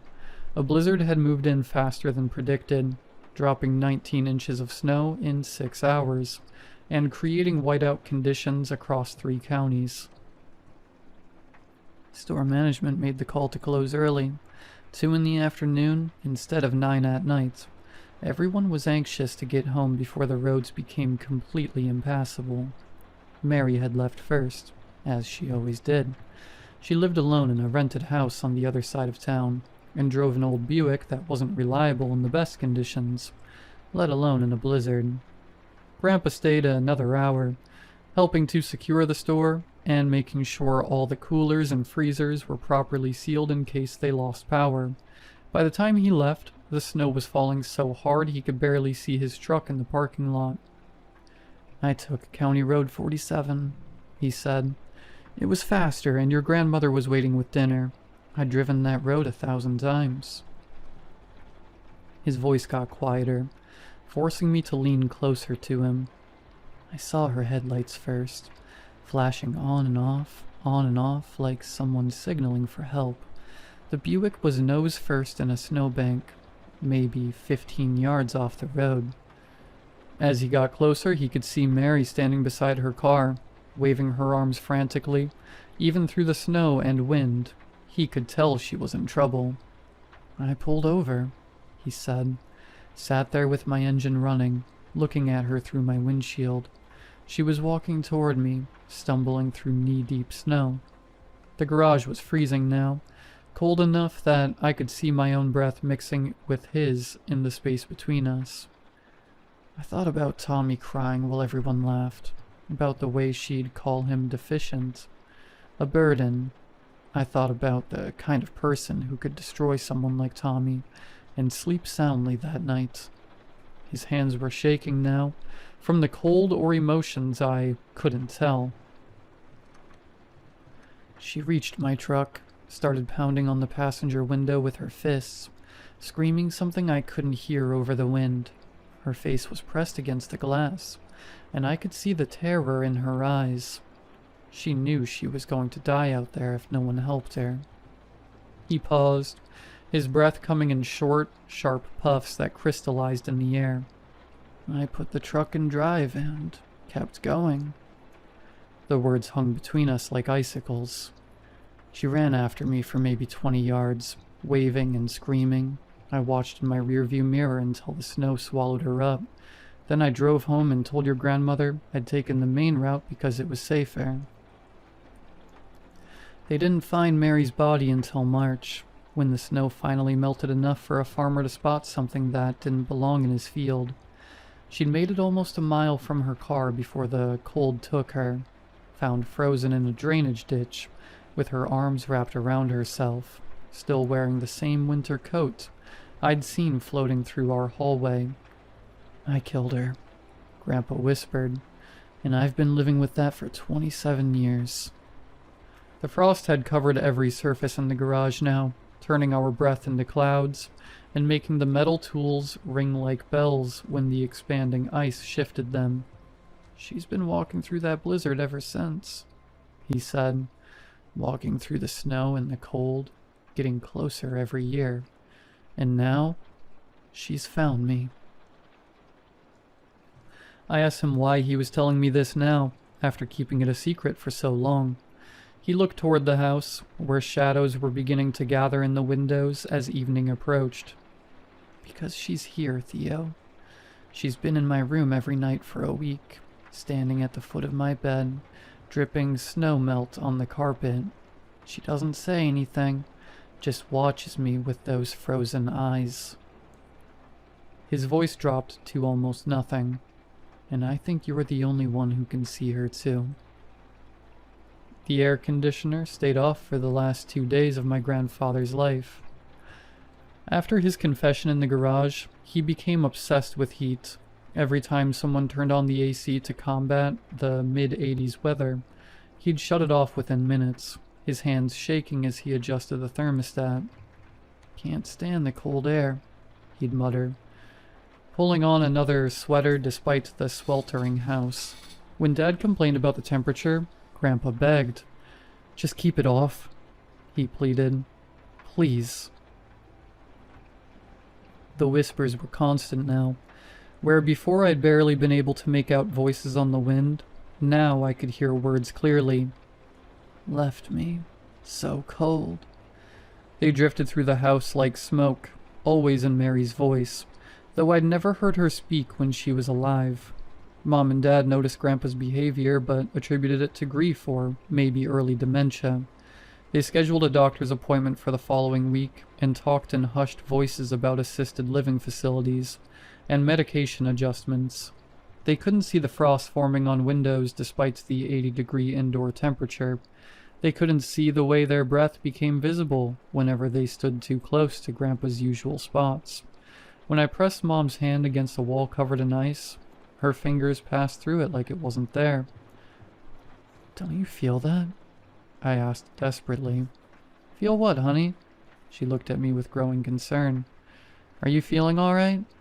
But I could see the frost spreading under her touch, could feel the supernatural cold seeping through my clothes and into my bones. On July 14th, the day before he died, Grandpa stopped sleeping entirely. I found him in the living room at 2 in the morning, fully dressed, staring at the front door. The house was stifling without air conditioning, but his breath formed steady clouds when he spoke. "She's getting closer," he said without looking at me.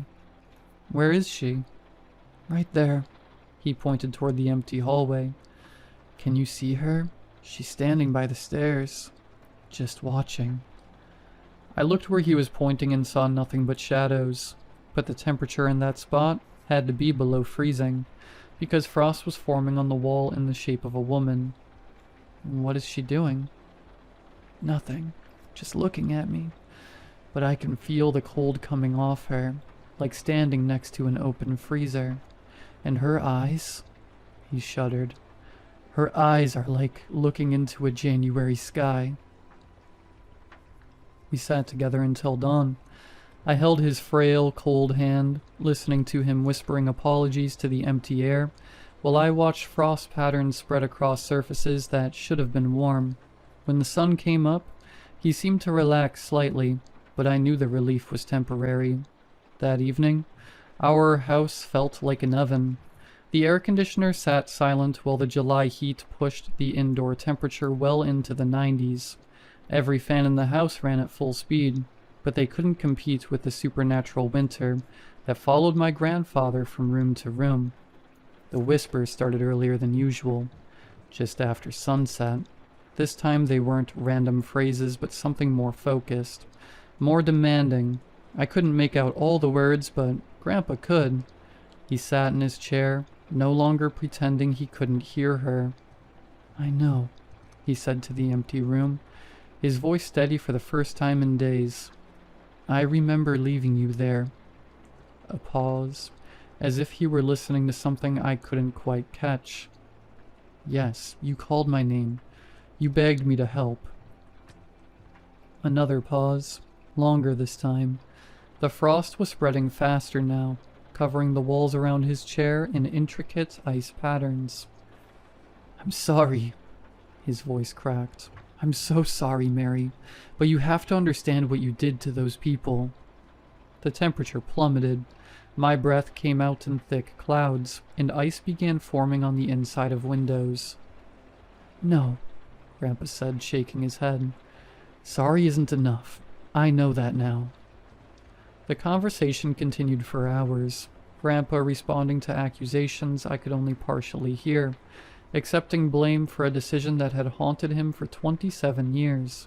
Sometimes I caught fragments of her voice on the wind. "Left me to die. So cold." Near midnight, his voice changed, became resigned. "Yes, you were alone.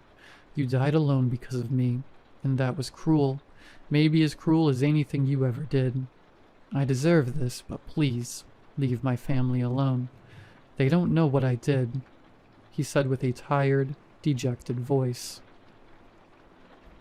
By 1 in the morning, the house felt like a walk-in freezer. Ice covered every surface I could see, turning our home into a winter landscape. The whispers had stopped, replaced by something worse.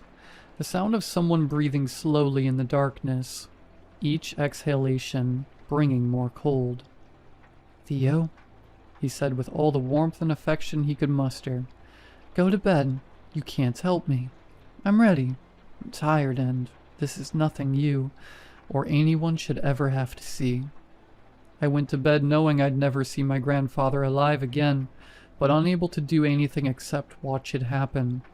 Mary had finally gotten her revenge, and she'd made sure my grandfather experienced every moment of the cold that killed her.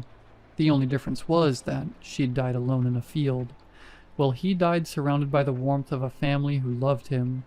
It wasn't mercy, it was just a different kind of cruelty. 3 weeks later, I sent my college applications exclusively to schools in Florida and Arizona. Some things are too cold to forget, and I never want to feel winter again. The frost disappeared from our house the day we buried Grandpa, but sometimes on the colder nights, I still hear whispers in the wind. They're fainter now, more distant, like someone calling from very far away. I think Mary is walking again, looking for the next person who left someone to die in the cold.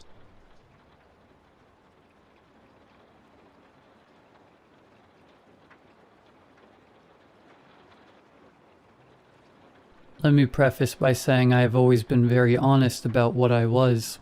I've never had any shame with what I am, with what my mother was, my grandmother, and a long line of women stretching back to the seeming beginning of time. I am a witch. I have always practiced. I have always had power, and not once have I ever harmed another living being. Not ever, despite what anyone might say. Several years ago, I saw a shirt a young lady was wearing on a rare trip to town. It said, "I am the descendant of the witches you forgot to burn." That shirt made me laugh. I ended up buying one off the internet at the public library. I don't have the internet at home, you see. I have been a self-imposed hermit for decades now. It's for the best. I made a choice and I have to stick with it. Back in the 70s, when I was still relatively young, something dark came to our town. Even I couldn't ascertain where it had come from. Not even my mother or my grandmother or any member of our small coven could understand its origin, regardless of where it had come from. It had come here. We first became aware of this dark thing when the first child went missing. The little boy turned up later, dead and drained and emaciated like a dried cicada husk. We were blamed first, because of course we were. If there was anything from rain to snow to someone with a bad case of acne, everyone in our town pointed a finger at us. Some did it in jest, some in habit, and some in outright and malicious hatred. Edith had been the first one to sense the thing. I still remember that evening. We had met for tea. No witchy business at all. It had been a delightful afternoon tea, when the poor lady had clutched her pearls and gasped like she'd seen a mouse. "Are you all right, Edith? Tea too hot?" my mother had asked softly, but I knew she suspected that was not the case, not with the way her eyes narrowed as she looked at the middle-aged woman. "No, dear heavens. Something has come to our town. I felt it pass through like a cold wind down my spine. Something wicked." Tears were in her eyes as she spoke. My mother nodded and poured out her tea, reading her tea leaves, while the rest of us looked on in anticipation. Her face was grim as she read what the bits of water-logged tea leaves had to say. "My dear ladies, we have work to do," my mother said, standing, wiping her hands on her apron as she stood. And we got to work, day and night, each of us using our particular talents to not only track the thing, but find a way to contain it. Constance read her ancient tomes and texts. Mary tracked the beast to its lair, using her divination skills. My mother and grandmother had their spells and potions, and I helped. My skills were in dreams and their interpretation. I spent many days fast asleep in medicine-induced stupor to glean what I could about this interloper. All I could learn was that it was ancient. Perhaps at one point it was worshipped. It had been summoned by those with less skill to do their bidding. Instead, it had killed its would-be jailers and fled into the world, finding victims and blood where it could. Do you have a name, Gretchen? Without a name to bind it, our prison will not be as effective. My mother asked me, her voice filled with concern and anger, though thankfully that anger was not directed at me. No, Mother, no name. It has many names, and the dreams have not revealed its true name to me. I said softly, no matter, the magic and bindings will hold, though we ourselves will be bound to it until our deaths. My grandmother explained.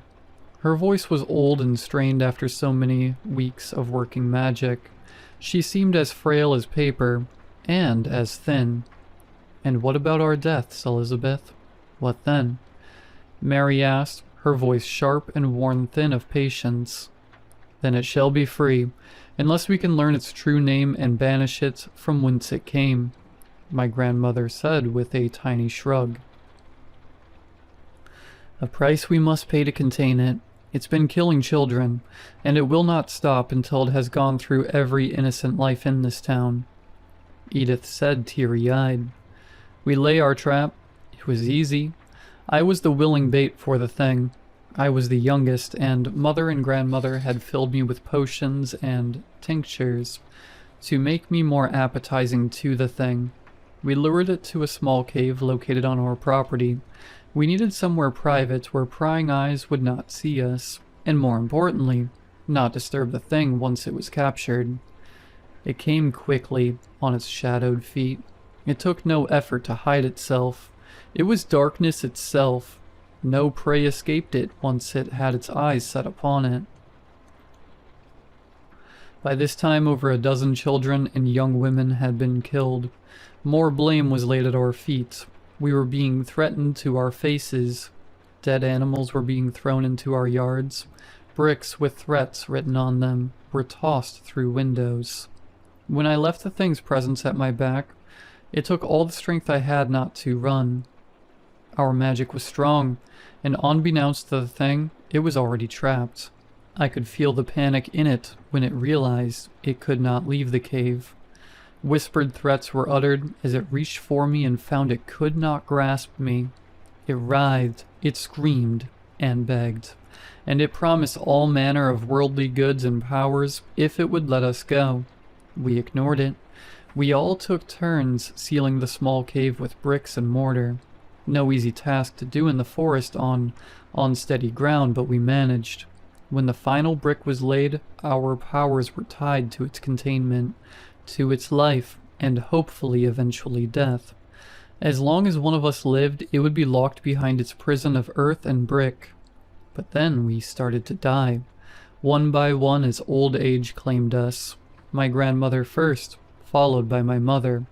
Constance drowned on a trip to Florida. Edith and Mary lived to be in their 90s. But the Grim Reaper comes for everyone in the end. I am the last. I'm in my 80s. I have never married or had children, though it was not for lack of trying. The rumors that it had been me and my coven who had killed those innocents all those years ago never went away. They only grew, and no man wanted me. I have been friendless now for many years. I have tried to find out the true name of the thing, but to no avail. I have looked in books. I have scoured the internet and found nothing. I have reached out to other supposed witches and been met with scammers and liars. I feel so alone. And now, I'm dying. The last few years, the harassment has gotten so much worse. I have not been able to safely leave my home, as when I do, I am followed and stalked. I've been threatened with death, and today it seems like they have made good on their threats. My home is on fire. The flames are creeping along my hallway, and I can see the light from the fire getting brighter. And there is smoke. So much smoke. Outside my window I hear them screaming the same thing people like them have screamed for centuries. Burn the witch. Burn the witch. I have fallen to the floor and I'm coughing, and I am afraid. Afraid for myself and the others. There are many innocent people that live in this town now. I can feel the thing stirring now. I can feel its anticipation. Once I die, it will be free, and the bricks have already begun to fall away. As the flames finally reach my door, I feel pity. I have no illusions about the pain and fear this creature will unleash on the people of this town, and they are about to learn a very important lesson, one that will be written in the blood of their children. There is a reason why you shouldn't burn witches.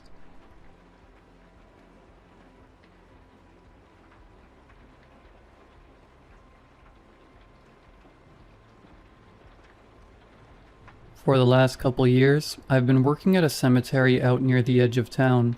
It's decently large, as I think we cater to the majority of the postal code. Now, it's not a job that I would have been eager to get, not because I am afraid or really think much of it. It's just the optics for other people. For me, I don't really see what we do being much different from what a long-term storage facility does. We too put boxes filled with inanimate objects into holes, then bury them forever. In fact, I'd argue that 4x8, full of Grand's lifelong accumulation of belongings, carries more of her soul than the nicest mahogany casket that we drop into the earth. But regardless, it did turn out to be a fine job. And honestly, it was quite boring until the day I met her. 2 months ago, we had just concluded a service for a young woman. It went fine as far as I can recall. I remember there was a small mention about how the girl's sister hadn't made it, and there was some sort of familial dispute over what they wanted to do with the body, I guess. Burial versus cremation. Both these things gave me something to ponder while I waited. I should clarify that my responsibilities were a bit of a catch-all. I would keep an eye on the cemetery. I hesitate to say guard. Really, I would just walk around and dissuade any precautious teens from trying to tag a headstone. The more exciting part was for burials. I would operate the excavator and dig the graves, and after the service, once the casket was lowered in, I'd fill them back up again. So during the service itself, I just listened to the families and friends give their last parting words, and then I'd wait until everyone left to go retrieve the excavator from the shed. After the last mourner had walked away dabbing their tears with a tissue, I went to the shed. Because we don't want to tear up the grass with the excavator's treads, I have to lay down a trail of plywood sheets leading from the dirt path over the grass to the open grave. It was when I had placed about half the sheets that I looked up and saw, next to the grave, a black umbrella facing me. Someone was holding it, but it was low to the ground. They must have been sitting, and it was positioned in a way that I couldn't even see an inch of them. I judged that someone from the service must have decided to return to say some last words before their dearly departed was lowered into the ground. I decided the most polite, if not fairly inconvenient thing for me to do was to wait and give them a little time. So I stood and hung my head in sort of a faux reverence. While my head was low and I was idly waiting there, I heard music. It was soft, but there was a definite melody in the air. There was a delicate singing with a drumming thump beneath it. It was beautiful and strange, and if you'll allow me, I would say haunting. But all the same, I have to admit, I didn't like it. I couldn't place it, but it felt discordant in a way that was unpleasant to me. It made my skin tingle, and it felt difficult to stand still. I decided to break my silence and clear my throat. The music stopped immediately, but the person didn't face me or even acknowledge me. It wasn't just that the song was unpleasant. I also needed to get this grave filled because it was a late service, and we were pushing into the evening. The sun was already casting a soft reddish haze over everything, and before long, would be tucking behind the horizon. It was preferable that I not have to operate the excavator in the dark, so I needed this person to finish up their goodbye. I gave them a moment longer to let them have the opportunity to begin the interaction on their own terms. But at that moment, then a few more, went by. I thought it would be up to me to initiate. I orbited around the umbrella, giving them a wide enough berth as to allow them some space as they were dealing with their emotions. I was picturing that they were probably frantically trying to wipe tears from their eyes, but as I came around, I was surprised to see they were smiling. She was smiling. Crouching there, swathed in the deep shadow of the umbrella, was a young woman. I'd bet she was somewhere in her 20s, but it was fairly hard to tell from the obscurity the shadow around her was contributing, and the heavy stylized makeup she was wearing. She had a coat of white face makeup, with black lipstick and black eyeliner, as is the fashion with many goth people, and I am confident in saying that's what she was. I will say here that I am not a stranger to goth and alternative cultures. As well, my job does tend to hinder me greatly in meeting and dating girls in the mainstream population. It has proved to be a bit of a boon with women in those communities. And besides most of her makeup, her hair was also black, as was her... Actually, it would be easier to say. Nearly everything she had on her was black. She had a black band t-shirt, which had one of the few pops of color in the red font of the band's name. It was one of those metal or hardcore style fonts that are nearly impossible to read though. Beyond that, she was wearing an assortment of layers and accessories. Now, most interesting were her boots. They were in the style of popular goth boots. Specifically, I believe they were demonias, or at least something similar. But what was remarkable was that hers were pink instead of black, and they were spotless, and thanks to their several inches of platform, even crouched, she was suspended above the ground.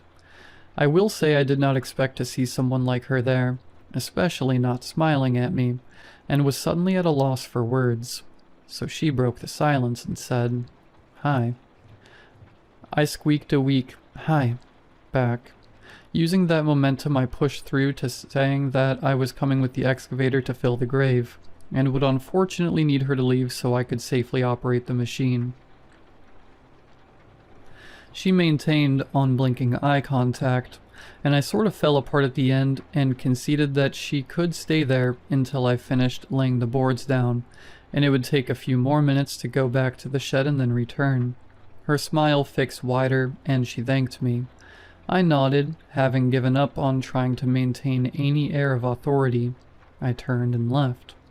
After laying the last few pieces of plywood down, I turned and walked to the shed and looked back and saw her umbrellaed shape still there.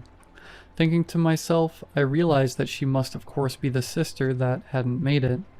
I realized too, that would give me the perfect opening to try to talk to her again when I returned. Though it did feel maybe wrong to hope to socialize with her at her sister's grave, if that was in fact the case.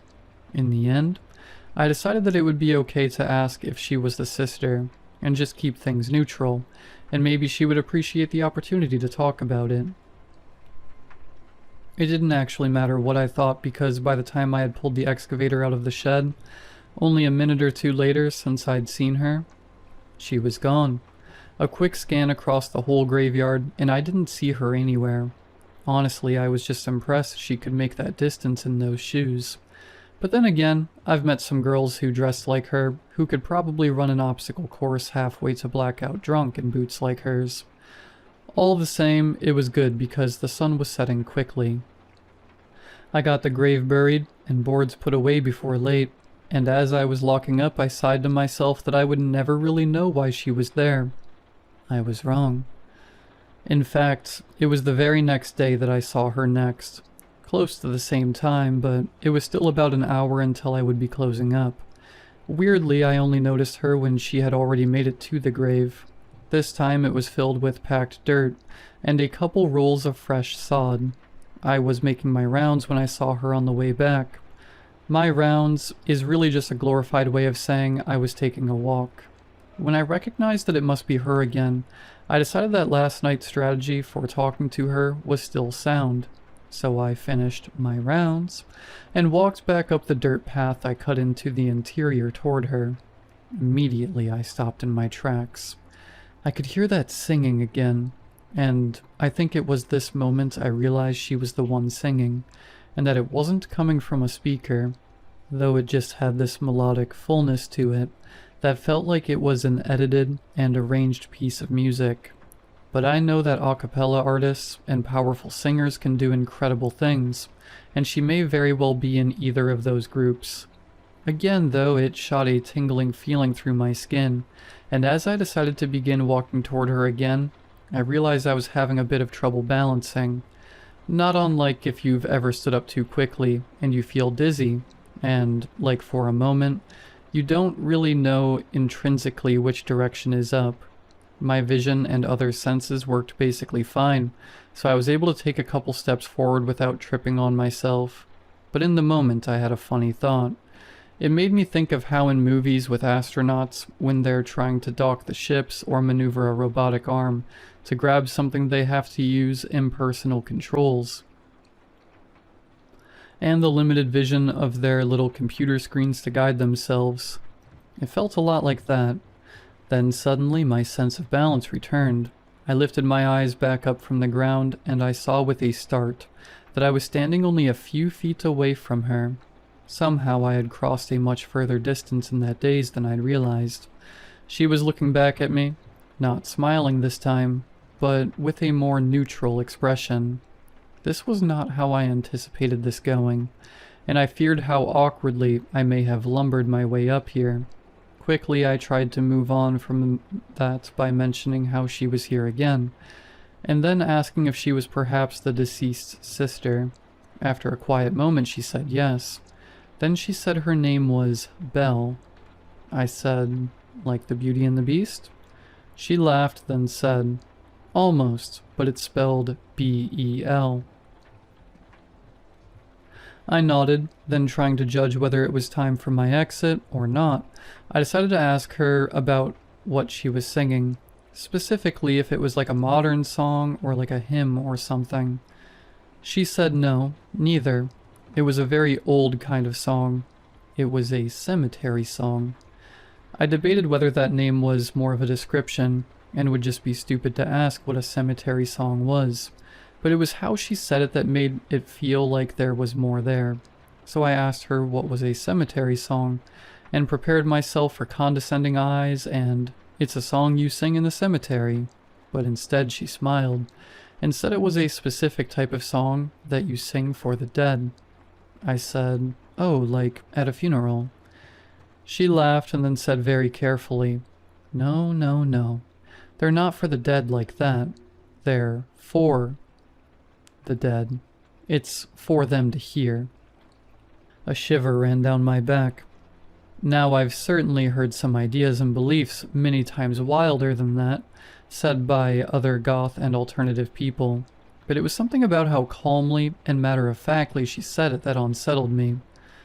I didn't know what else to say, so the conversation stalled there, and I could tell she was getting ready to sing, and I didn't want to be caught in that again, so I started to move on. I made it decently far before she started singing again. It was such a strange song, and now as I try to think of what it sounded like, or what she sang, or anything specific, I'm floundering to think of anything. In the moment, I remember thinking how particular and strange it was. I could even recognize, maybe not English, but definite chunks of words of some languages.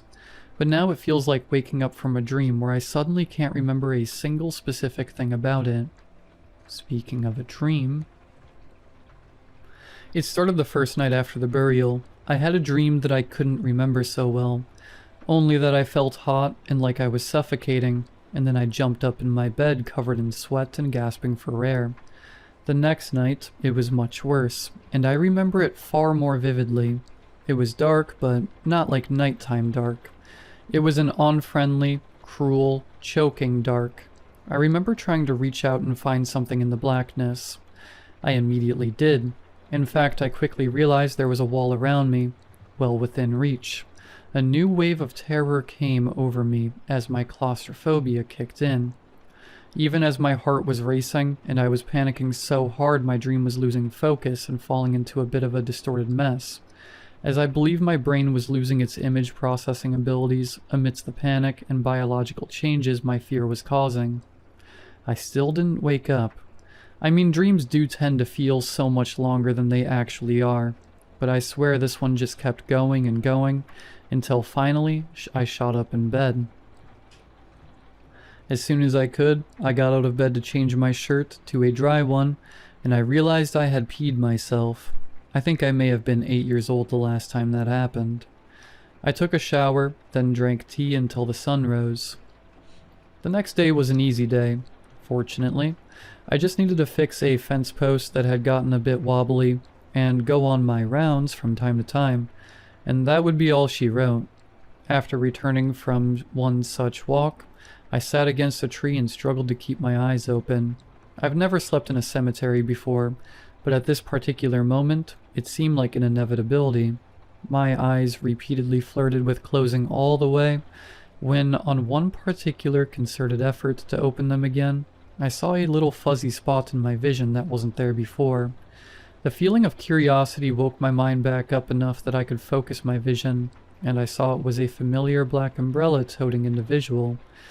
Unease grew in my stomach and chest, which was unnecessary because I had already decided I wasn't going to get close enough to hear her sing, if she had come back again today. I was far away from her sister's grave this time, and well outside earshot, but despite that, my body didn't seem interested in falling asleep anymore.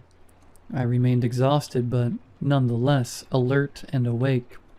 She kept returning every day at about an hour before I closed up for the night. Well, I made sure to stay far enough that I couldn't hear her. I'm confident she was always singing because of the way I could see her mouth moving even from a distance. After about a week since we had laid her sister to rest, we got a strange directive from the family. Something had happened, and the bottom line was that we would have to dig up the grave, and the body was to be exhumed and sent for cremation. I don't think I have to explain that this is an extraordinarily unusual request. I asked the couple who owned the cemetery if this had ever happened before, and they said no. And in fact, we didn't even have the proper equipment to retrieve a casket. A small crane had to be brought in so that we could lift the casket out of the now reopened grave. It was when we opened the casket that things got even stranger. When the lid was unlocked and lifted up, I thought for a moment that thick clusters of mold had been released as soft white bits fell out and danced across the grass. One piece came to a rest near my foot. I bent down to look and realized it was a little bit of cotton filling, like for a pillow. I had a hot, uneasy feeling climb through my stomach. It was the gasps that told me I was right. Looking up, I saw the underside of the lid. The soft velvet-covered padding was shredded. Its filling had diffused into the rest of the coffin, and now onto the grass around it. Underneath where the padding had been, the wood bore long, deep scratches. Hundreds of them. What remained of the velvet hung in strips and was speckled with red. The nails on the girl's fingers were broken, every one, and seemingly in their place, each fingertip was bristling with splinters. I looked past her hands toward her face. Apparently someone behind me did the same, as I heard them vomit. I will not describe it here. The last thing I am willing to share was told to me later on, which was that, curiously, blood-soaked pieces of cotton filling were packed so tightly into her ears that they were spilling out. I haven't seen Belle since, nor have I ever found anything like what she sang again, except occasionally when I'm sleeping very deeply. I'll find myself in a nightmare where I'm wrapped in suffocating darkness, and far, far away, a voice gently sings.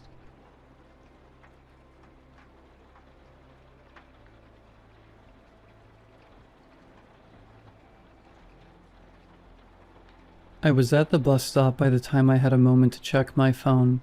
I responded to several messages from friends and family, then frowned. There was a message from myself, from my work number to my personal number. Crap. I usually send myself messages as reminders, to remember to bring certain stuff to work, to send an email, etc. I wondered what I might have forgotten to pack as I opened the message thread. It was a voice message. I frowned. I don't usually leave voice messages. I popped in my earphones and played it. Jen, this is me. Jen, but the intact one. They've carved out your memories, suppressed them, wiped him from existence. There's so much you don't remember. You have to remember. Please, just... The recording cut off there. I stared at the message in shock. I didn't remember recording that voice message, but it was my voice, entirely mine, unmistakably mine. There was something incredibly unsettling about hearing your voice saying words you didn't say. Then I sucked in a breath of relief. That was probably it. My phone had probably been hacked. A scammer was sending me an AI-constructed voice message. I felt a tingle of unease. The AI voice was so accurate. But at least the mystery was solved. The bus came then, and I put it out of my mind. I would reformat my phone later at night. I reformatted my phone, but the messages kept coming, always with the same ominous messages. That I had forgotten a large part of my life. That I had forgotten a whole person. Someone important to me. That they had suppressed my memories. They weren't even creative about it. I mean, when a scam isn't working, try something else, right? I took it to a tech guy who couldn't figure it out.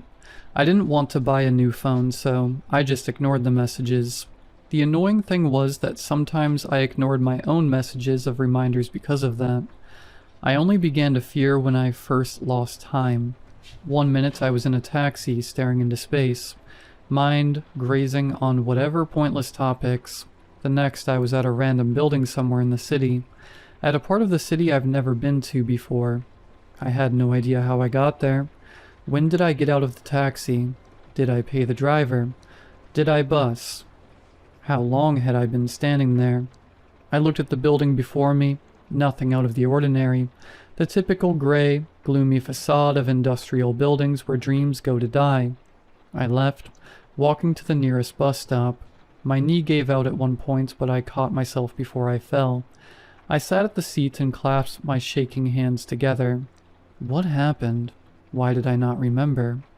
The sky was nearly dark. I looked at my phone. I had lost about 4 hours. Hours completely unaccounted for. That's when I saw it. Another voice message. I squashed my rising fear and played it. Jen, you're so stubborn. Listen to me. Wake up. This is not a joke, not a prank, not a scam. Nothing like that. This is real. Do you not remember him?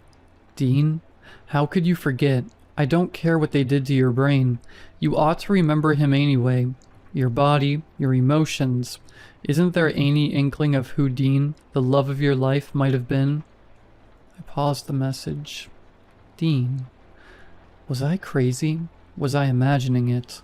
Was I getting swayed by this scammer?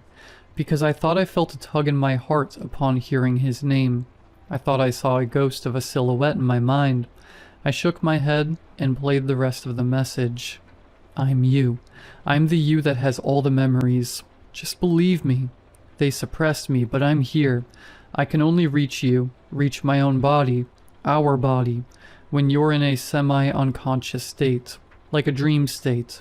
Even gaining control of your body in that state took me months, and you just kept waking up after a short time. This time, though, it's been an hour. I still have control over our body. Maybe with time, I can regain full control. I can get me back, the real Jen, with the real memories. I recoiled and shut off the message. She was going to take over my body. A faint whisper of logic kicked in. She's not real. She's a scammer. An AI recreation of my voice. A really amazingly faithful recreation, but not me nonetheless. But I couldn't believe that whisper. I felt it in my gut. The other Jen was telling the truth. I gulped and pulled up the message again, played it to the end. I don't know why they killed Dean, why they erased him from our mind. Well, your mind. I don't know who they are, but I've a vague inkling. Dean had told us about it, remember? That he was onto something that would blow things up. People will be shooketh, was what he said. Everyone in the world would be shooketh. Remember that? I thought hard. Again. It felt like I had heard those phrases before. I felt a familiar irritation at the use of the word shooketh. Was I making things up? The recording went on. Then he was killed. Then one day I was here, trapped in your mind. I watched as you went about life, not grieving Dean, acting like he never existed. And I tried to reach you, but I couldn't.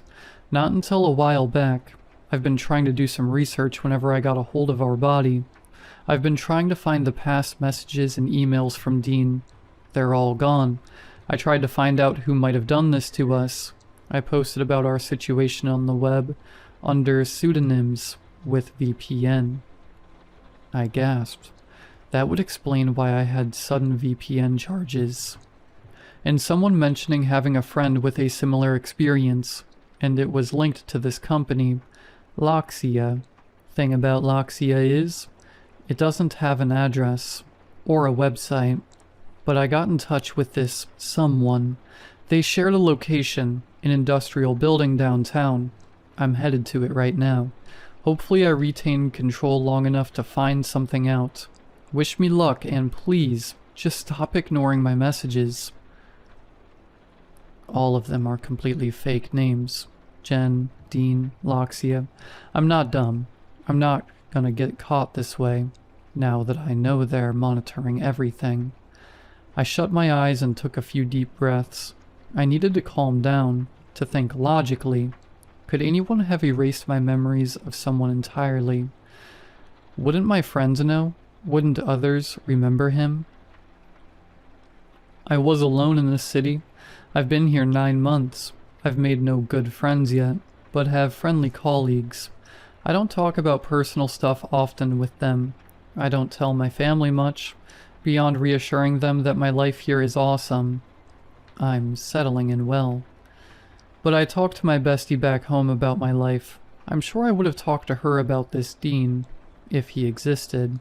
I pulled out my phone and texted my bestie. Did I ever talk to you about a Dean? I was nearly home when she responded. No, why? Who's this Dean? Smirk emoji. No then. There's no way I would not have told her about a supposed love of my life. So this was all BS, right? I went to bed early, but I couldn't sleep until 2 a.m. My mind was racing. I was also terrified of other Jen taking hold of my body. I awoke with a start. My neighbor's dog was barking like crazy. I was on the floor of the living room. My head was pounding, like someone had wrapped it in an ever-shrinking helmet. What the hell had other Jen done? I stood up and stumbled.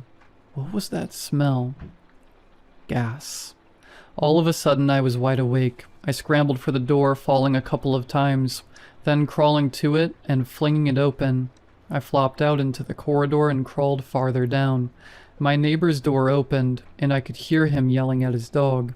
Something about not refusing walks in the afternoon, if he was going to holler the neighborhood awake at night for a walk. He saw me sprawled on the ground of the corridor and rushed to help me up.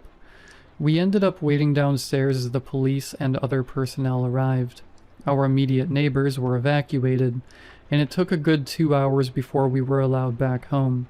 Apparently, a gas leak had occurred in only my apartment, with no other damages in the building's gas lines. You better believe I bought the highest quality kibble for that dog the next day, and gave it the world's longest scritches. But misfortune kept following me. I was nearly hit by a car. Some kindly Samaritan yanked me out the way. A taxi I was in had its engine catch fire, but the driver and I barely made it out before it exploded. I was lucky the driver had incredibly quick thinking.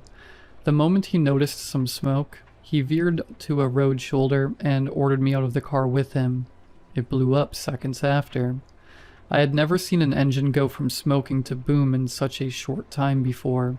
I kept accumulating people I owed great debts to. Other Jen messaged often. She apologized for being naive, thinking a VPN would successfully mask our activities online. She claimed that my bestie had her memories erased too, but it was a drawing she made that sucker punched me in the gut. She had used AI to create a portrait of Dean. She said it was close as she could prompt it.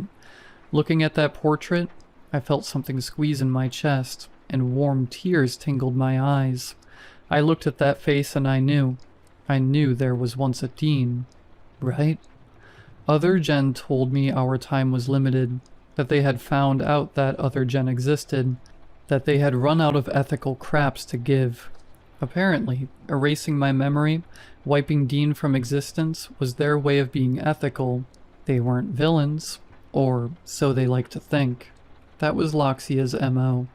They would do whatever it takes to obtain their objective, but where possible, they liked to avoid murder. My recent actions, or rather, those of other gens, had put a mark on me. I had to go. I just hoped I hadn't painted a target on my bestie's back by even mentioning Dean. The police didn't believe a word of what I was saying, and by going to the police, I had made it known to official authorities that I knew about what these people had done. To me, to Dean. Someone's in my apartment. I can hear them. They're trying to be stealthy, but I recognize that muffled slide of socks on ground. I have a nail gun ready. That was all I could get. And a baseball bat.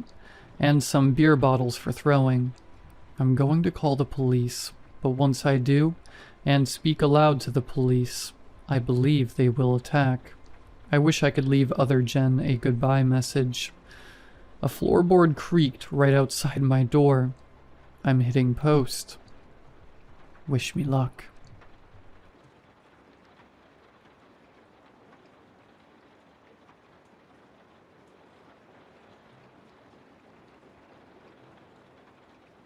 I can't get infections. I can't get sick.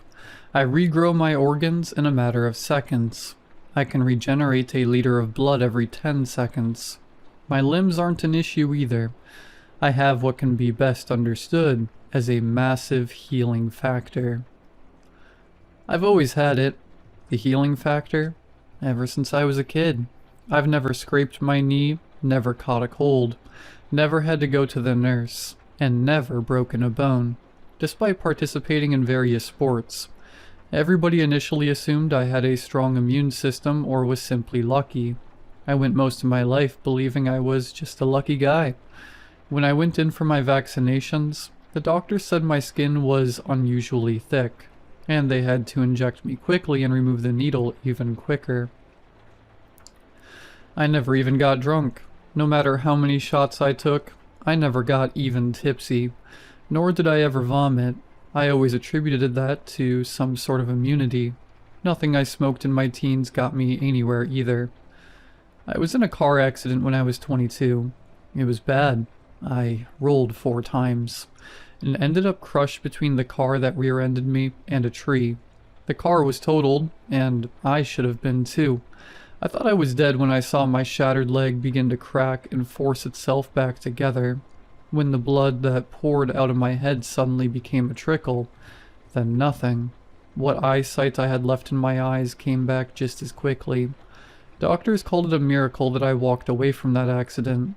Most that had to be done was cutting me out of the car.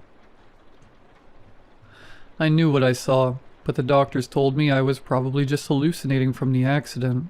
When I didn't have even a little whiplash in the morning, I went to the hospital. I thought I was in shock, and I wanted to make sure nothing was wrong. Not even a bruise. The doctor sent me home that night, and when I got home, I needed to be sure of something.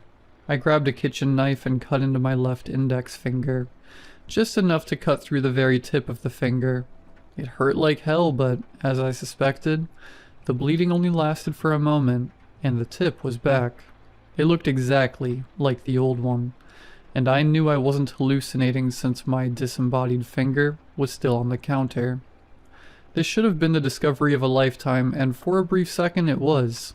I ran to the hospital and chopped my finger off in the lobby. I let the disembodied digit hit the floor, to the terror of everybody in the office, but within seconds, the finger was back. I grabbed my old finger and showed it to the nurses who surrounded me. Whispers of magic tricks went around until I chopped my hand off.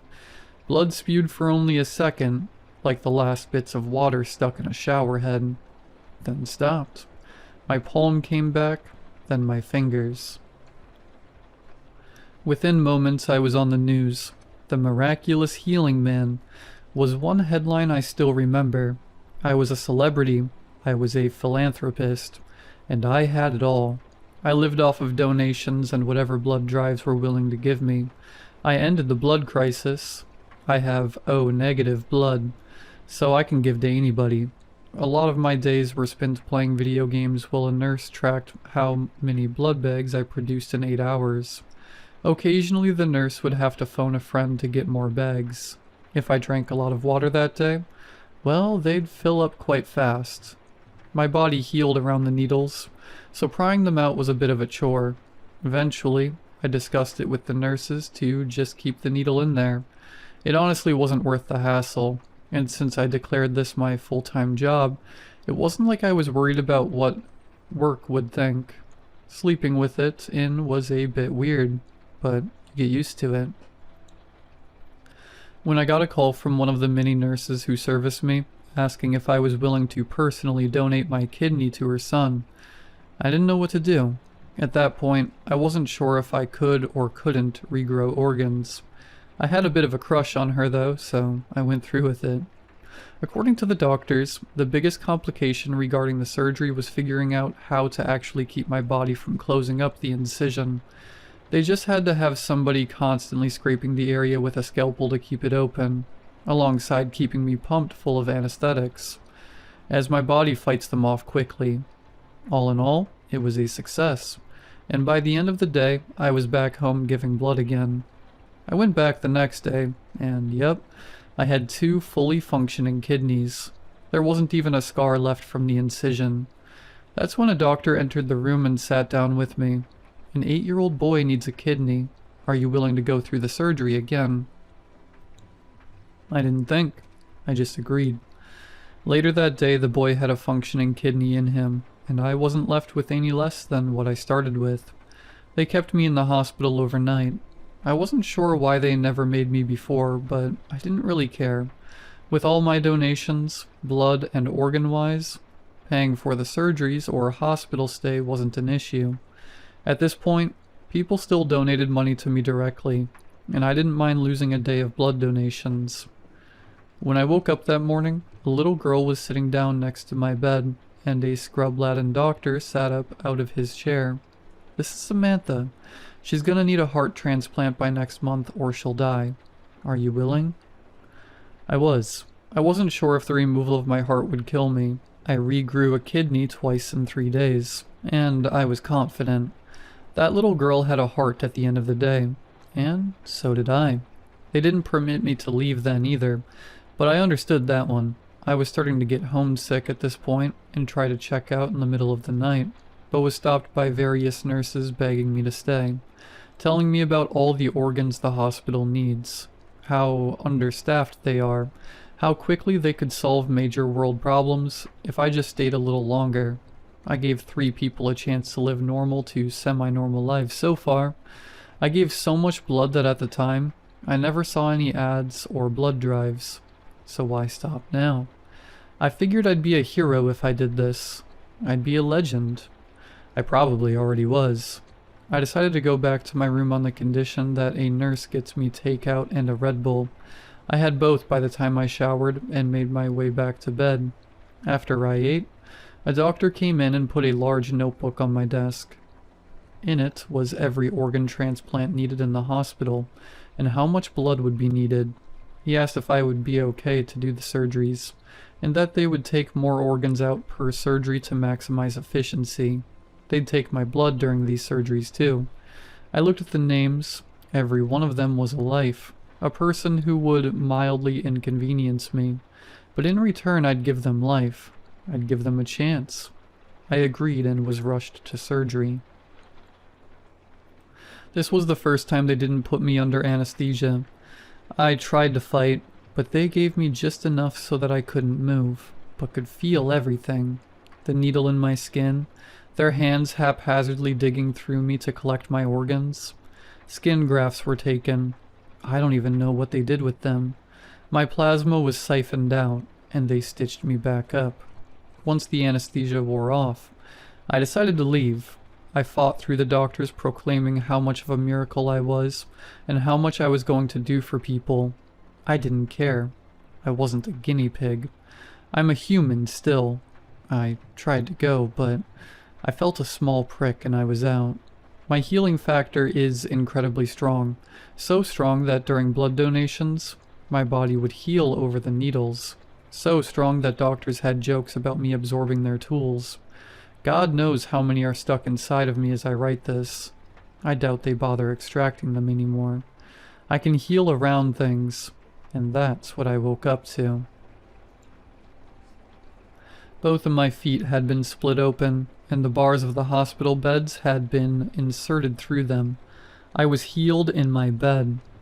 No amount of struggling managed to free them. Normally I would have just cut them off and hide until they grew back. This was a hospital room.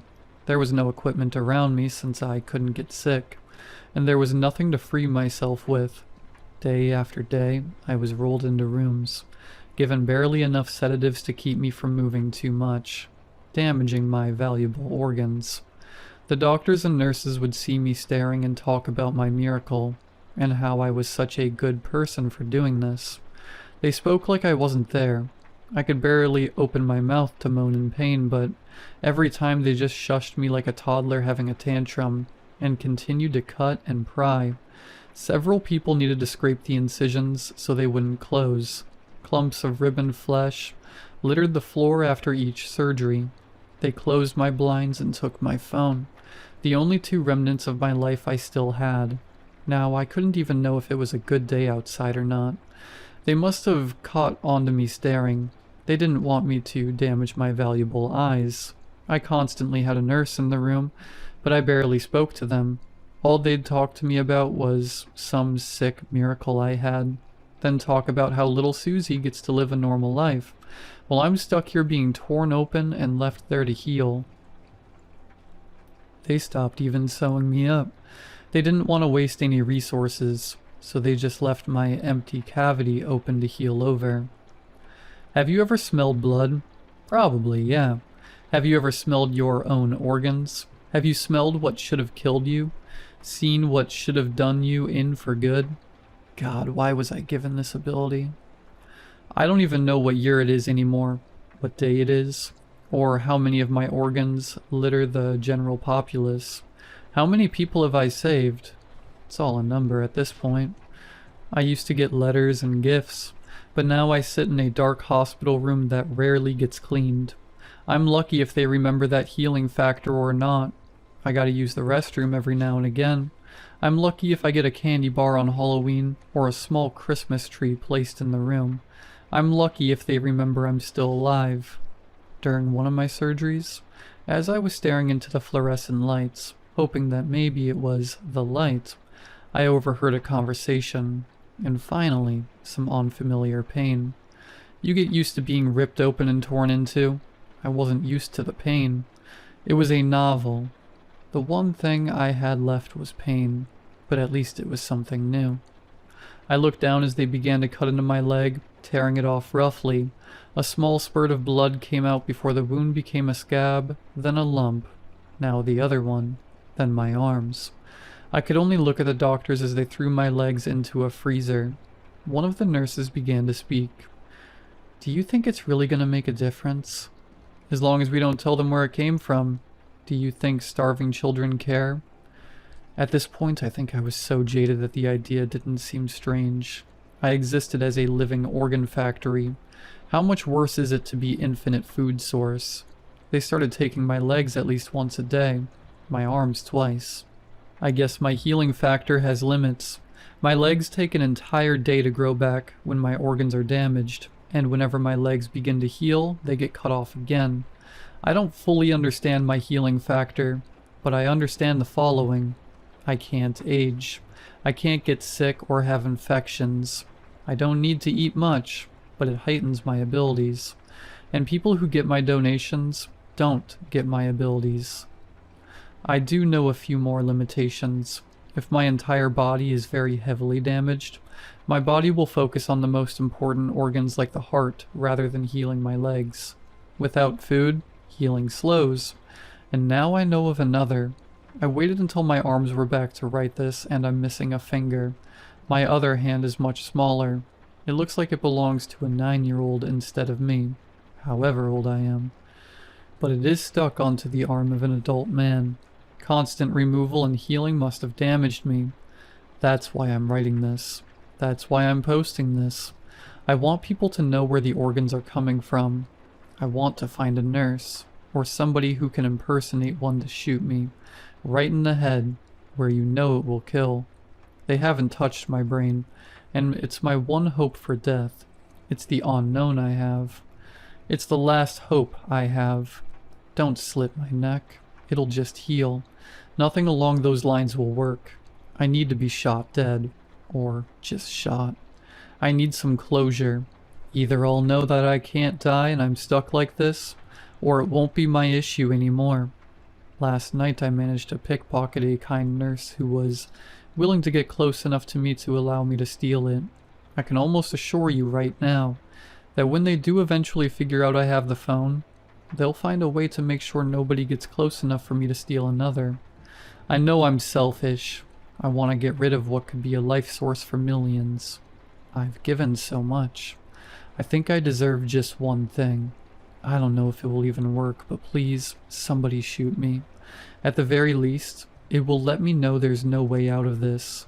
At the very least, I'll have a bit of closure. So please, if you're a nurse or other medical professional, ask for the man who regrows organs. If they take you to me, please, don't hesitate.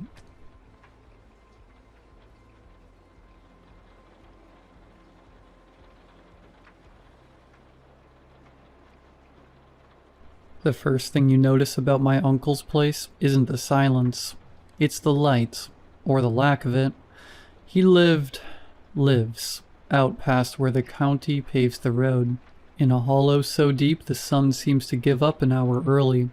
The house is a slumped thing of weathered gray wood, crouching under a canopy of ancient oaks that have grown twisted, reaching away from the clearing as if trying to escape. I hadn't seen him in over a decade, not since I was a kid. The call from his neighbor, Marnie, came as a shock.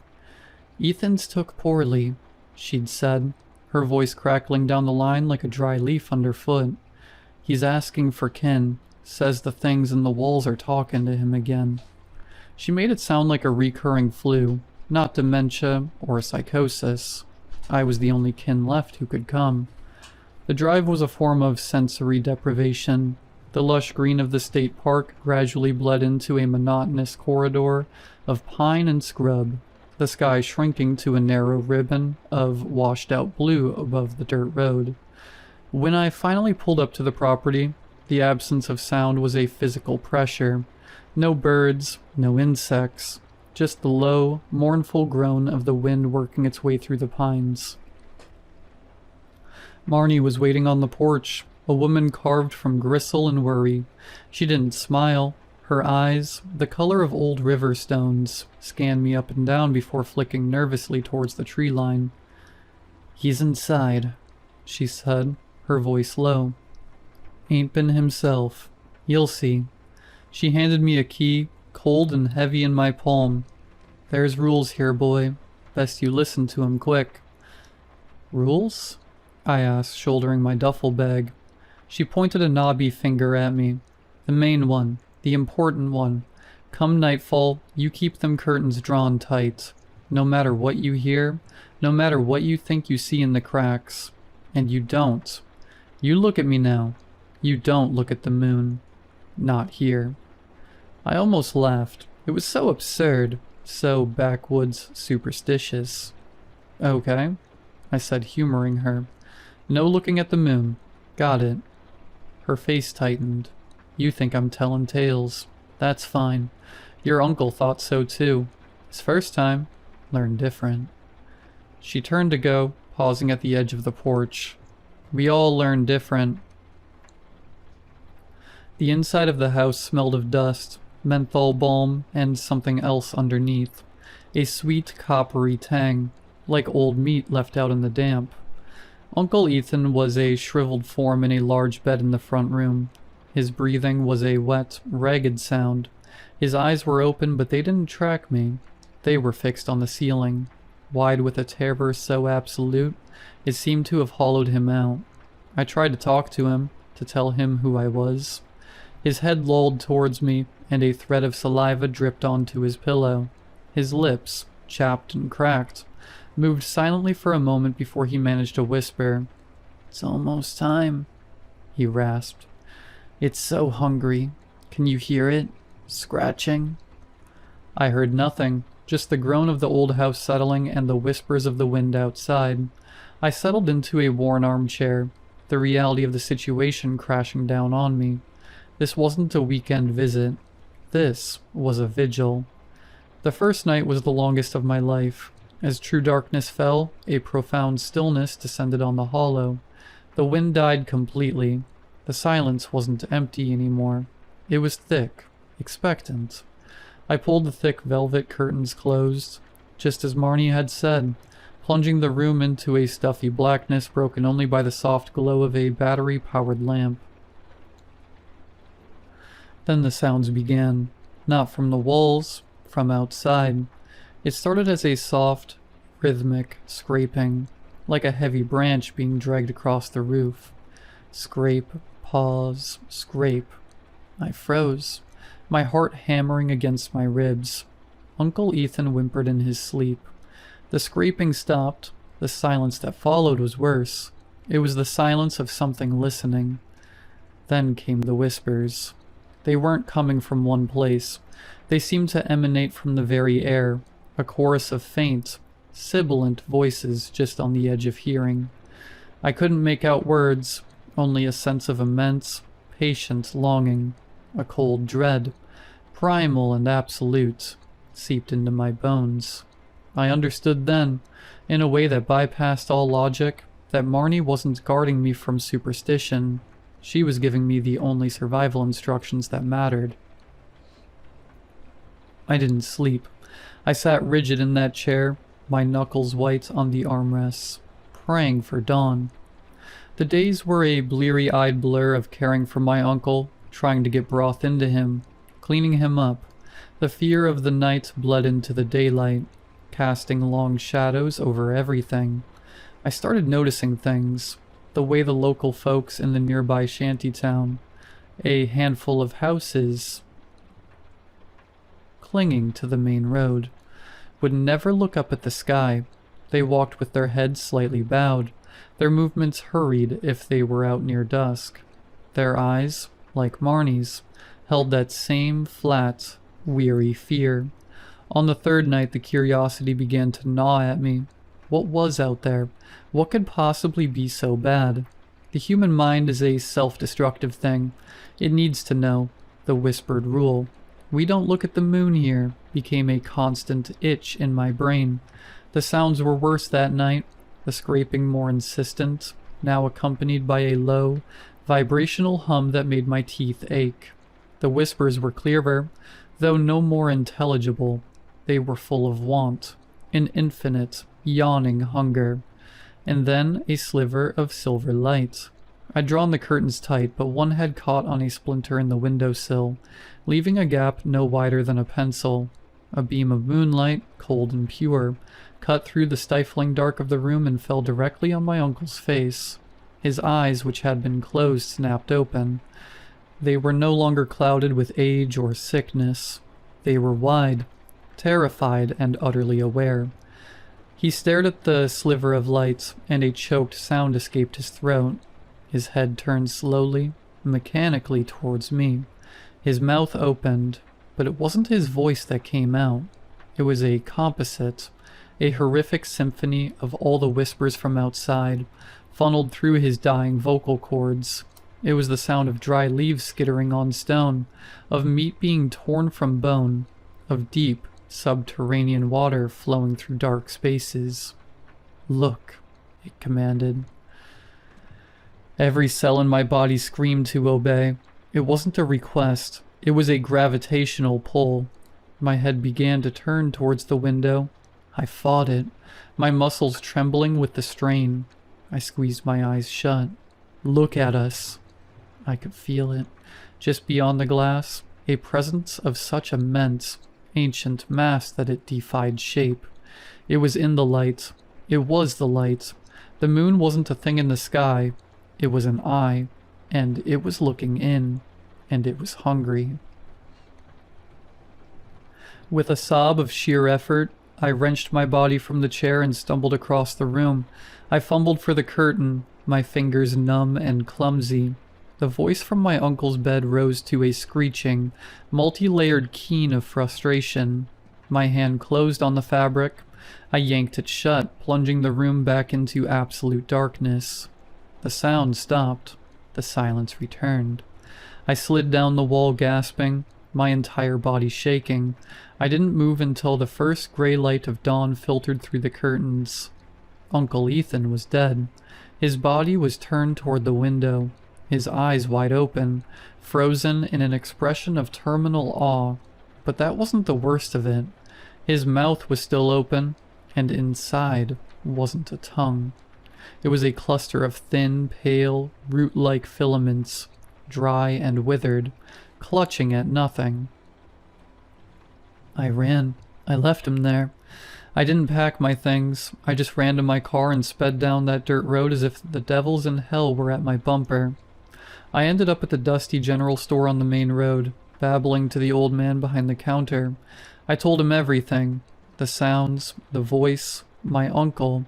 He listened, his face a grim mask. He didn't seem surprised. When I finished, he just nodded slowly. Ethan always was a curious one. Paid the price for it. He wiped the counter with a rag.